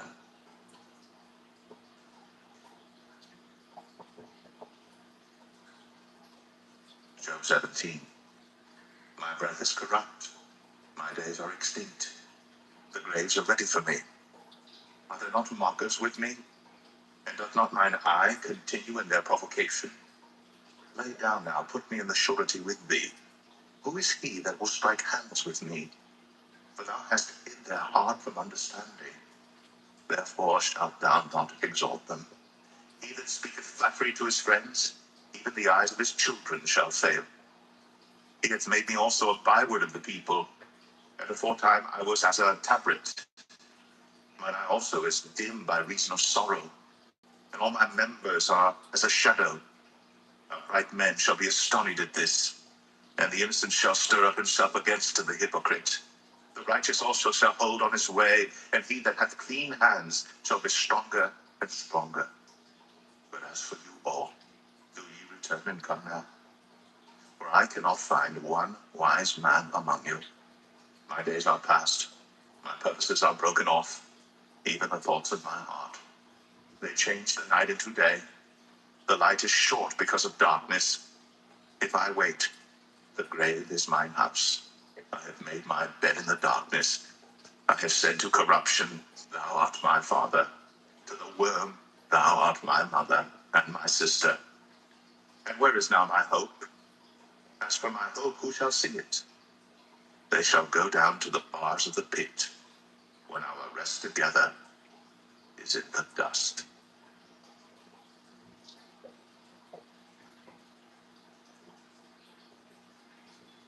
Job 18.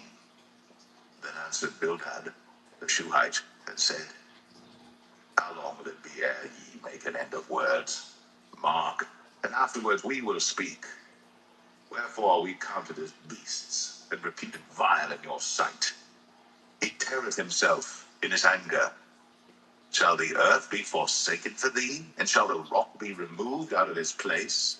Yea, the light of the wicked shall be put out, and the spark of his fire shall not shine.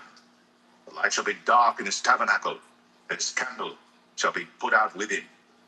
The steps of his strength shall be straitened, and his own counsel shall cast him down.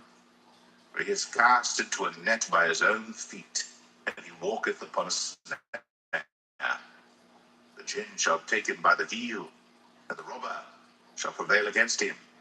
The snare is laid for him in the ground, and a trap for him in the way. Terror shall make him afraid on every side, and shall drive him to his feet. His strength shall be hunger bitten, and destruction shall be ready at his side. It shall devour the strength of his skin, even the firstborn of death shall devour his strength. His confidence shall be rooted out of his tabernacle, and shall bring him to the king of terrors. It shall dwell in his tabernacle, because it is none of his. Brimstone shall be scattered upon his habitation. His roots shall be dried up beneath, and above shall his branch be cut off. His remembrance shall perish from the earth, and he shall have no name in the street. He shall be driven from light into darkness, and chased out of the world. He shall neither have son nor nephew among his people, nor any remaining in his dwellings. They that come after him shall be astonished at his day, as they that went before were affrighted. Surely such are the dwellings of the wicked, and this is the place of him that knoweth not God.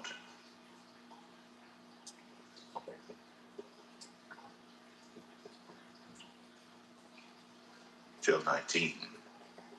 Then Job answered and said, How long will ye vex my soul, and break me in pieces with words? These 10 times have ye reproached me. Ye are not ashamed that ye make yourselves strange to me? And be it indeed that I have erred, mine error remaineth with myself. If indeed ye will magnify yourselves against me, and plead against me my reproach, know now that God hath overthrown me, and hath compassed me with his net. Behold, I cry out of wrong, but I am not heard. I cry aloud, but there is no judgment. He hath fenced up my way that I cannot pass, and he hath set darkness in my paths. He hath stripped me of my glory, and taken the crown from my head. He hath destroyed me on every side, and I am gone, and mine hope hath he removed like a tree. He hath also kindled his wrath against me, and he counteth me unto him as one of his enemies. His troops come together and raise up their way against me, and encamp round about my tabernacle. He hath put my brethren far from me, and mine acquaintance are verily estranged from me. My kinsfolk have failed, and my familiar friends have forgotten me. They that dwell in mine house and my maids count me for a stranger. I am an alien in their sight. I called my servant, and he gave me no answer. I entreated him with my mouth. My breath is strange to my wife, though I entreated for the children's sake of mine own body. Yea, young children despised me. I arose, and they spake against me. All my inward friends abhorred me, and they whom I loved are turned against me. My bone cleaveth to my skin and to my flesh, and I am escaped with the skin of my teeth. Have pity upon me, have pity upon me, O ye my friends, for the hand of God hath touched me. Why do ye persecute me as God, and are not satisfied with my flesh? Oh, that my words were now written, oh, that they were printed in a book, that they were graven with an iron pen and lead in the rock forever. For I know that my Redeemer liveth, and that he shall stand at the latter day upon the earth. And though after my skin worms destroy this body, yet in my flesh shall I see God, whom I shall see for myself, and mine eyes shall behold, and not another, though my reins be consumed within me. But ye should say, why persecute we him, seeing the root of the matter is found in me? Be ye afraid of the sword, for wrath bringeth the punishment of the sword, that ye may know there is a judgment.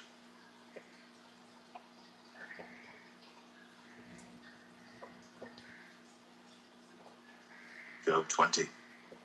Then answered Zophar the Naamathite, and said, therefore do my thoughts cause me to answer, and for this I make haste. I have heard the check of my reproach, and the spirits of my understanding causeth me to answer. Knowest thou not this of old, since man was placed upon earth, that the triumphing of the wicked is short, and the joy of the hypocrite but for a moment? Though his excellency mount up to the heavens, and his head reach unto the clouds, yet he shall perish forever like his own dung. They which have seen him shall say, where is he? He shall fly away as a dream, and shall not be found. Yea, he shall be chased away as a vision of the night. The eye also which saw him shall see him no more, neither shall his place any more behold him. His children shall seek to please the poor, and his hands shall restore their goods. His bones are full of the sin of his youth, which shall lie down with him in the dust. Though wickedness be sweet in his mouth, though he hide it under his tongue, though he spare it, and forsake it not, but keep it still within his mouth, yet his meat in his bowels is turned. It is the gall of asps within him. He hath swallowed down riches, and he shall vomit them up again. God shall cast them out of his belly. He shall suck the poison of asps. The viper's tongue shall slay him. He shall not see the rivers, the floods, the brooks of honey and butter. That which he labored for shall he restore, and shall not swallow it down. According to his substance shall the restitution be, and he shall not rejoice therein. Because he hath oppressed, and hath forsaken the poor, because he hath violently taken away an house which he builded not. Surely he shall not feel quietness in his belly. He shall not save of that which he desired. There shall none of his meat be left. Therefore shall no man look for his goods. In the fullness of his sufficiency he shall be in straits. Every hand of the wicked shall come upon him. When he is about to fill his belly, God shall cast the fury of his wrath upon him, and shall rain it upon him while he is eating. He shall flee from the iron weapon, and the bow of steel shall strike him through. It is drawn, and cometh out of the body, yea, the glittering sword cometh out of his gall. Terrors are upon him. All darkness shall be hid in his secret places. A fire not blown shall consume him. It shall go ill with him that is left in his tabernacle. The heavens shall reveal his iniquity, and the earth shall rise up against him. The increase of his house shall depart, and his goods shall flow away in the day of his wrath. This is the portion of a wicked man from God, and the heritage appointed unto him by God.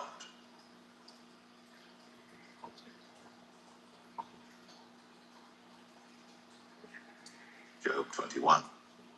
But Job answered and said, hear diligently my speech, and let this be your consolations. Suffer me that I may speak, and after that I have spoken, mock on. As for me, is my complaint to man? And if it were so, why should not my spirit be troubled? Mock me, and be astonished, and lay your hand upon your mouth. Even when I remember, I am afraid, and trembling taketh hold on my flesh. Wherefore do the wicked live, become old, yea, are mighty in power? Their seed is established in their sight with them, and their offspring before their eyes. Their houses are safe from fear, neither is the rod of God upon them. Their bull gendereth and faileth not. Their cow calveth, and casteth not her calf. They send forth their little ones like a flock, and their children dance. They take the timbrel and harp, and rejoice at the sound of the organ. They spend their days in wealth, and in a moment go down to the grave. Therefore they say unto God, depart from us, for we desire not the knowledge of thy ways. What is the Almighty that we should serve him? And what profit should we have if we pray unto him? Lo, their good is not in their hand. The counsel of the wicked is far from me.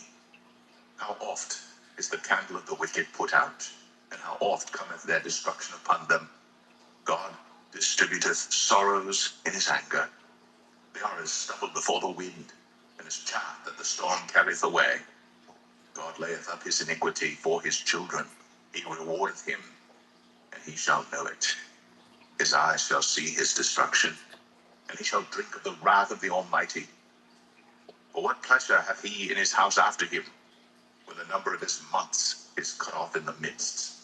Shall any teach God knowledge, seeing he judgeth those that are high? One dieth in his full strength, being wholly at ease and quiet. His breasts are full of milk, and his bones are moistened with marrow. And another dieth in the bitterness of his soul, and never eateth with pleasure. They shall lie down alike in the dust, and the worms shall cover them.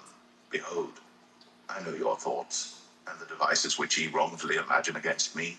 For ye say, where is the house of the prince? And where are the dwelling places of the wicked? Have ye not asked them that go by the way, and do ye not know their tokens, that the wicked is reserved to the day of destruction? They shall be brought forth to the day of wrath. Who shall declare his way to his face? And who shall repay him what he hath done? Yet shall he be brought to the grave, and shall remain in the tomb. The clods of the valley shall be sweet unto him, and every man shall draw after him, as there are innumerable before him. How then comfort ye me in vain, seeing in your answers there remaineth falsehood?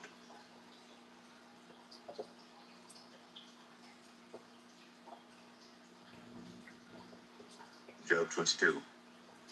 Then Eliphaz the Temanite answered and said, can a man be profitable unto God, as he that is wise may be profitable unto himself? Is it any pleasure to the Almighty that thou art righteous, or is it gain to him that thou makest thy ways perfect? Will he reprove thee for fear of thee? Will he enter with thee into judgment? Is not thy wickedness great, and thine iniquities infinite? For thou hast taken a pledge from thy brother for naught, and stripped the naked of their clothing. Thou hast not given water to the weary to drink, and thou hast withholden bread from the hungry. But as for the mighty man, he had the earth, and the honorable man dwelt in it. Thou hast sent widows away empty, and the arms of the fatherless have been broken. Therefore snares are round about thee, and sudden fear troubleth thee. Or darkness that thou canst not see, and abundance of waters cover thee. Is not God in the height of heaven?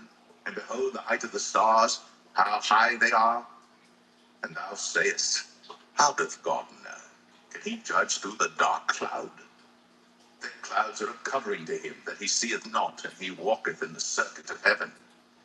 Hast thou marked the old way which wicked men have trodden, which were cut down out of time, whose foundation was overflown with a flood, which said unto God, depart from us. And what can the Almighty do for them? Yet he filled their houses with good things.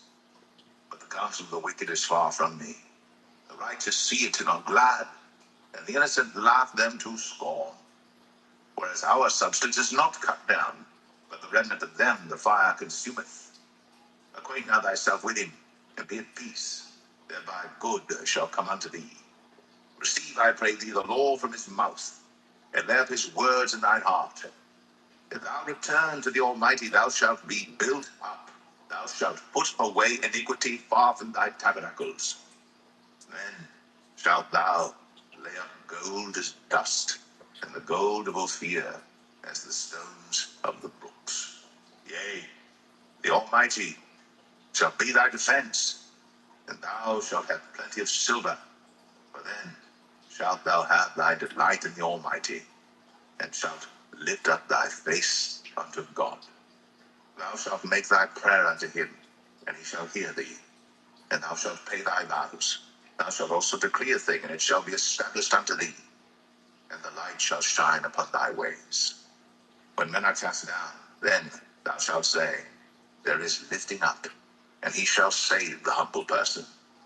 He shall deliver the island of the innocent, and it is delivered by the pureness of thine hands.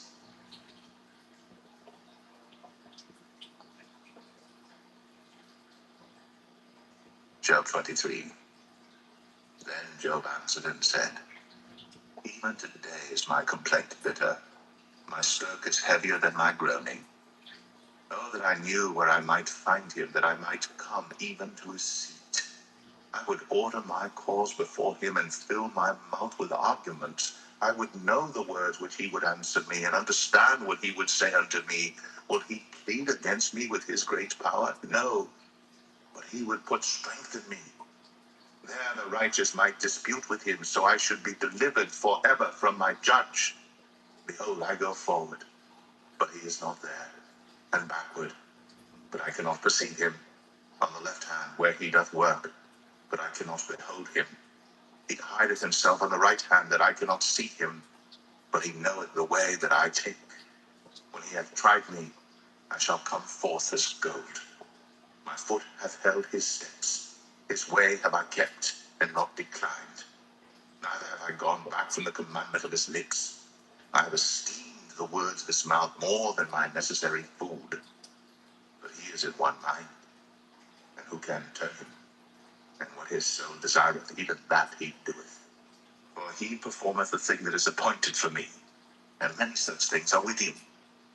Therefore am I troubled at his presence. When I consider, I am afraid of him. For God maketh my heart soft, and the Almighty troubleth me, because I was not cut off before the darkness, neither hath he covered the darkness from my face.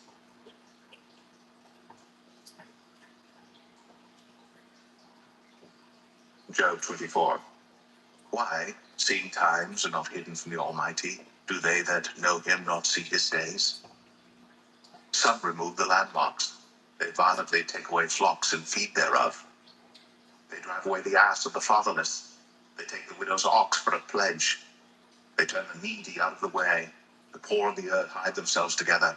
Behold, as wild asses in the desert, go they forth to their work, rising betimes for a prey. The wilderness yieldeth food for them, and for their children. They reap every one his corn in the field, and they gather the vintage of the wicked. They cause the naked to lodge without clothing, that they have no covering in the cold. They are wet with the showers of the mountains, and embrace the rock for want of a shelter. They pluck the fatherless from the breast, and take a pledge of the poor. They cause him to go naked without clothing, and they take away the sheep from the hungry, which make oil within their walls, and tread their wine presses and suffer thirst. Men groan from out of the city, and the soul of the wounded crieth out. Yet God layeth not folly to them. They are of those that rebel against the light. They know not the ways thereof, nor abide in the paths thereof. The murderer rising with the light killeth the poor and needy, and in the night is as a thief. The eye also of the adulterer waiteth for the twilight, saying, No eye shall see me, and disguiseth his face. In the dark they dig through houses which they had marked for themselves in the daytime. They know not the light, for the morning is to them even as the shadow of death. If one know them, they are in the terrors of the shadow of death. He is swift as the waters, their portion is cursed in the earth. He beholdeth not the way of the vineyards. Drought and heat consume the snow waters. So doth the grave those which have seed. The womb shall forget him. The worm shall feed sweetly on him. He shall be no more remembered, and wickedness shall be broken as a tree. He evil entreateth the barren that beareth not, and doeth not good to the widow. He draweth also the mighty with his power. He riseth up, and no man is sure of life. Though it be given him to be in safety whereon he resteth, yet his eyes are upon their ways. They are exalted for a little while, but are gone and brought low. They are taken out of the way as all other, and cut off as the tops of the ears of corn. And if it be not so now, who will make me a liar, and make my speech nothing worth?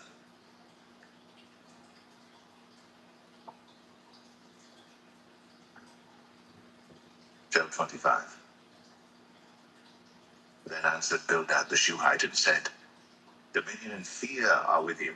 He maketh peace in his high places. Is there any number of his armies? And upon whom doth not his light arise? How then can man be justified with God? Or how can he be clean that is born of a woman? Behold, even to the moon, and it shineth not. Yea, the stars are not pure in his sight. How much less man that is a worm, and the Son of Man, which is a worm.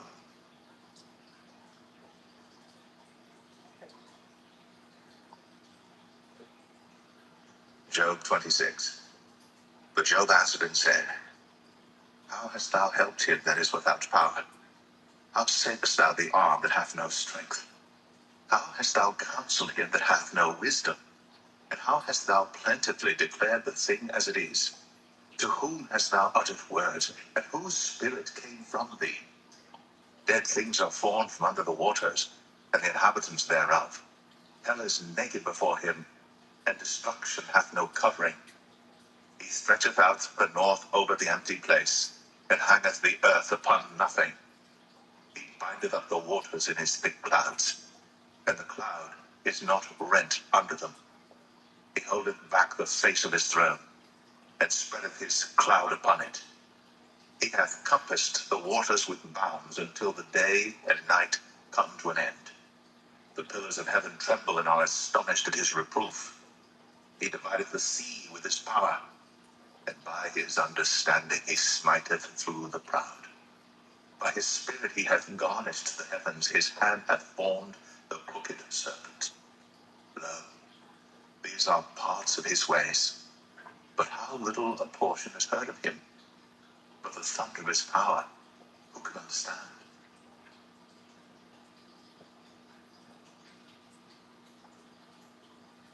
Job 27.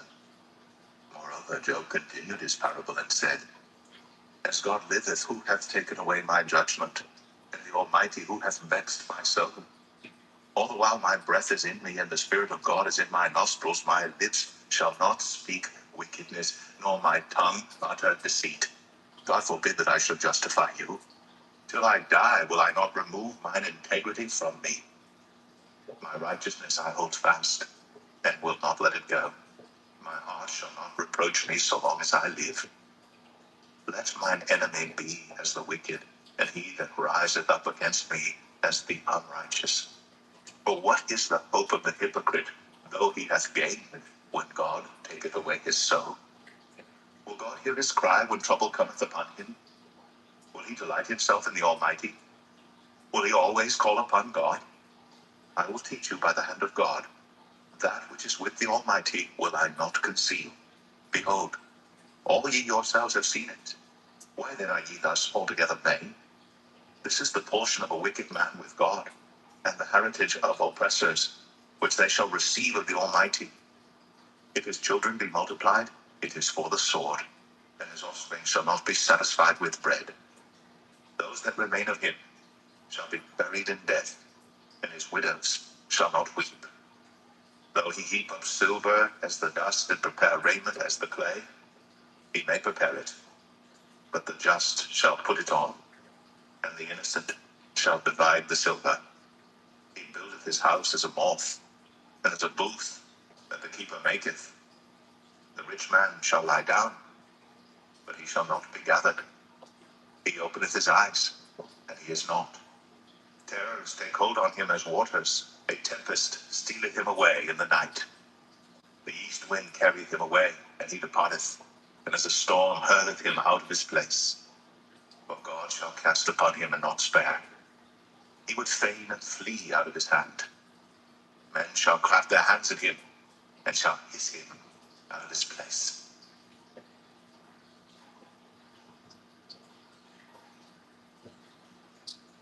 Job 28.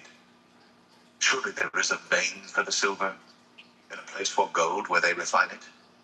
Iron is taken out of the earth, and brass is molten out of the stone. He setteth an end to darkness, and searcheth out all perfection. The stones of darkness, and the shadow of death. The flood breaketh out from the inhabitant, even the waters forgotten of the foot. They are dried up, they are gone away from men. As for the earth, out of it cometh bread, and under it is turned up as it were fire. The stones of it are the place of sapphires, and it hath dust of gold. There is a path which no fowl knoweth, and which the vulture's eye hath not seen. Lions, whelps have not trodden it, nor the fierce lion passed by it. He putteth forth his hand upon the rock. He overturneth the mountains by the roots. He cutteth out rivers among the rocks, and his eye seeth every precious thing. He bindeth the floods from overflowing, and the thing that is hid bringeth he forth to light. But where shall wisdom be found? And where is the place of understanding? Man knoweth not the price thereof, neither is it found in the land of the living.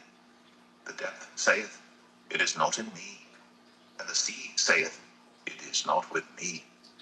It cannot be gotten for gold, neither shall silver be weighed for the price thereof. It cannot be valued with the gold of Ophir, with the precious onyx or the sapphire. The gold and the crystal cannot equal it, and the exchange of it shall not be for jewels of fine gold. No mention shall be made of coral or of pearls, for the price of wisdom is above rubies. The topaz of Ethiopia shall not equal it, neither shall it be valued with pure gold. Whence then cometh wisdom? And where is the place of understanding?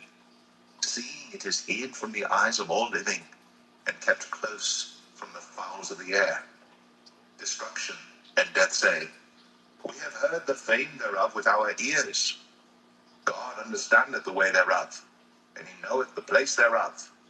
For he looketh to the ends of the earth, and seeth under the whole heaven, to make the weight for the winds, and he weigheth the waters by measure. When he made a decree for the rain, and a way for the lightning of the thunder, then did he see it, and declare it. He prepared it, yea, and searched it out. And unto man he said, behold, the fear of the Lord, that is wisdom, and to depart from evil is understanding.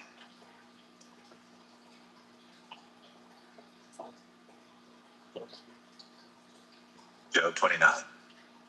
Moreover, Job continued his parable and said, oh, that I were as in months past, as in the days when God preserved me, when his candle shined upon my head, And when by his light I walked through darkness, as I was in the days of my youth, when the secret of God was upon my tabernacle, when the Almighty was yet with me, when my children were about me, when I washed my steps with butter, and the rock poured me out rivers of oil, when I went out to the gate through the city, when I prepared my seat in the street, the young men saw me and hid themselves, and the aged arose and stood up.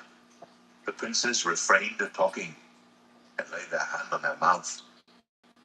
The nobles held their peace, and their tongue cleaved to the roof of their mouth. When the ear heard me, then it blessed me, and when the eye saw me, it gave witness to me. Because I delivered the poor that cried, and the fatherless, and him that had none to help him. The blessing of him that was ready to perish came upon me, and I caused the widow's heart to sing for joy. I put on righteousness, and it clothed me. My judgment was as a robe and a diadem. I was eyes to the blind, and feet was I to the lame. I was a father to the poor, and the cause which I knew not I searched out. And I brake the jaws of the wicked, and plucked the spoil out of his teeth. Then I said, I shall die in my nest, and I shall multiply my days as the sand. My root was spread out by the waters, and the dew lay all night upon my branch. My glory was fresh in me, and my bow was renewed in mine hand. Unto me men gave ear, and waited, and kept silence at my counsel. After my words they spake not again, and my speech dropped upon them. And they waited for me as for the rain, and they opened their mouth wide as for the latter rain. If I laughed on them, they believed it not, and the light of my countenance they cast not down. I chose out their way, and sat chief, and dwelt as a king in the army, as one that comforteth the mourners.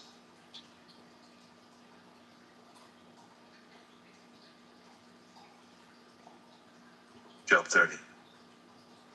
But now, they that are younger than I have me in derision, whose fathers I would have disdained to have set with the dogs of my flock. Yea, whereto might the strength of their hands profit me, in whom old age was perished? For want and famine they were solitary, fleeing into the wilderness, in former time desolate and waste, who cut up mallows by the bushes and juniper roots for their meat. They were driven forth from among men, they cried after them as after a thief, to dwell in the cliffs of the valleys, in caves of the earth, and in the rocks. Among the bushes they brayed, under the nettles they were gathered together. They were children of fools, yea, children of base men. They were viler than the earth. And now am I their song, yea, I am their byword. They abhor me, they flee far from me, and spare not to spit in my face. Because he hath loosed my cord, and afflicted me. They also let loose the bridle before me. Upon my right hand rise the youth. They push away my feet, and they raise up against me the ways of their destruction. They mar my path. They set forward my calamity. They have no helper. They came upon me as a wide breaking in of waters. In the desolation they rolled themselves upon me. Terrors are turned upon me. They pursue my soul as the wind, and my welfare passeth away as a cloud. And now my soul is poured out upon me. The days of affliction have taken hold upon me. My bones are pierced in me in the night season, and my sinews take no rest. By the great force of my disease is my garment changed. It bindeth me about as the collar of my coat. He hath cast me into the mire, and I am become like dust and ashes. I cry unto thee, and thou dost not hear me. I stand up, and thou regardest me not. Thou art become cruel to me. With thy strong hand thou opposest thyself against me. Thou liftest me up to the wind. Thou causest me to ride upon it, and dissolvest my substance. For I know that thou wilt bring me to death, and to the house appointed for all living. Howbeit, he will not stretch out his hand to the grave, though they cry in his destruction. Did not I weep for him that was in trouble? Was not my soul grieved for the poor? When I looked for good, then evil came unto me. And And when I waited for light, there came darkness. My bowels boiled and rested not. The days of affliction prevented me. I went mourning without the sun.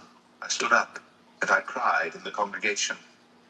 I am a brother to dragons, and a companion to owls.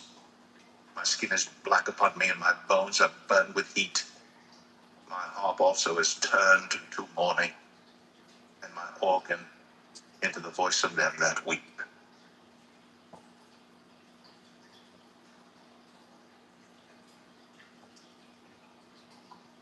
Job 31. I made a covenant with mine eyes.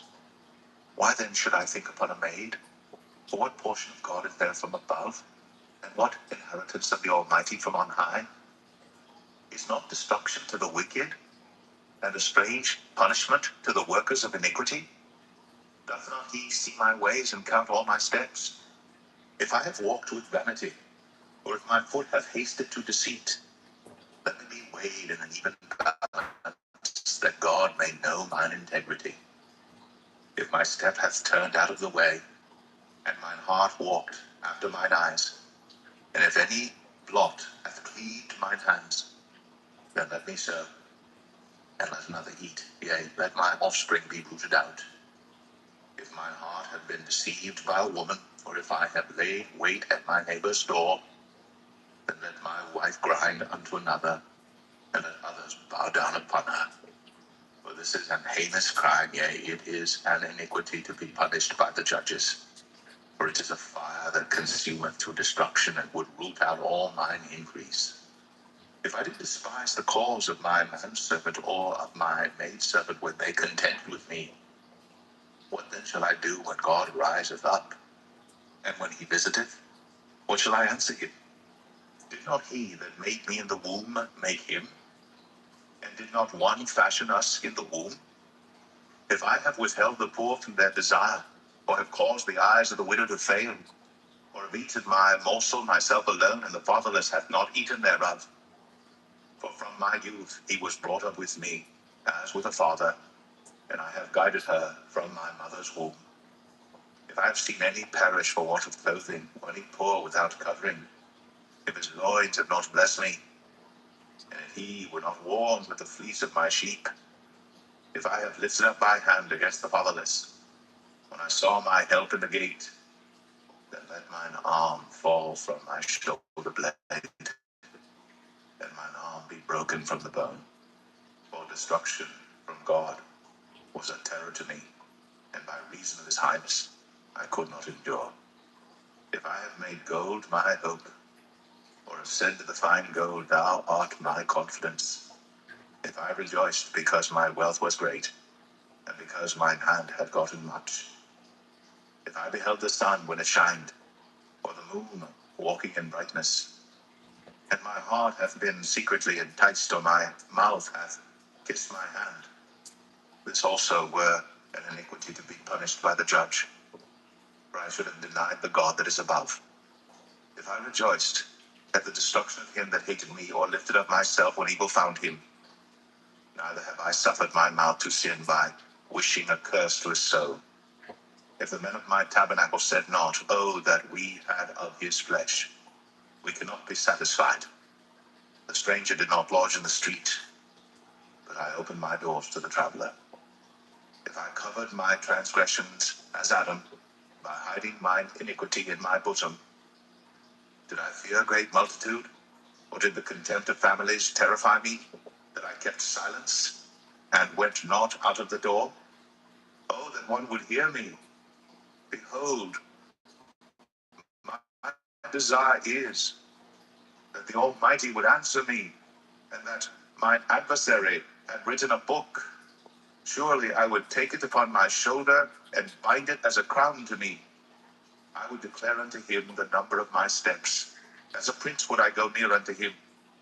If my land cry against me, or that the furrows likewise thereof complain, if I have eaten the fruits thereof without money, or have caused the owners thereof to lose their life, let thistles grow instead of wheat, and cockle instead of barley. The words of Job are ended.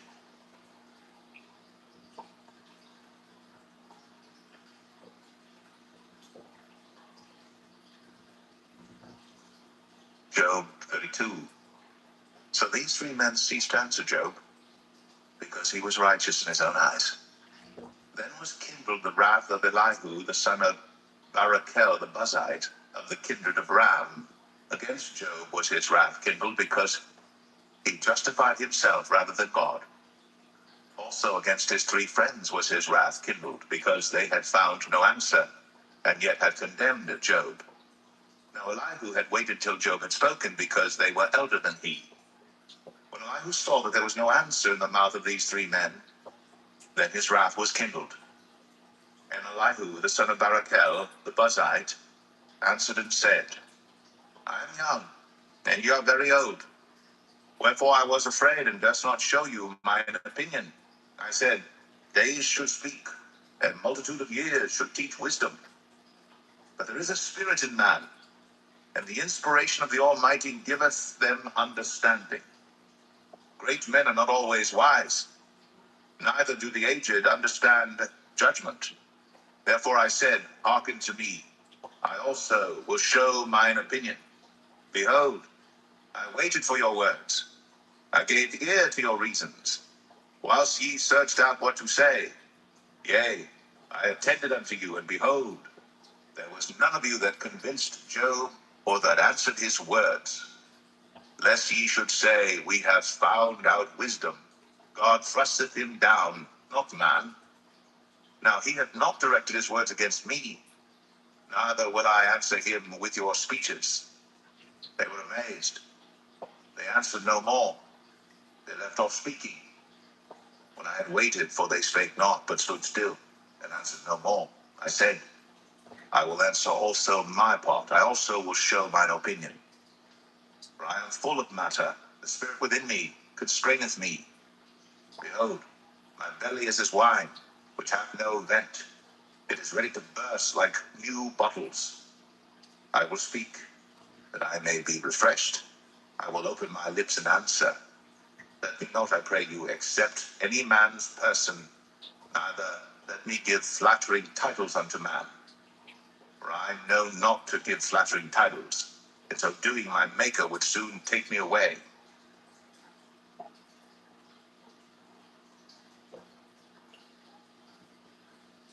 Job 33. Wherefore, Job, I pray thee, hear my speeches, and hearken to all my words. Behold, now I have opened my mouth, my tongue hath spoken in my mouth. My words shall be of the uprightness of my heart, and my lips shall utter knowledge clearly. The Spirit of God hath made me, and the breath of the Almighty hath given me life. If thou canst answer me, set thy words in order before me, stand up. Behold, I am according to thy wish in God's stead. I also am formed out of the clay. Behold, my terror shall not make thee afraid, neither shall my hand be heavy upon thee. Surely thou hast spoken in mine hearing, and I have heard the voice of thy word, saying, I am clean without transgression, I am innocent, neither is there iniquity in me. Behold, he findeth occasions against me. He counteth me for his enemy. He putteth my feet in the stocks. He marketh all my paths. Behold, in this thou art not just. I will answer thee, that God is greater than man. Why dost thou strive against him? For he giveth not account of any of his matters. For God speaketh once, yea twice, yet man perceiveth it not. In a dream, in a vision of the night, when deep sleep falleth upon men, in slumberings upon the bed, then he openeth the ears of men, and sealeth their instruction, that he may withdraw man from his purpose, and hide pride from man.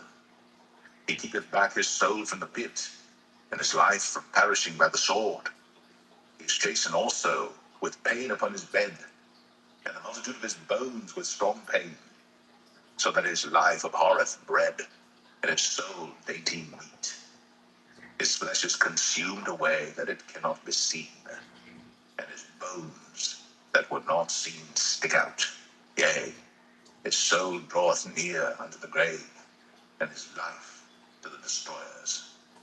If there be a messenger with him, an interpreter, one among 1,000, to show unto man his uprightness, then he is gracious unto him, and saith, deliver him from going down to the pit.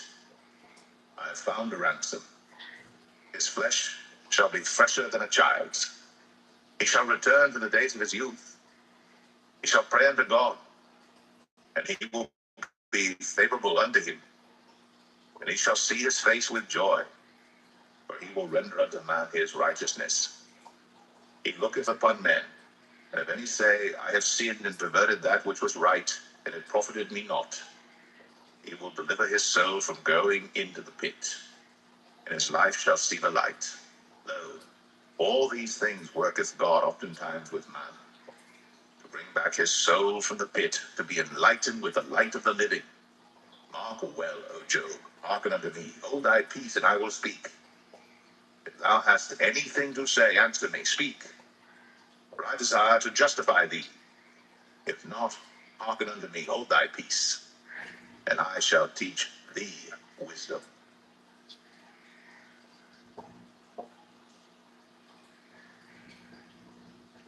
Job 34. Furthermore, Elihu answered and said, Hear my words, O ye wise men, and give ear unto me, ye that have knowledge. For the ear trieth words, as the mouth tasteth meat. Let us choose to us judgment, let us know among ourselves what is good. For Job hath said, I am righteous, and God hath taken away my judgment. Should I lie against my right? My wound is incurable without transgression. What man is like Job, who drinketh up scorning like water, which goeth in company with the workers of iniquity, and walketh with wicked men?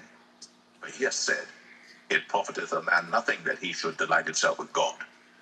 Therefore hearken unto me, ye men of understanding, far be it from God that he should do wickedness, and from the Almighty that he should commit iniquity.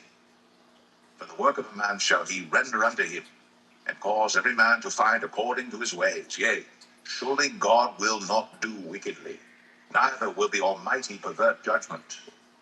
Who hath given him a charge over the earth, or who hath disposed the whole world?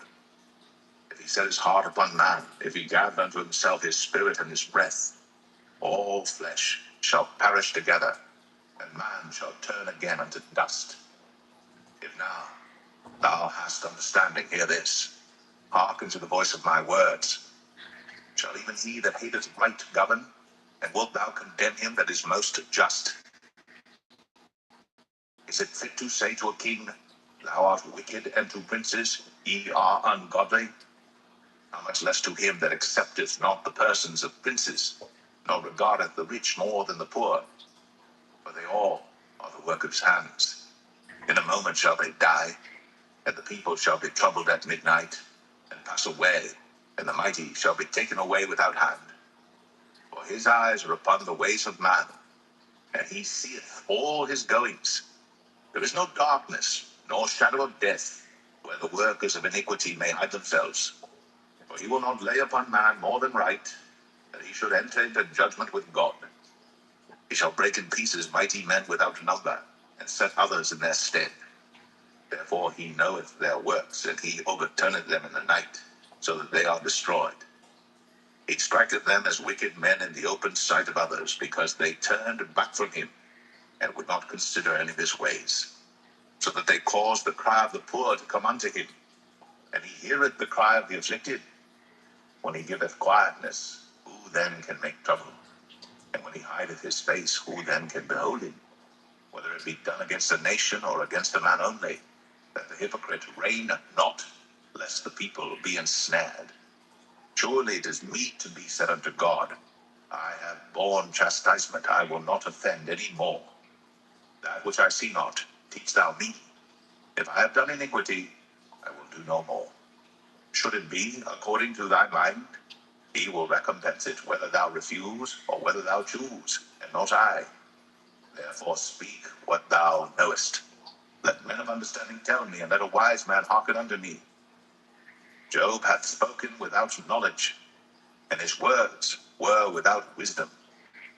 My desire is that Job may be tried unto the end because of his answers for wicked men. For he addeth rebellion unto his sin. He clappeth his hands among us, and multiplied his words against God.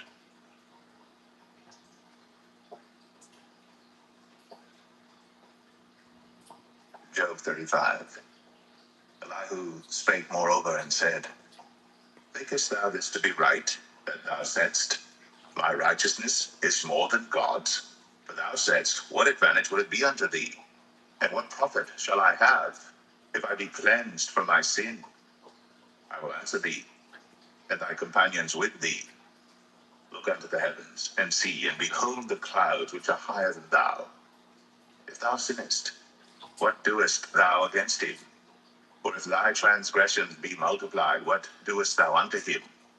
If thou be righteous, what givest thou him? Or what receiveth he of thine hand? Thy wickedness may hurt a man as thou art, and thy righteousness may profit the Son of Man. By reason of the multitude of oppressions, they make the oppressed to cry. They cry out by reason of the arm of the mighty. But none saith, Where is God my Maker, who giveth songs in the night? Who teacheth us more than the beasts of the earth, and maketh us wiser than the fowls of heaven? There they cry, but none giveth answer, because of the pride of evil men. Surely God will not hear vanity, neither will the Almighty regard it. Although thou sayest thou shalt not see him, yet judgment is before him. Therefore trust thou in him. But now, because it is not so, he hath visited in his anger, yet he knoweth it not in great extremity. Therefore doth Job open his mouth in vain. He multiplieth words without knowledge.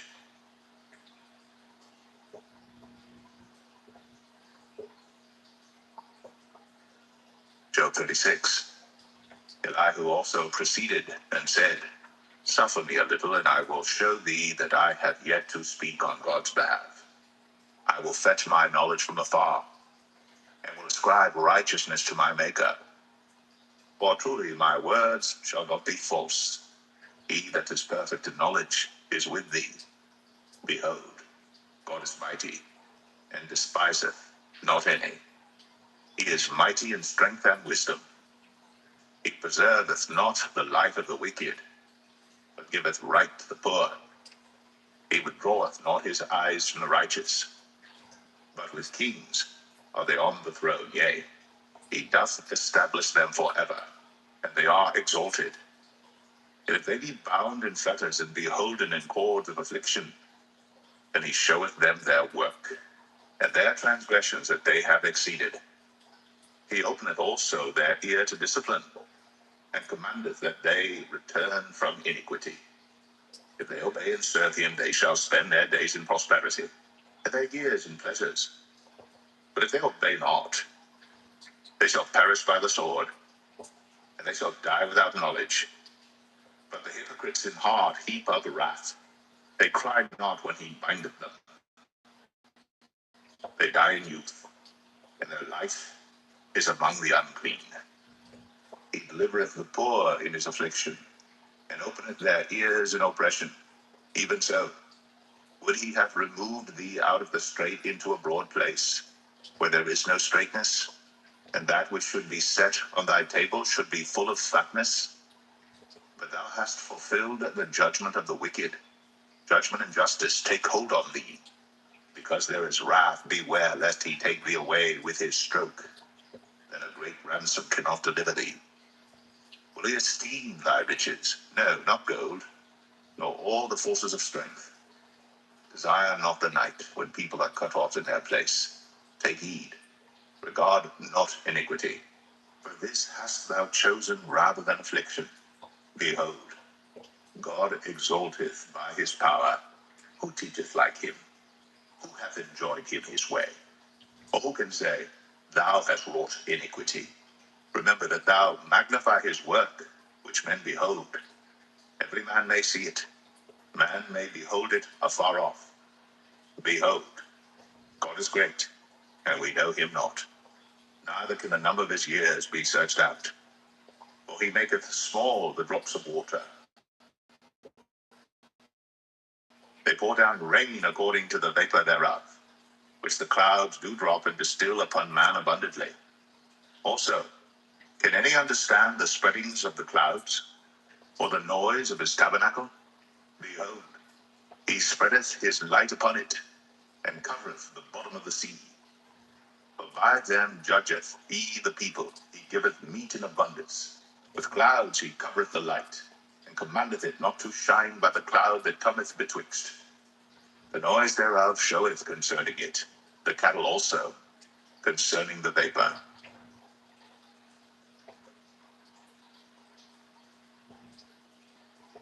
Job 37.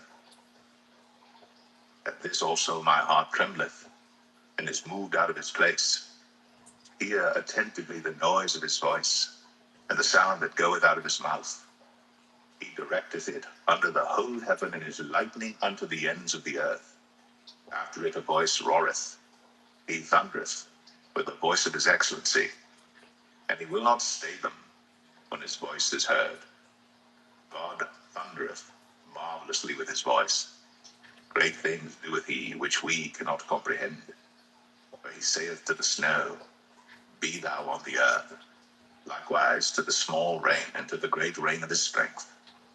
He sealeth up the hand of every man, that all men may know his work. Then the beasts go into dens, and remain in their places. Out of the south cometh the whirlwind, and cold out of the north. By the breath of God frost is given, and the breath of the waters is straitened. Also by watering he wearieth the thick cloud. He scattereth his bright cloud. And it is turned around about by his counsels, that they may do whatsoever he commanded them upon the face of the world in the earth. He causeth it to come, whether for correction, or for his land, or for mercy. Hearken unto this, O Job. Stand still and consider the wondrous works of God. Dost thou know when God disposed them, and caused the light of his cloud to shine? Dost thou know the balancings of the clouds, the wondrous works of him, which is perfect in knowledge? How thy garments are warm, when he quieteth the earth by the south wind. Hast thou with him spread out the sky, which is strong, and as a molten looking glass? Teach us what we shall say unto him, for we cannot order our speech by reason of darkness. Shall it be told him that I speak? If a man speak, surely he shall be swallowed up. And now men see not the bright light which is in the clouds, but the wind passeth and cleanseth them. Fair weather cometh out of the north. With God is terrible majesty. Touching the Almighty, we cannot find him out.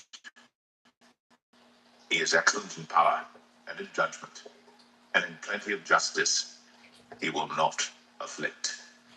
Men do therefore fear him. He respecteth not any that are wise of heart.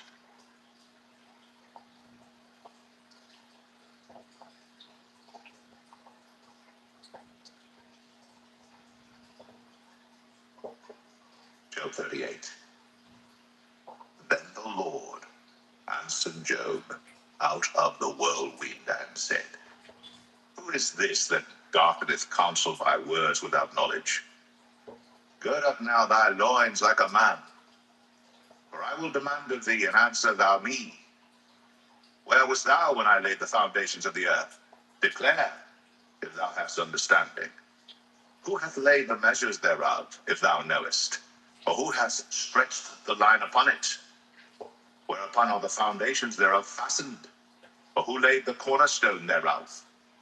When the morning stars sang together, and all the sons of God shouted for joy? Or who shut up the sea with doors when it brake forth, as if it had issued out of the womb? When I made the cloud the garment thereof, and thick darkness a swaddling band for it, and brake up for it my decreed place, and set bars and doors, and said, Hitherto shalt thou come, but no further. And here shall thy proud waves be stayed. Hast thou commanded the morning since thy days, and caused the day spring to know his place, that it might take hold of the ends of the earth, that the wicked might be shaken out of it? It is turned as clay to the seal, and they stand as a garment, and from the wicked their light is withholden, and the high arm shall be broken. Hast thou entered into the springs of the sea? Hast thou walked in the search of the depth? Have the gates of death been opened unto thee? Or hast thou seen the doors of the shadow of death? Hast thou perceived the breadth of the earth? Declare if thou knowest it all. Where is the way where light dwelleth? And as for darkness, where is the place thereof? That thou shouldst take it to the bound thereof, and that thou shouldst know the paths to the house thereof. Knowest thou it because thou wast then born, or because the number of thy days is great? Hast thou entered into the treasures of the snow? Or hast thou seen the treasures of the hail which I have reserved against the time of trouble, against the day of battle and war? By what way is the light parted, which scattereth the east wind upon the earth? Who hath divided a water course for the overflowing of waters, or a way for the lightning of thunder, to cause it to rain on the earth, where no man is, on the wilderness, wherein there is no man, to satisfy the desolate and waste ground, and to cause the bud of the tender herb to spring forth? Hath the rain a father, or who hath begotten the drops of dew, out of whose womb came the ice, and the hoary frost of heaven, who hath gendered it? The waters are hid as with a stone, and the face of the deep is frozen. Canst thou bind the sweet influences of Pleiades, or loose the bands of Orion? Canst thou bring forth Mazzaroth in his season, or canst thou guide Arcturus with his sons? Knowest thou the ordinances of heaven? Canst thou set the dominion thereof in the earth? Canst thou lift up thy voice to the clouds, that abundance of waters may cover thee?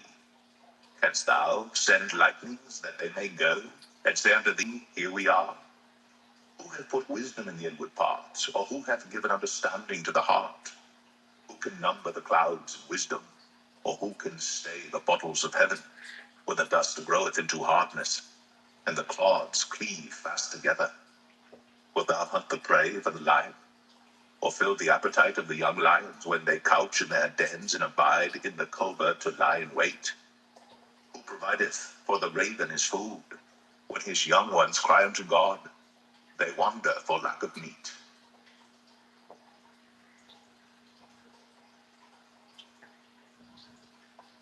Job 39. Knowest thou the time when the wild goats of the rock bring forth? Or canst thou mark when the hinds do calve? Canst thou number the months that they fulfill? Or knowest thou the time when they bring forth? They bow themselves. They bring forth their young ones. They cast out their sorrows. Their young ones are in good liking. They grow up with corn. They go forth, and return not unto them. Who hath sent out the wild ass free? Or who hath loosed the bands of the wild ass? Whose house I have made in the wilderness, and the barren land his dwellings. He scorneth the multitude of the city, neither regardeth he the crying of the driver. The range of the mountains is his pasture, and he searcheth after every green thing.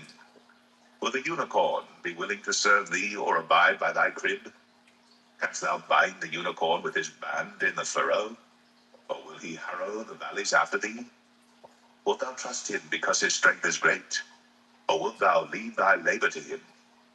Wilt thou believe him, that he will bring home thy seed and gather it into thy barn? Gavest thou the goodly wings unto the peacocks, or wings and feathers unto the ostrich, which leaveth her eggs in the earth, and warmeth them in dust, and forgetteth that the foot may crush them, or that the wild beast may break them? She is hardened against her young ones, as though they were not hers. Her labor is in vain without fear, because God hath deprived her of wisdom, neither hath he imparted to her understanding. What time she lifteth up herself on high, she scorneth the horse and his rider. Hast thou given the horse strength? Hast thou clothed his neck with thunder? Canst thou make him afraid as a grasshopper? The glory of his nostrils is terrible. He poureth in the valley, and rejoiceth in his strength.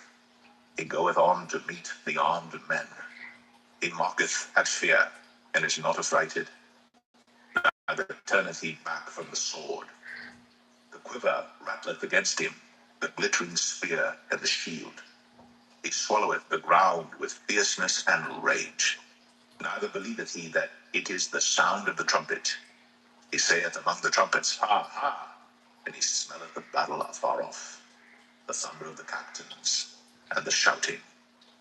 Doth the hawk fly by thy wisdom and stretch her wings toward the south? Doth the eagle mount up at thy command and make her nest on high? She dwelleth and abideth on the rock, upon the crag of the rock and the strong place. From thence she seeketh the prey, in her eyes behold afar off. The young ones also suck up blood, and where the slain are, there is she.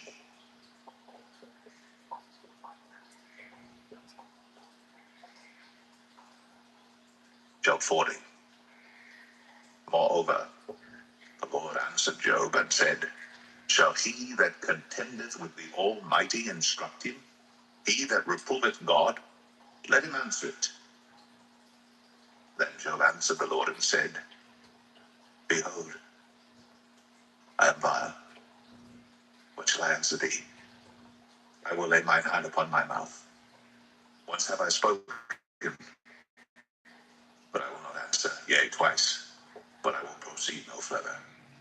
Then answered the Lord unto Job out of the whirlwind, and said, Gird up thy loins now like a man. I will demand of thee, and declare thou unto me. Wilt thou also disannul my judgment? Wilt thou condemn me that thou mayest be righteous? Hast thou an arm like God? Or canst thou thunder with a voice like him? Deck thyself now with majesty and excellency, and array thyself with glory and beauty. Cast abroad the rage of thy wrath, and behold every one that is proud and abase him. Look on every one that is proud, and bring him low, and tread down the wicked in their place. Hide them in the dust together, and bind their faces in secret. Then will I also confess unto thee that thine own right hand can save thee. Behold now Behemoth, which I made with thee. He eateth grass as an ox, lo now. His strength is in his loins, and his force is in the navel of his belly. He moveth his tail like a cedar, the sinews of his stones are wrapped together. His bones are as strong pieces of brass. His bones are like bars of iron. He is the chief of the ways of God.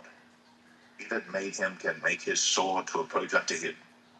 Surely the mountains bring him forth food, where all the beasts of the field play. He lieth under the shady trees in the covert of the reed and fens. The shady trees cover him with their shadow.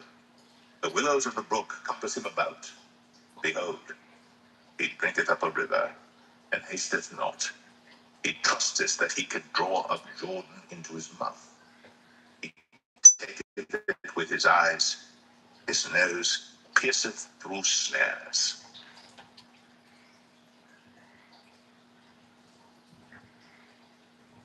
Job 41.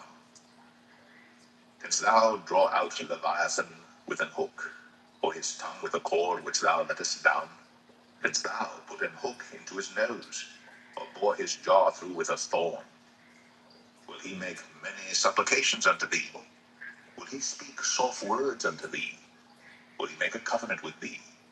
Wilt thou take him for a servant forever? Wilt thou play with him as with a bird? Or wilt thou bind him for thy maidens? Shall the companions make a banquet of him? Shall they part him among the merchants? Canst thou fill his skin with barbed irons, or his head with fish spears? Lay thine hand upon him. Remember the battle. Do no more. Behold, the hope of him is in vain. Shall not one be cast down even at the sight of him?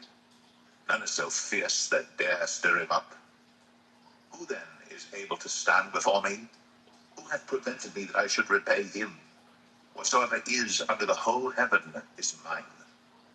I will not conceal his parts, nor his power, nor his comely proportion. Who can discover the face of his garment? Or who can come to him with his double bridle? Who can open the doors of his face? His teeth are terrible round about. His scales are his pride, shut up together as with a close seal. One is so near to another that no air can come between them. They are joined one to another. They stick together, that they cannot be sundered. By his sneezings a light doth shine, and his eyes are like the eyelids of the morning. Out of his mouth go burning lamps, and sparks of fire leap out. Out of his nostrils goeth smoke, as out of a seething pot or cauldron. His breath kindleth coals, and a flame goeth out of his mouth. In his neck remaineth strength, his sorrow is turned into joy before him. The flakes of his flesh are joined together. They are firm in themselves. They cannot be moved. His heart is as firm as a stone, yea, as hard as a piece of the nether millstone. When he raiseth up himself, the mighty are afraid. By reason of breakings they purify themselves. The sword of him that layeth at him cannot hold, the spear, the dart, nor the habergeon. He esteemeth iron as straw, and brass as rotten wood. The arrow cannot make him flee. Slingstones are turned with him into stubble. Darts are counted as stubble. He laugheth at the shaking of a spear. Sharp stones are under him. He spreadeth sharp pointed things upon the mire. He maketh the deep to boil like a pot. He maketh the sea like a pot of ointment. He maketh a path to shine after him. One would think the deep to be hoary. Upon earth there is not his like, who is made without fear. He beholdeth all high things. He is a king over all the children of pride.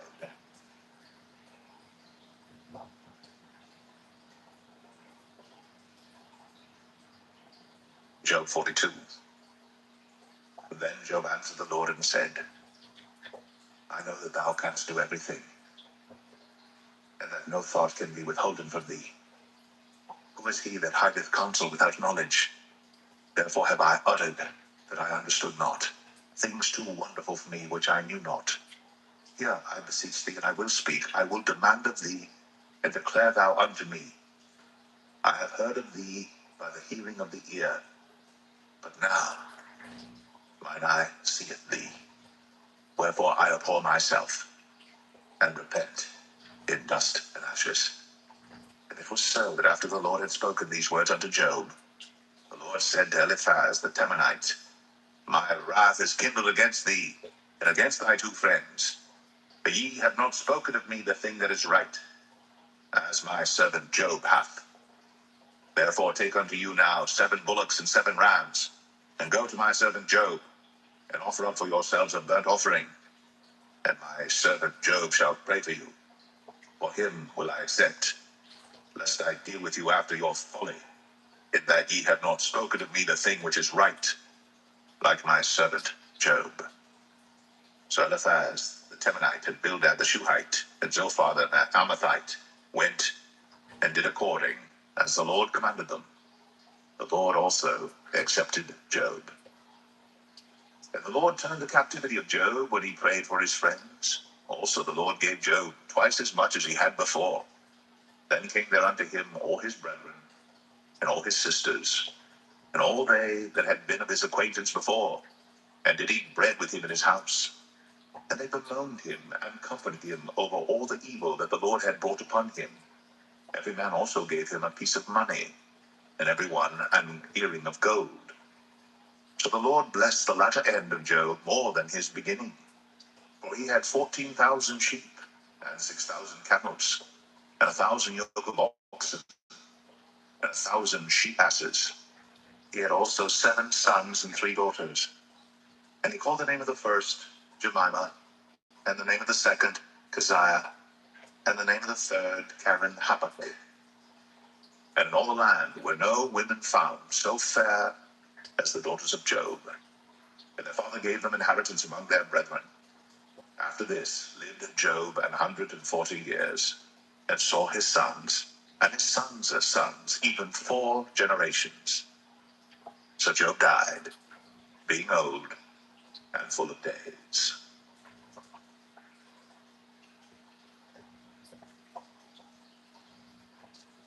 The book of Psalms. Psalm 1. Blessed is the man that walketh not in the counsel of the ungodly, nor standeth in the way of sinners, nor sitteth in the seat of the scornful. But his delight is in the law of the Lord, and in his law doth he meditate day and night. And he shall be like a tree planted by the rivers of water, that bringeth forth his fruit in his season. His leaf also shall not wither, and whatsoever he doeth shall prosper.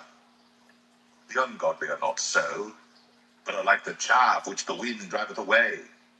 Therefore the ungodly shall not stand in the judgment, nor sinners in the congregation of the righteous. For the Lord knoweth the way of the righteous, but the way of the ungodly shall perish.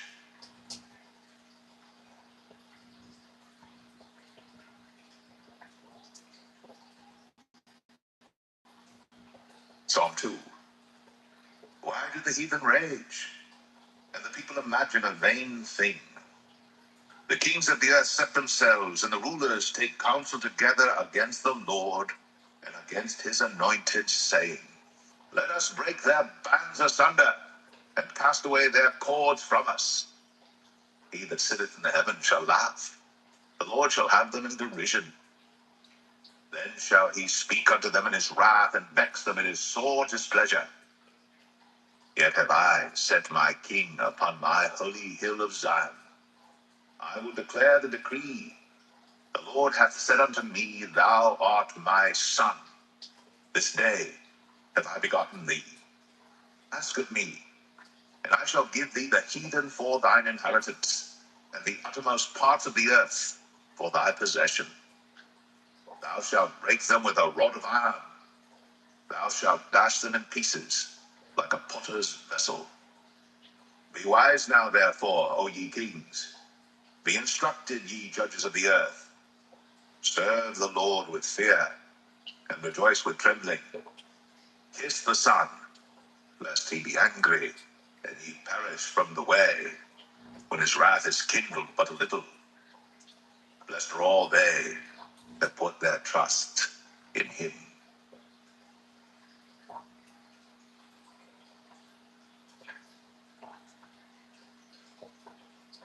Psalm 3. Lord, how are they increased that trouble me?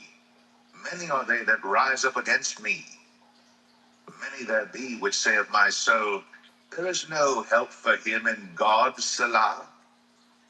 But thou, O Lord, art a shield for me, my glory, and the lifter up of mine head.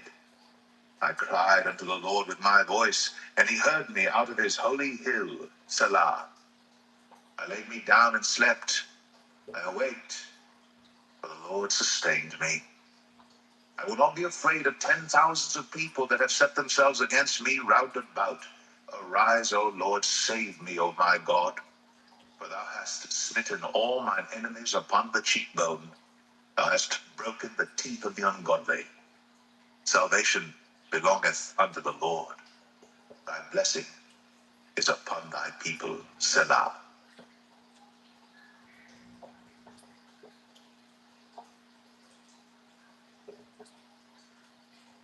Psalm 4. Hear me when I call, O God of my righteousness. Thou hast enlarged me when I was in distress. Have mercy upon me, and hear my prayer. O ye sons of men, how long will ye turn my glory into shame? How long will ye love vanity, and seek after leasing, Selah? But know that the Lord hath set apart him that is godly for himself. The Lord will hear when I call unto him. Stand in awe, and sin not. Commune with your own heart upon your bed, and be still, Selah. Offer the sacrifices of righteousness, and put your trust in the Lord. There be many that say, Who will show us any good? Lord, lift thou up the light of thy countenance upon us. Thou hast put gladness in my heart, more than in the time that their corn and their wine increased. I will both lay me down in peace and sleep, for thou, Lord, only makest me dwell in safety.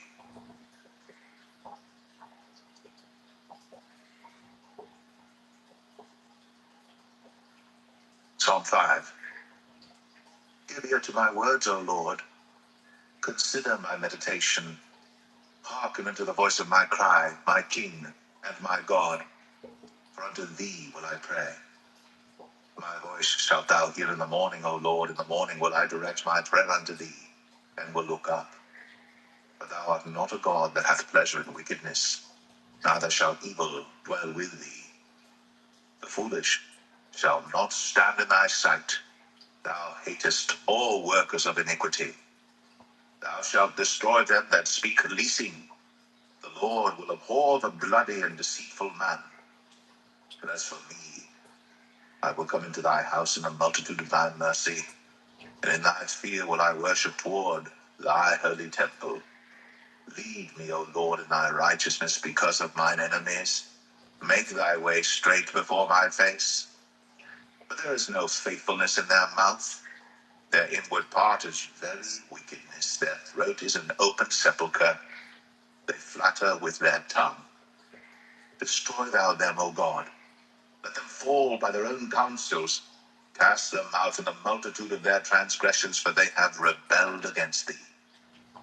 But let all those that put their trust in thee rejoice. Let them ever shout for joy, because thou defendest them. Let them also that love thy name be joyful in thee. For thou, Lord, wilt bless the righteous. With favor wilt thou compass him as with a shield.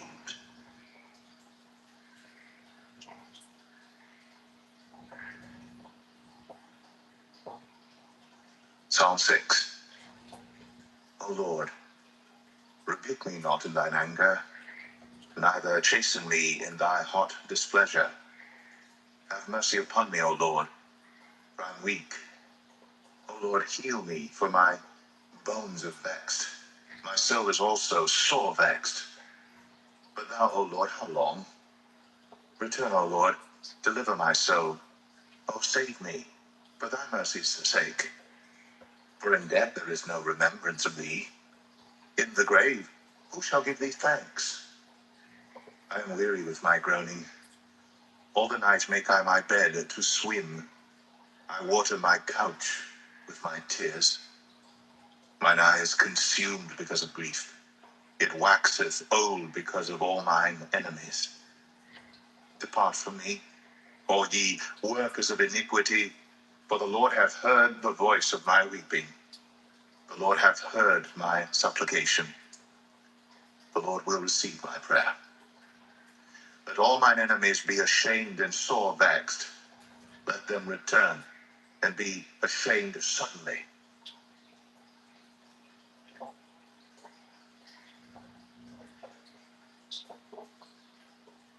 Psalm 7. O Lord my God, in thee do I put my trust. Save me from all them that persecute me, and deliver me. Lest he tear my soul like a lion, rending it in pieces, for there is none to deliver. O Lord my God, if I have done this, if there be iniquity in my hands, if I have rewarded evil unto him that was at peace with me, yea, I have delivered him that without cause is mine enemy.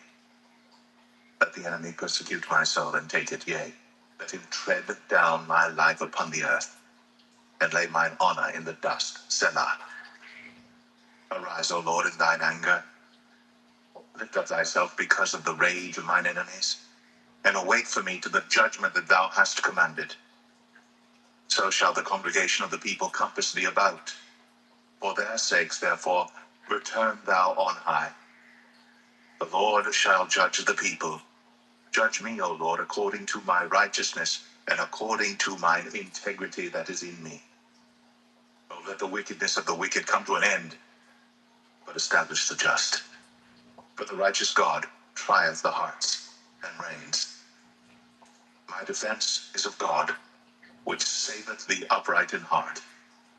God judgeth the righteous, and God is angry with the wicked every day. If he turn not, he will whet his sword. He hath bent his bow, and made it ready. He hath also prepared for him the instruments of death. He ordaineth his arrows against the persecutors.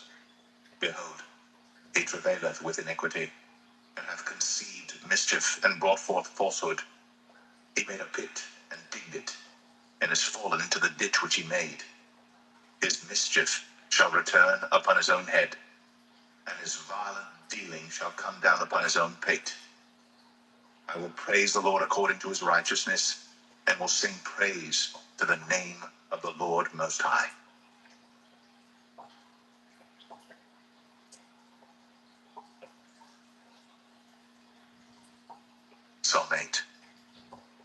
O Lord, our Lord. How excellent is thy name in all the earth. Who has set thy glory above the heavens? Out of the mouth of babes and sucklings hast thou ordained a strength because of thine enemies, that thou mightest still the enemy and the avenger.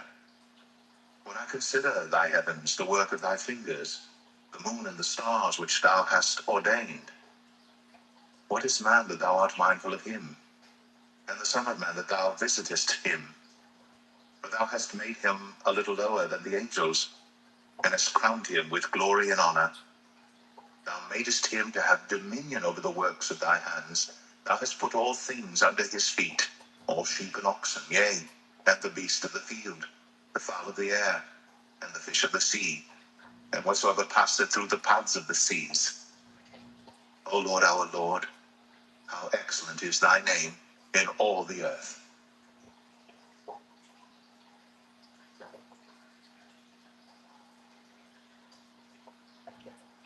Psalm 9. I will praise thee, O Lord, with my whole heart. I will show forth all thy marvelous works. I will be glad and rejoice in thee. I will sing praise to thy name, O thou most high. When mine enemies are turned back, they shall fall and perish at thy presence. For thou hast maintained my right and my cause. Thou sattest in the throne judging right. Thou hast rebuked the heathen. Thou hast destroyed the wicked. Thou hast put out their name forever and ever. O thou enemy, destructions are come to a perpetual end, and thou hast destroyed cities. Their memorial is perished with them. But the Lord shall endure forever. He hath prepared his throne for judgment, and he shall judge the world in righteousness. He shall minister judgment to the people in uprightness. The Lord also will be a refuge for the oppressed, a refuge in times of trouble. And they that know thy name will put their trust in thee. For thou, Lord, hast not forsaken them that seek thee. Sing praises to the Lord which dwelleth in Zion. Declare among the people his doings. When he maketh inquisition for blood, he remembereth them. He forgetteth not the cry of the humble. Have mercy upon me, O Lord. Consider my trouble which I suffer of them that hate me. Thou that liftest me up from the gates of death, that I may show forth all thy praise in the gates of the daughter of Zion. I will rejoice in thy salvation. The heathen are sunk down in the pit that they made. In the net which they hid is their own foot taken. The Lord is known by the judgment which he executeth. The wicked is snared in the work of his own hands. Higgaion, Selah. The wicked shall be turned into hell, and all the nations that forget God. For the needy shall not always be forgotten. The expectation of the poor shall not perish forever. Arise, O Lord, let not man prevail. Let the heathen be judged in thy sight. Put them in fear, O Lord, that the nations may know themselves to be but men. Selah.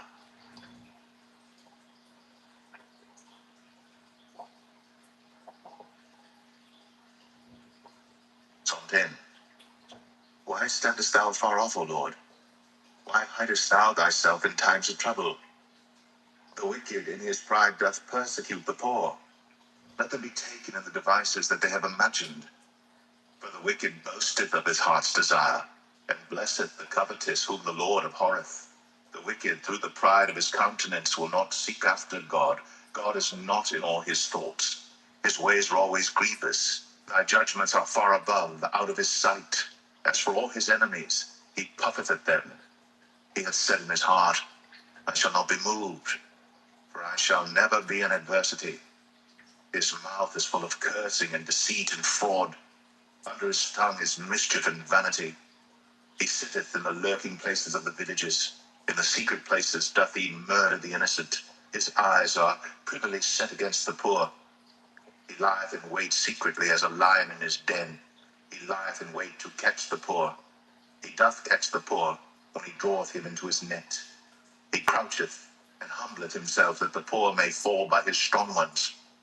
He hath said in his heart, God hath forgotten.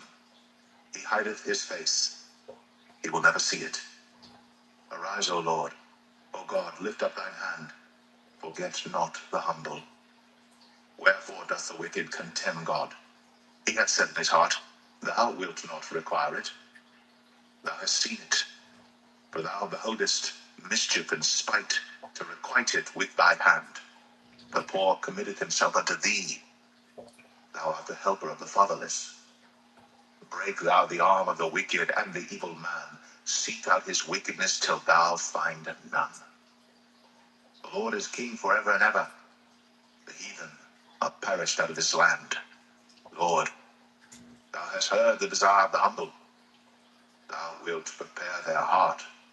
Thou wilt cause thine ear to hear, to judge the fatherless and the oppressed, that the man of the earth may no more oppress.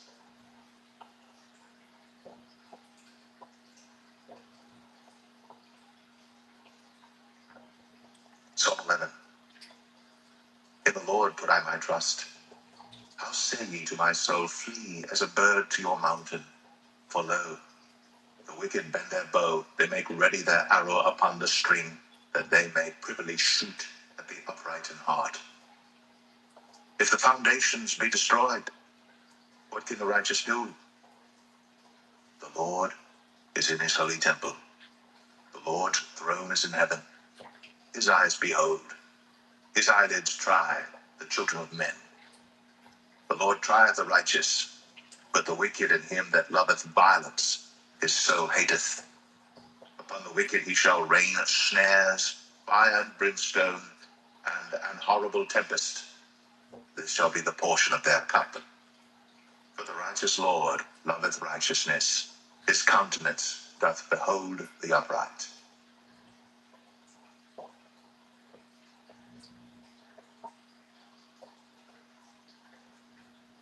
Psalm 12. Help, Lord, for the godly man ceaseth, for the faithful fail from among the children of men.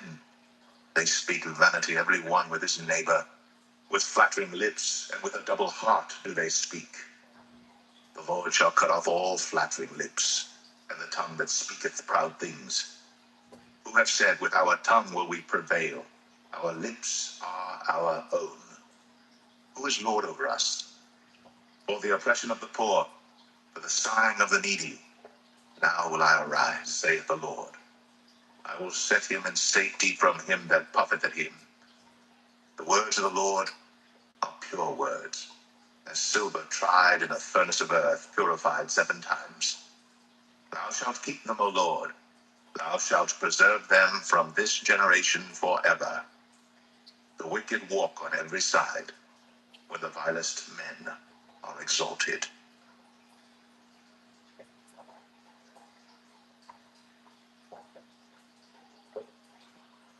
Psalm 13. How long wilt thou forget me, O Lord? Forever? How long wilt thou hide thy face from me? How long shall I take counsel in my soul, having sorrow in my heart daily? How long shall mine enemy be exalted over me? Consider and hear me, O Lord my God. Lighten mine eyes, lest I sleep the sleep of death. Lest mine enemy say, I have prevailed against him. And those that trouble me rejoice when I am moved. But I have trusted in thy mercy. My heart shall rejoice in thy salvation. I will sing unto the Lord, because he hath dealt bountifully with me.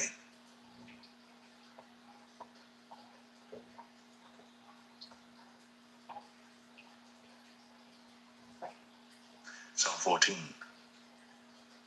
The fool hath said in his heart, There is no God.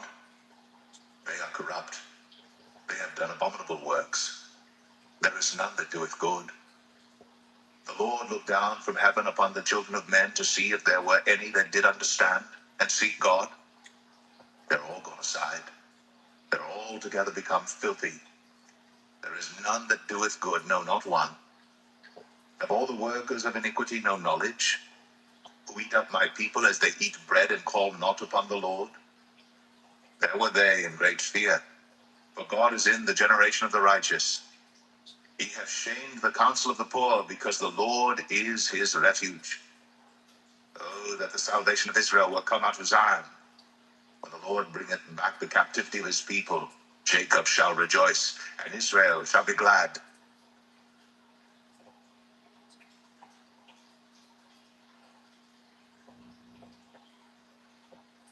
Psalm 15. Lord, who shall abide in thy tabernacle? Who shall dwell in thy holy hill?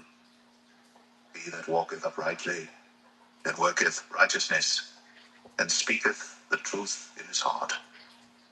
He that backbiteth not with his tongue, nor doeth evil to his neighbor, nor taketh up a reproach against his neighbor, in whose eyes a vile person is contemned, but he honoureth them that fear the Lord. He that sweareth to his own hurt, and changeth not. He that putteth not out his money to usury, nor taketh reward against the innocent. He that doeth these things shall never be moved.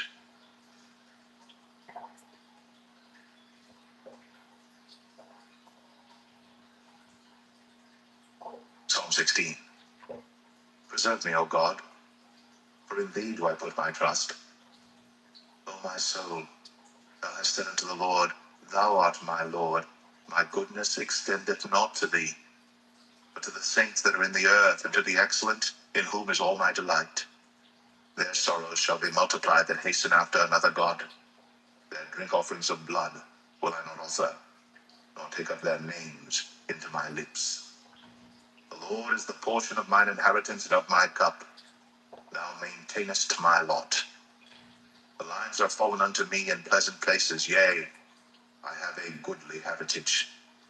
I will bless the Lord, who hath given me counsel. My reins also instruct me in the night seasons. I have set the Lord always before me. Because he is at my right hand, I shall not be moved. Therefore my heart is glad, and my glory rejoiceth. My flesh also shall rest in hope. For thou wilt not leave my soul in hell, neither wilt thou suffer thine Holy One to see corruption. Thou wilt show me the path of life. In thy presence is fullness of joy. At thy right hand there are pleasures for evermore.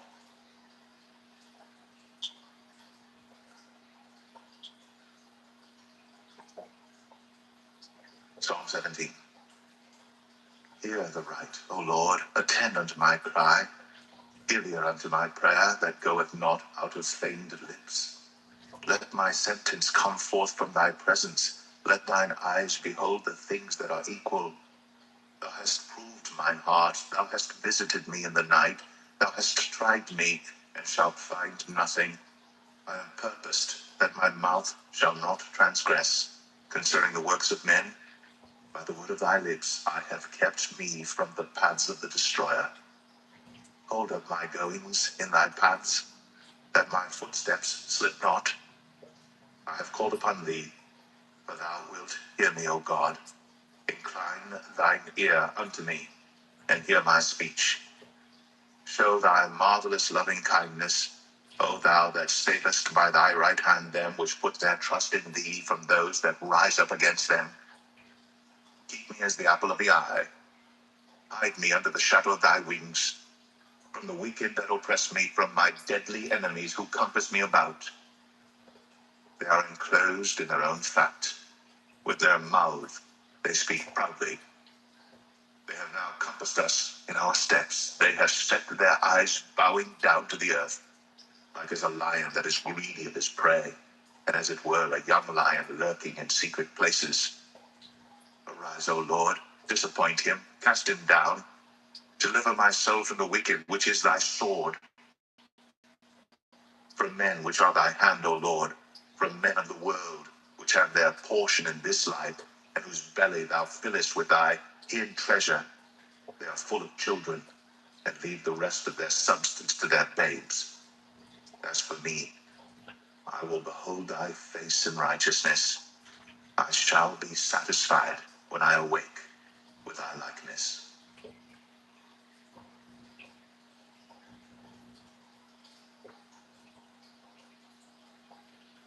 Psalm 18. I will love thee, O Lord, my strength. The Lord is my rock and my fortress and my deliverer, my God, my strength, in whom I will trust, my buckler and the horn of my salvation, and my high tower. I will call upon the Lord, who is worthy to be praised. So shall I be saved from mine enemies. The sorrows of death compassed me, and the floods of ungodly men made me afraid. The sorrows of hell compassed me about. The snares of death prevented me. In my distress, I called upon the Lord and cried unto my God. He heard my voice out of his temple, and my cry came before him, even into his ears. Then the earth shook and trembled. The foundations also of the hills moved and were shaken, because he was wroth. There went up a smoke out of his nostrils, and fire out of his mouth devoured. Coals were kindled by it. He bowed the heavens also and came down, and darkness was under his feet. And he rode upon a cherub and did fly, yea, he did fly upon the wings of the wind. He made darkness his secret place. His pavilion round about him were dark waters and thick clouds of the skies. At the brightness that was before him, his thick clouds passed. Hailstones and coals of fire. The Lord also thundered in the heavens, and the highest gave his voice, hailstones and coals of fire.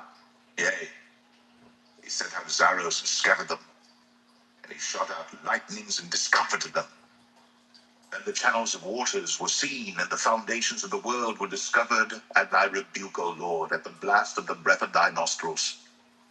He said from above, he took me, he drew me out of many waters. He delivered me from my strong enemy, and from them which hated me.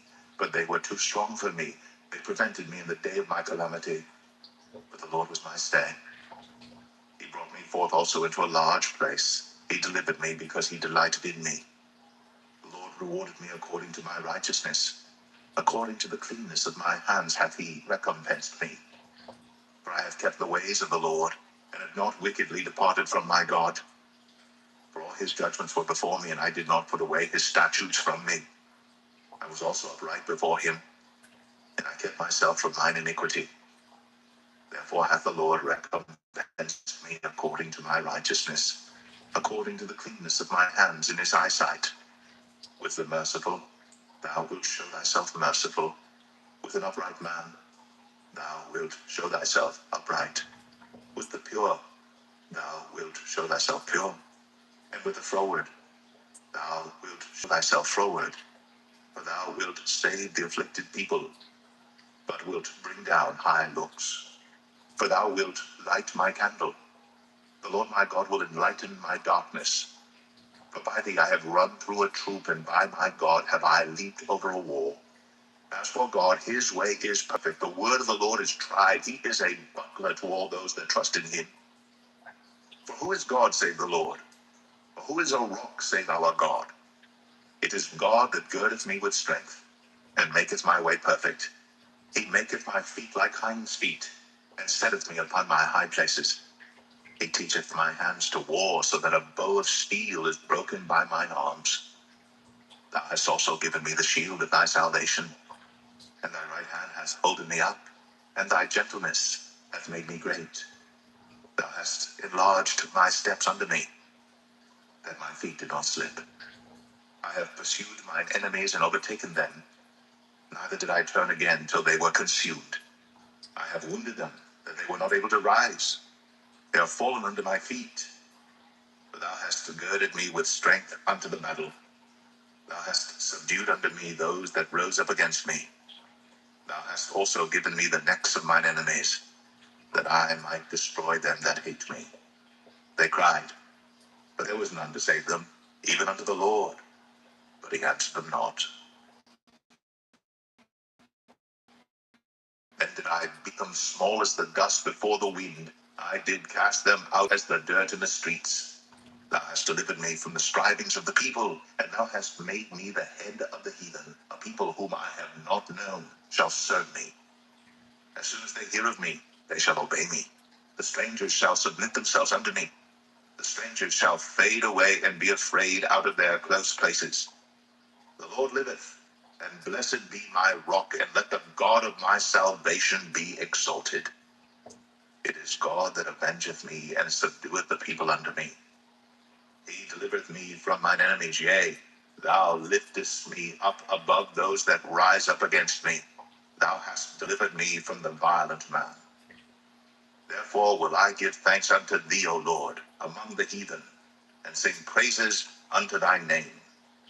Great deliverance giveth he to his king, and showeth mercy to his anointed, to David, and to his seed forevermore.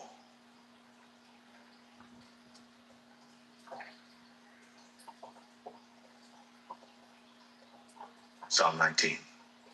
The heavens declare the glory of God, and the firmament showeth his handiwork. Day unto day uttereth speech, and night unto night showeth knowledge. There is no speech nor language where their voice is not heard. Their line is gone out to all the earth, and their words to the end of the world. In them hath he set a tabernacle for the sun, which is as a bridegroom coming out of his chamber, and rejoiceth as a strong man to run a race. His going forth is from the end of the heaven, and his circuit unto the ends of it, and there is nothing hid from the heat thereof. The law of the Lord is perfect, converting the soul. The testimony of the Lord is sure, making wise the simple. The statutes of the Lord are right, rejoicing the heart. The commandment of the Lord is pure, enlightening the eyes. The fear of the Lord is clean, enduring forever. The judgments of the Lord are true and righteous altogether. More to be desired are they than gold, yea, than much fine gold, sweeter also than honey and the honeycomb. Moreover, by them is thy servant warned, and in keeping of them there is great reward. Who can understand his errors? Cleanse thou me from secret faults. Keep back thy servant also from presumptuous sins. Let them not have dominion over me. Then shall I be upright, and I shall be innocent from the great transgression. Let the words of my mouth and the meditation of my heart be acceptable in thy sight, O Lord, my strength and my redeemer.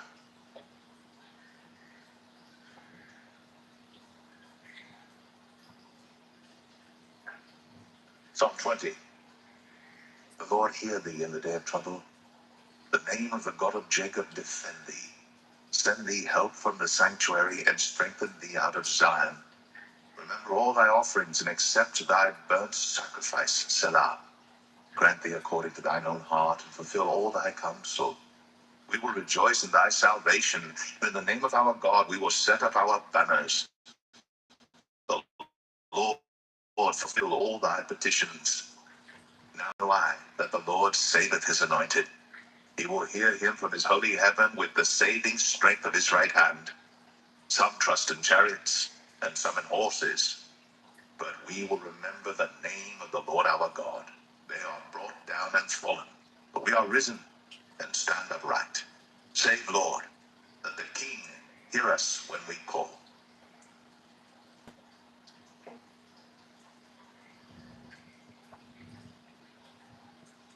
Psalm 21.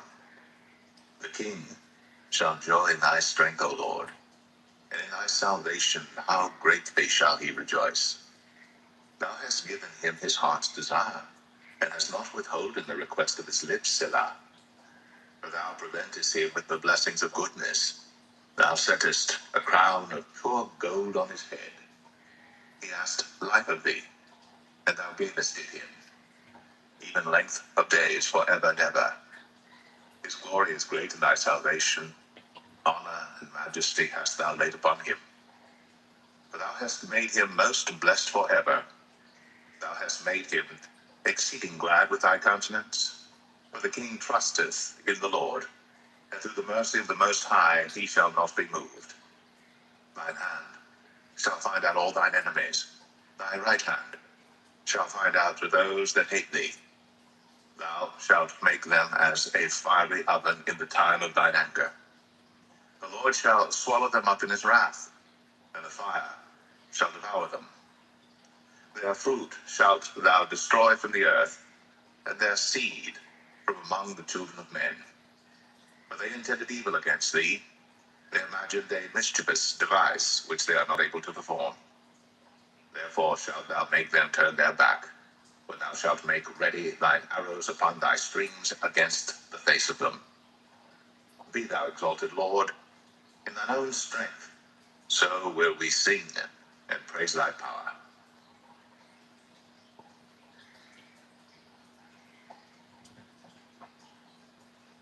Psalm 22. My God,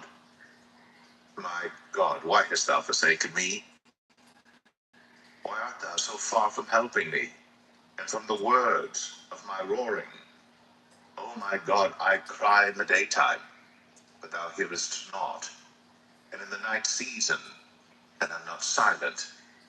But thou art holy, O thou that inhabitest the praises of Israel. Our fathers trusted in thee, they trusted, and thou didst deliver them. They cried unto thee, and were delivered. They trusted in thee, and were not confounded. But I am a worm and no man, a reproach of men, and despised of the people. All they that see me laugh me to scorn. They shoot out the lip, they shake the head, saying, He trusted on the Lord, that he would deliver him. Let him deliver him, seeing he delighted in him. But thou art he that took me out of the womb. Thou didst make me hope when I was upon my mother's breasts. I was cast upon thee from the womb. Thou art my God from my mother's belly. Be not far from me, for trouble is near, for there is none to help. Many bulls have compassed to me, strong bulls of Bashan have beset me round. They gaped upon me with their mouths as a ravening and a roaring lion. I am poured out like water, and all my bones are out of joint. My heart is like wax, it is melted in the midst of my bowels. My strength is dried up like a potsherd, and my tongue cleaveth to my jaws. And thou hast brought me into the dust of death. For dogs have compassed me, the assembly of the wicked have enclosed me. They pierced my hands and my feet. I may tell all my bones, they look and stare upon me. They part my garments among them, and cast lots upon my vesture. But be not thou far from me, O Lord, O my strength. Haste thee to help me. Deliver my soul from the sword, my darling from the power of the dog. Save me from the lion's mouth, for thou hast heard me from the horns of the unicorns. I will declare thy name unto my brethren. In the midst of the congregation will I praise thee. Ye that fear the Lord, praise him. All ye, the seed of Jacob, glorify him, and fear him, all ye, the seed of Israel. For he hath not despised, nor abhorred the affliction of the afflicted, neither hath he hid his face from him. But when he cried unto him, he heard. My praise shall be of thee in the great congregation. I will pay my vows before them that fear him. The meek shall eat and be satisfied. They shall praise the Lord that seek him. Your heart shall live forever. All the ends of the world shall remember and turn unto the Lord, and all the kindreds of the nations shall worship before thee. For the kingdom is the Lord's, and he is the governor among the nations.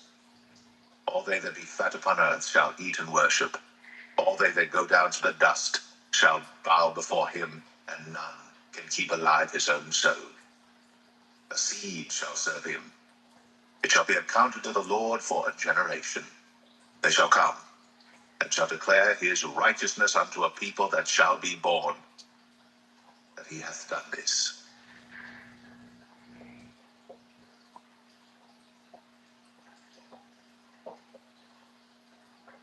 Psalm 23. The Lord is my shepherd, I shall not want. He maketh me to lie down in green pastures. He leadeth me beside the still waters. He restoreth my soul. He leadeth me in the paths of righteousness for his name's sake. Yea, though I walk through the valley of the shadow of death, I will fear no evil, for thou art with me.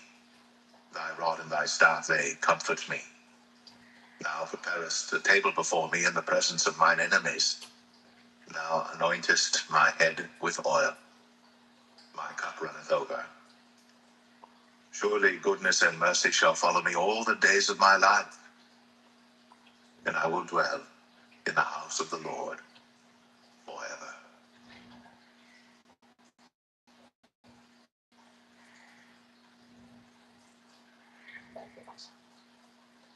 Psalm 24.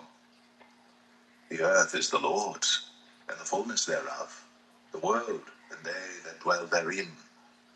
For he hath founded it upon the seas, and established it upon the floods. Who shall ascend into the hill of the Lord, or who shall stand in his holy place? He that hath clean hands and a pure heart, who hath not lifted up his soul unto vanity, nor sworn deceitfully. He shall receive the blessing from the Lord, and righteousness from the God of his salvation. This is the generation of them that seek him, that seek thy face, O Jacob. Selah. Lift up your heads, O ye gates, and be ye lift up ye everlasting doors, and the King of glory shall come in. Who is this King of glory? The Lord strong and mighty, the Lord mighty in battle. Lift up your heads, O ye gates, even lift them up, ye everlasting doors, and the King of glory shall come in. Who is this King of glory? The Lord of hosts. He is the King of glory. Selah.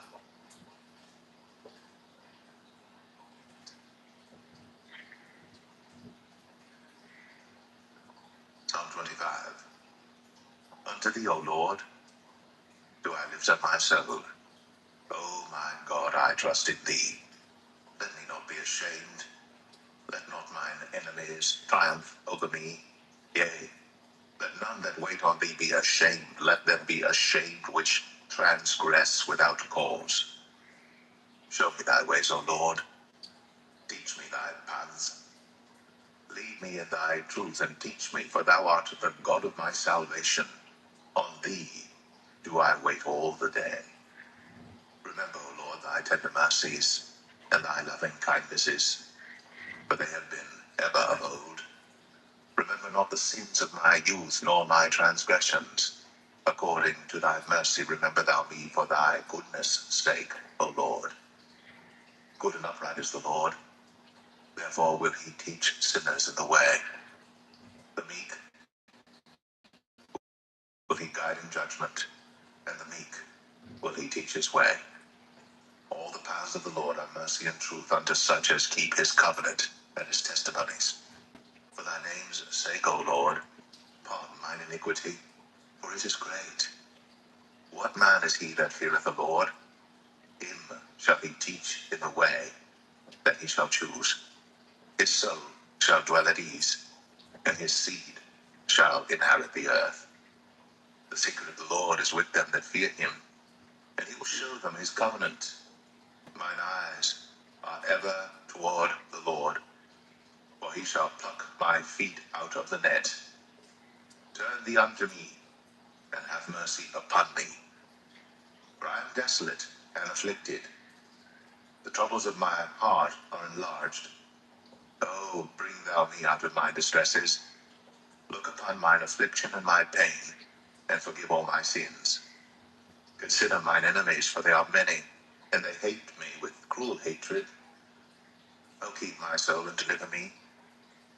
Let me not be ashamed, for I put my trust in thee. Let integrity and uprightness preserve me, for I wait on thee.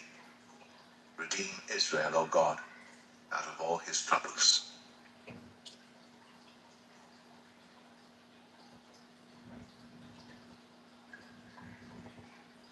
Psalm 26. Judge me, O Lord, for I have walked in mine integrity. I have trusted also in the Lord. Therefore I shall not slide. Examine me, O Lord, and prove me. Try my reins in my heart. For thy loving kindness is before mine eyes, and I have walked in thy truth. I have not sat with vain persons, neither will I go in with dissemblers. I have hated the congregation of evildoers, and will not sit with the wicked. I will wash mine hands in innocency.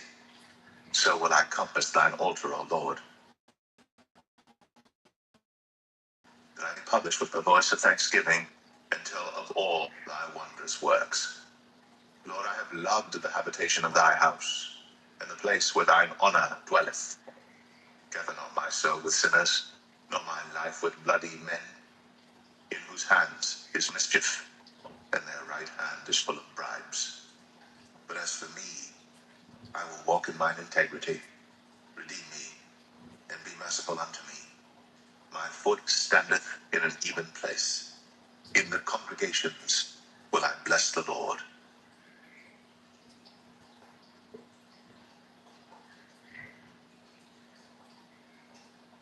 Psalm 27.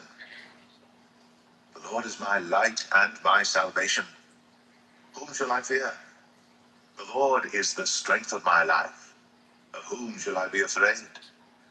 When the wicked, even mine enemies and my foes, came upon me to eat up my flesh, they stumbled and fell. Though an host should encamp against me, my heart shall not fear. Though war should rise against me, in this will I be confident. One thing have I desired of the Lord, that will I seek after, that I may dwell in the house of the Lord all the days of my life, to behold the beauty of the Lord, and to inquire in his temple. For in the time of trouble he shall hide me in his pavilion. In the secret of his tabernacle shall he hide me. He shall set me up upon a rock.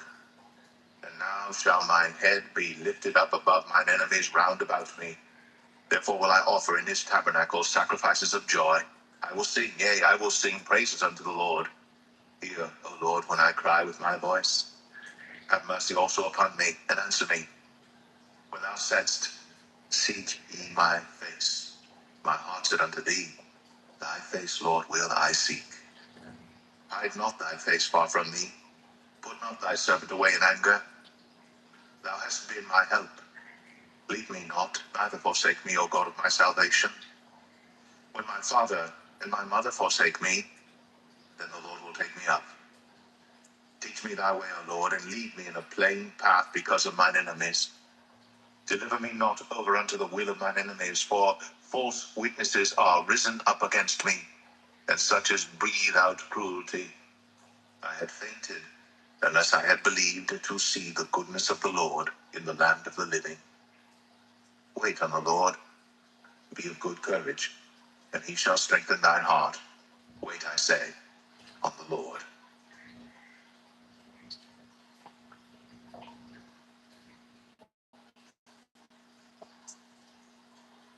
Psalm 28. Unto thee will I cry, O Lord, my rock. Be not silent to me, lest if thou be silent to me, I become like them that go down into the pit. Hear the voice of my supplications when I cry unto thee, when I lift up my hands toward thy holy oracle. Draw me not away with the wicked and with the workers of iniquity, which speak peace to their neighbors, but mischief is in their hearts. Give them according to their deeds, and according to the wickedness of their endeavors, give them after the work of their hands. Render to them their desert. Because they regard not the works of the Lord, nor the operation of his hands, he shall destroy them, and not build them up. Blessed be the Lord, because he hath heard the voice of my supplications. The Lord is my strength and my shield. My heart trusted in him, and I am helped. Therefore my heart greatly rejoiceth, and with my song will I praise him. The Lord is their strength, and he is the saving strength of his anointed. Save thy people, and bless thine inheritance. Feed them also, and lift them up forever.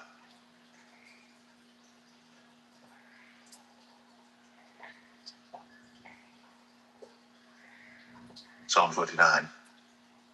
Give unto the Lord, O ye mighty, give unto the Lord glory and strength. Give unto the Lord the glory due unto his name. Worship the Lord in the beauty of holiness.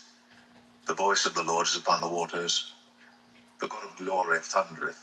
The Lord is upon many waters. The voice of the Lord is powerful. The voice of the Lord is full of majesty. The voice of the Lord breaketh the cedars. Yea, the Lord breaketh the cedars of Lebanon. He maketh them also to skip like a calf. Lebanon and Sirion like a young unicorn. The voice of the Lord divideth the flames of fire. The voice of the Lord shaketh the wilderness. The Lord shaketh the wilderness of Kadesh. The voice of the Lord maketh the hinds to calve, and discovereth the forests. And in his temple doth every one speak of his glory. The Lord sitteth upon the flood, yea, the Lord sitteth king forever. The Lord will give strength unto his people. The Lord will bless his people with peace.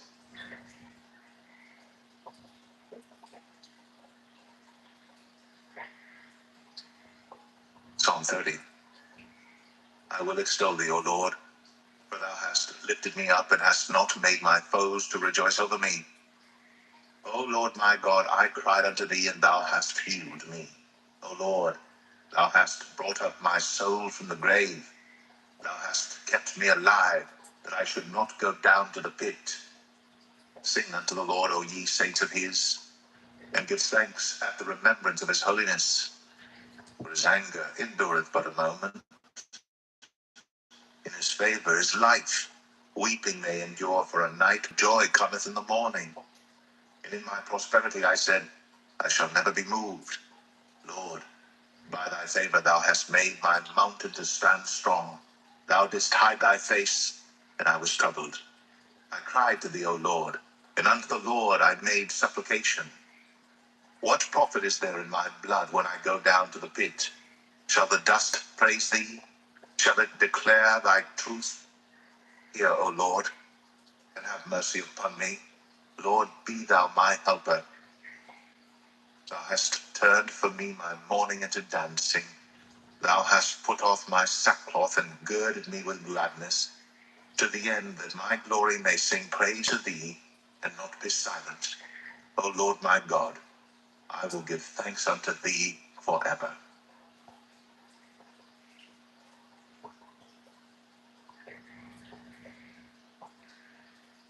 Psalm 31. In thee, O Lord, do I put my trust. Let me never be ashamed. Deliver me in thy righteousness. Bow down thine ear to me. Deliver me speedily. Be thou my strong rock for an house of defense to save me. For thou art my rock and my fortress. Therefore for thy name's sake lead me and guide me. Pull me out of the net that they have laid privily for me. For thou art my strength. Into thine hand I commit my spirit. Thou hast redeemed me, O Lord God of truth. I have hated them that regard lying vanities, but I trust in the Lord. I will be glad and rejoice in thy mercy. For thou hast considered my trouble. Thou hast known my soul in adversities, and hast not shut me up into the hand of the enemy. Thou hast set my feet in a large room. Have mercy upon me, O Lord, for I am in trouble. Mine eye is consumed with grief, yea, my soul and my belly. For my life is spent with grief, and my years with sighing. My strength faileth because of mine iniquity, and my bones are consumed. I was a reproach among all mine enemies, but especially among my neighbors, and a fear to mine acquaintance. They that did see me without fled from me. I am forgotten as a dead man out of mind. I am like a broken vessel. For I have heard the slander of many. Fear was on every side, while they took counsel together against me. They devised to take away my life. But I trusted in thee, O Lord. I said, Thou art my God. My times are in thy hand. Deliver me from the hand of mine enemies, and from them that persecute me. Make thy face to shine upon thy servant. Save me for thy mercy's sake. Let me not be ashamed, O Lord, for I have called upon thee. Let the wicked be ashamed, and let them be silent in the grave. Let the lying lips be put to silence, which speak grievous things proudly and contemptuously against the righteous. Oh, how great is thy goodness, which thou hast laid up for them that fear thee, which thou hast wrought for them that trust in thee before the sons of men. Thou shalt hide them in the secret of thy presence from the pride of man. Thou shalt keep them secretly in a pavilion from the strife of tongues. Blessed be the Lord, for he hath shown me his marvelous kindness in a strong city. For I said in my haste, I am cut off from before thine eyes. Nevertheless, thou heardest the voice of my supplications when I cried unto thee. O love the Lord, all ye his saints. For the Lord preserveth the faithful, and plentifully rewardeth the proud doer. Be of good courage, and he shall strengthen your heart, all ye that hope in the Lord.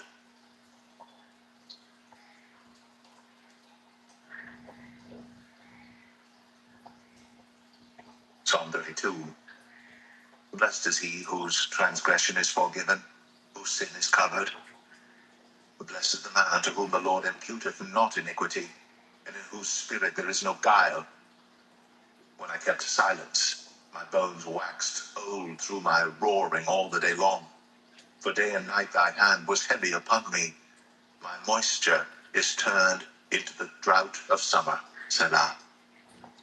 I acknowledged my sin unto thee, and mine iniquity have I not hid. I said, I will confess my transgressions unto the Lord. And thou forgavest the iniquity of my sin. Selah. For this shall every one that is godly pray unto thee in a time when thou mayest be found. Surely in the floods of great waters they shall not come nigh unto him. Thou art my hiding place. Thou shalt preserve me from trouble. Thou shalt compass me about with songs of deliverance. Selah. I will instruct thee and teach thee in the way which thou shalt go. I will guide thee with mine eye. Be ye not as the horse or as the mule, which have no understanding, whose mouth must be held in with bit and bridle, lest they come near unto thee. Many sorrows shall be to the wicked, but he that trusteth in the Lord, mercy shall compass him about. Be glad in the Lord, and rejoice ye righteous, and shout for joy all ye that are upright in heart.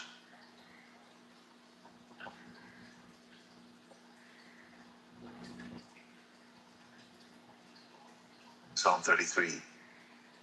Rejoice in the Lord, O ye righteous, for praise is comely for the upright. Praise the Lord with harp, sing unto him with the psaltery, and an instrument of 10 strings. Sing unto him a new song. Play skillfully with a loud noise. For the word of the Lord is right, and all his works are done in truth. He loveth righteousness and judgment. The earth is full of the goodness of the Lord. By the word of the Lord were the heavens made, and all the host of them by the breath of his mouth. He gathereth the waters of the sea together as an heap. He layeth up the depth in storehouses. Let all the earth fear the Lord. Let all the inhabitants of the world stand in awe of him. For he spake, and it was done. He commanded, and it stood fast. The Lord bringeth the counsel of the heathen to naught. He maketh the devices of the people of none effect. The counsel of the Lord standeth forever, the thought of his heart to all generations.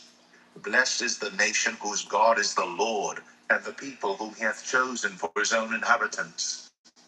The Lord looketh from heaven, he beholdeth all the sons of men. In the place of his habitation he looketh upon all the inhabitants of the earth.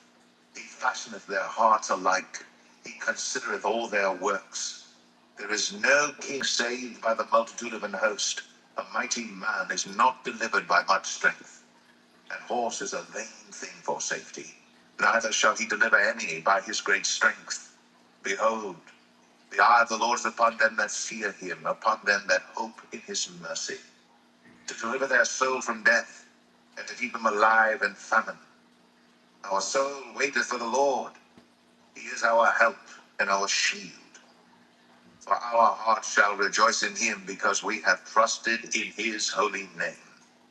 Let thy mercy, O Lord, be upon us, according as we hope in thee.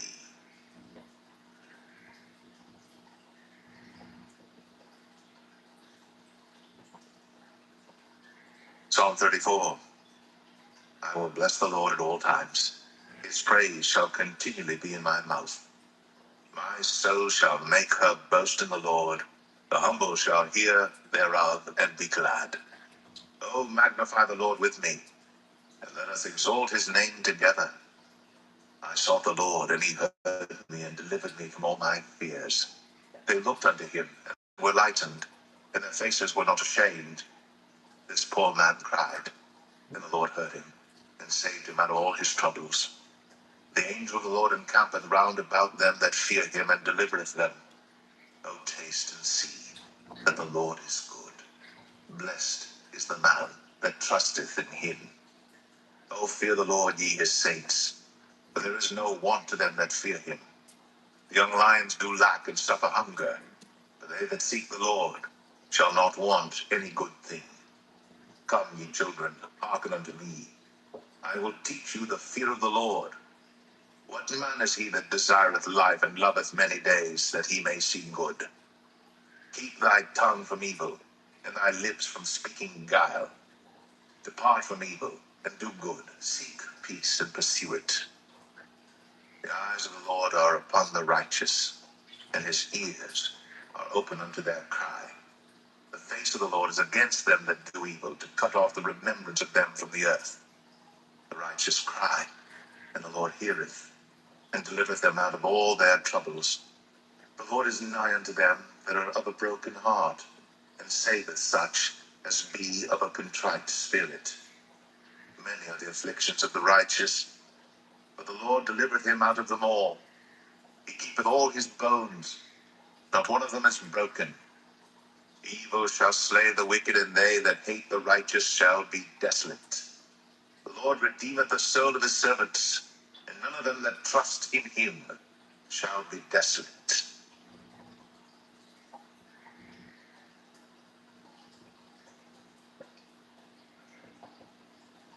Psalm 35. Plead my cause, O Lord, with them that strive with me. Fight against them that fight against me. Take hold of shield and buckler, and stand up for mine help. Draw out also the spear, and stop the way against them that persecute me. Say unto my soul, I am thy salvation. Let them be confounded and put to shame that seek after my soul. Let them be turned back and brought to confusion that devise my hurt. Let them be as chaff before the wind, and let the angel of the Lord chase them. Let their way be dark and slippery, and let the angel of the Lord persecute them. For without cause have they hid for me their net in a pit, which without cause they have digged for my soul. Let destruction come upon him unawares, and let his net that he hath hid catch himself. Into that very destruction let him fall. And my soul shall be joyful in the Lord. It shall rejoice in his salvation. All my bones shall say, Lord, who is like unto thee, which deliverest the poor from him that is too strong for him, yea, the poor and the needy from him that spoileth him? False witnesses did rise up. They laid to my charge things that I knew not. They rewarded me evil for good, to the spoiling of my soul. But as for me, when they were sick, my clothing was sackcloth. I humbled my soul with fasting, and my prayer returned into mine own bosom. I behaved myself as though he had been my friend or brother. I bowed down heavily, as one that mourneth for his mother. But in mine adversity they rejoiced, and gathered themselves together. Yea, the abjects gathered themselves together against me, and I knew it not. They did tear me, and ceased not. With hypocritical mockers and feasts they gnashed upon me with their teeth. Lord, how long wilt thou look on? Rescue my soul from their destructions, my darling from the lions. I will give thee thanks in the great congregation. I will praise thee among much people. Let not them that are mine enemies wrongfully rejoice over me, neither let them weep with the eye that hate me without a cause.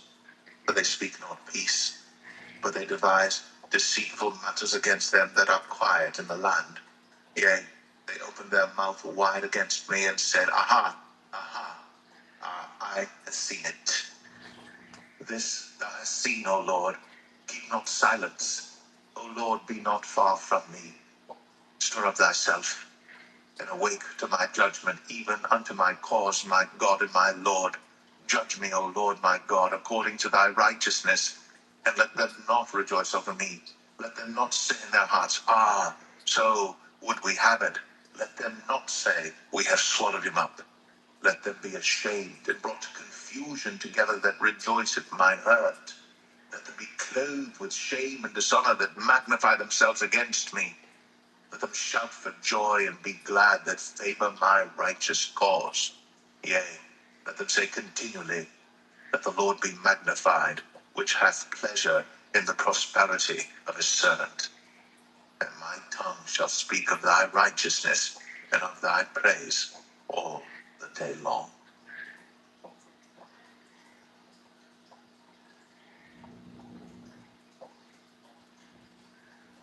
Psalm 36. The transgression of the wicked saith within my heart, that there is no fear of God before his eyes. For he flattereth himself in his own eyes, until his iniquity be found to be hateful. The words of his mouth are iniquity and deceit. He hath left off to be wise, and to do good. He deviseth mischief upon his bed. He setteth himself in a way that is not good. He abhorreth not evil. Thy mercy, O Lord, is in the heavens, and thy faithfulness reacheth unto the clouds. Thy righteousness is like the great mountains. Thy judgments are a great deep.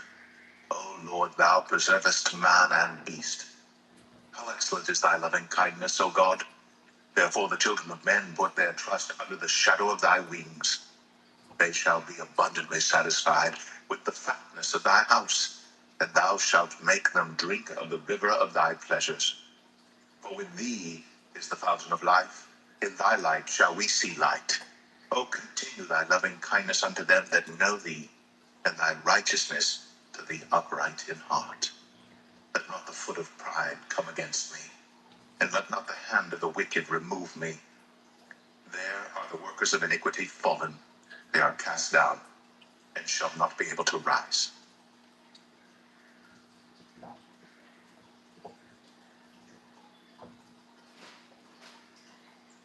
Psalm 37. Fret not thyself because of evildoers, neither be thou envious against the workers of iniquity.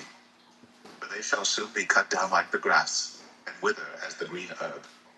Trust in the Lord, and do good. So shalt thou dwell in the land, and verily thou shalt be fed. Delight thyself also in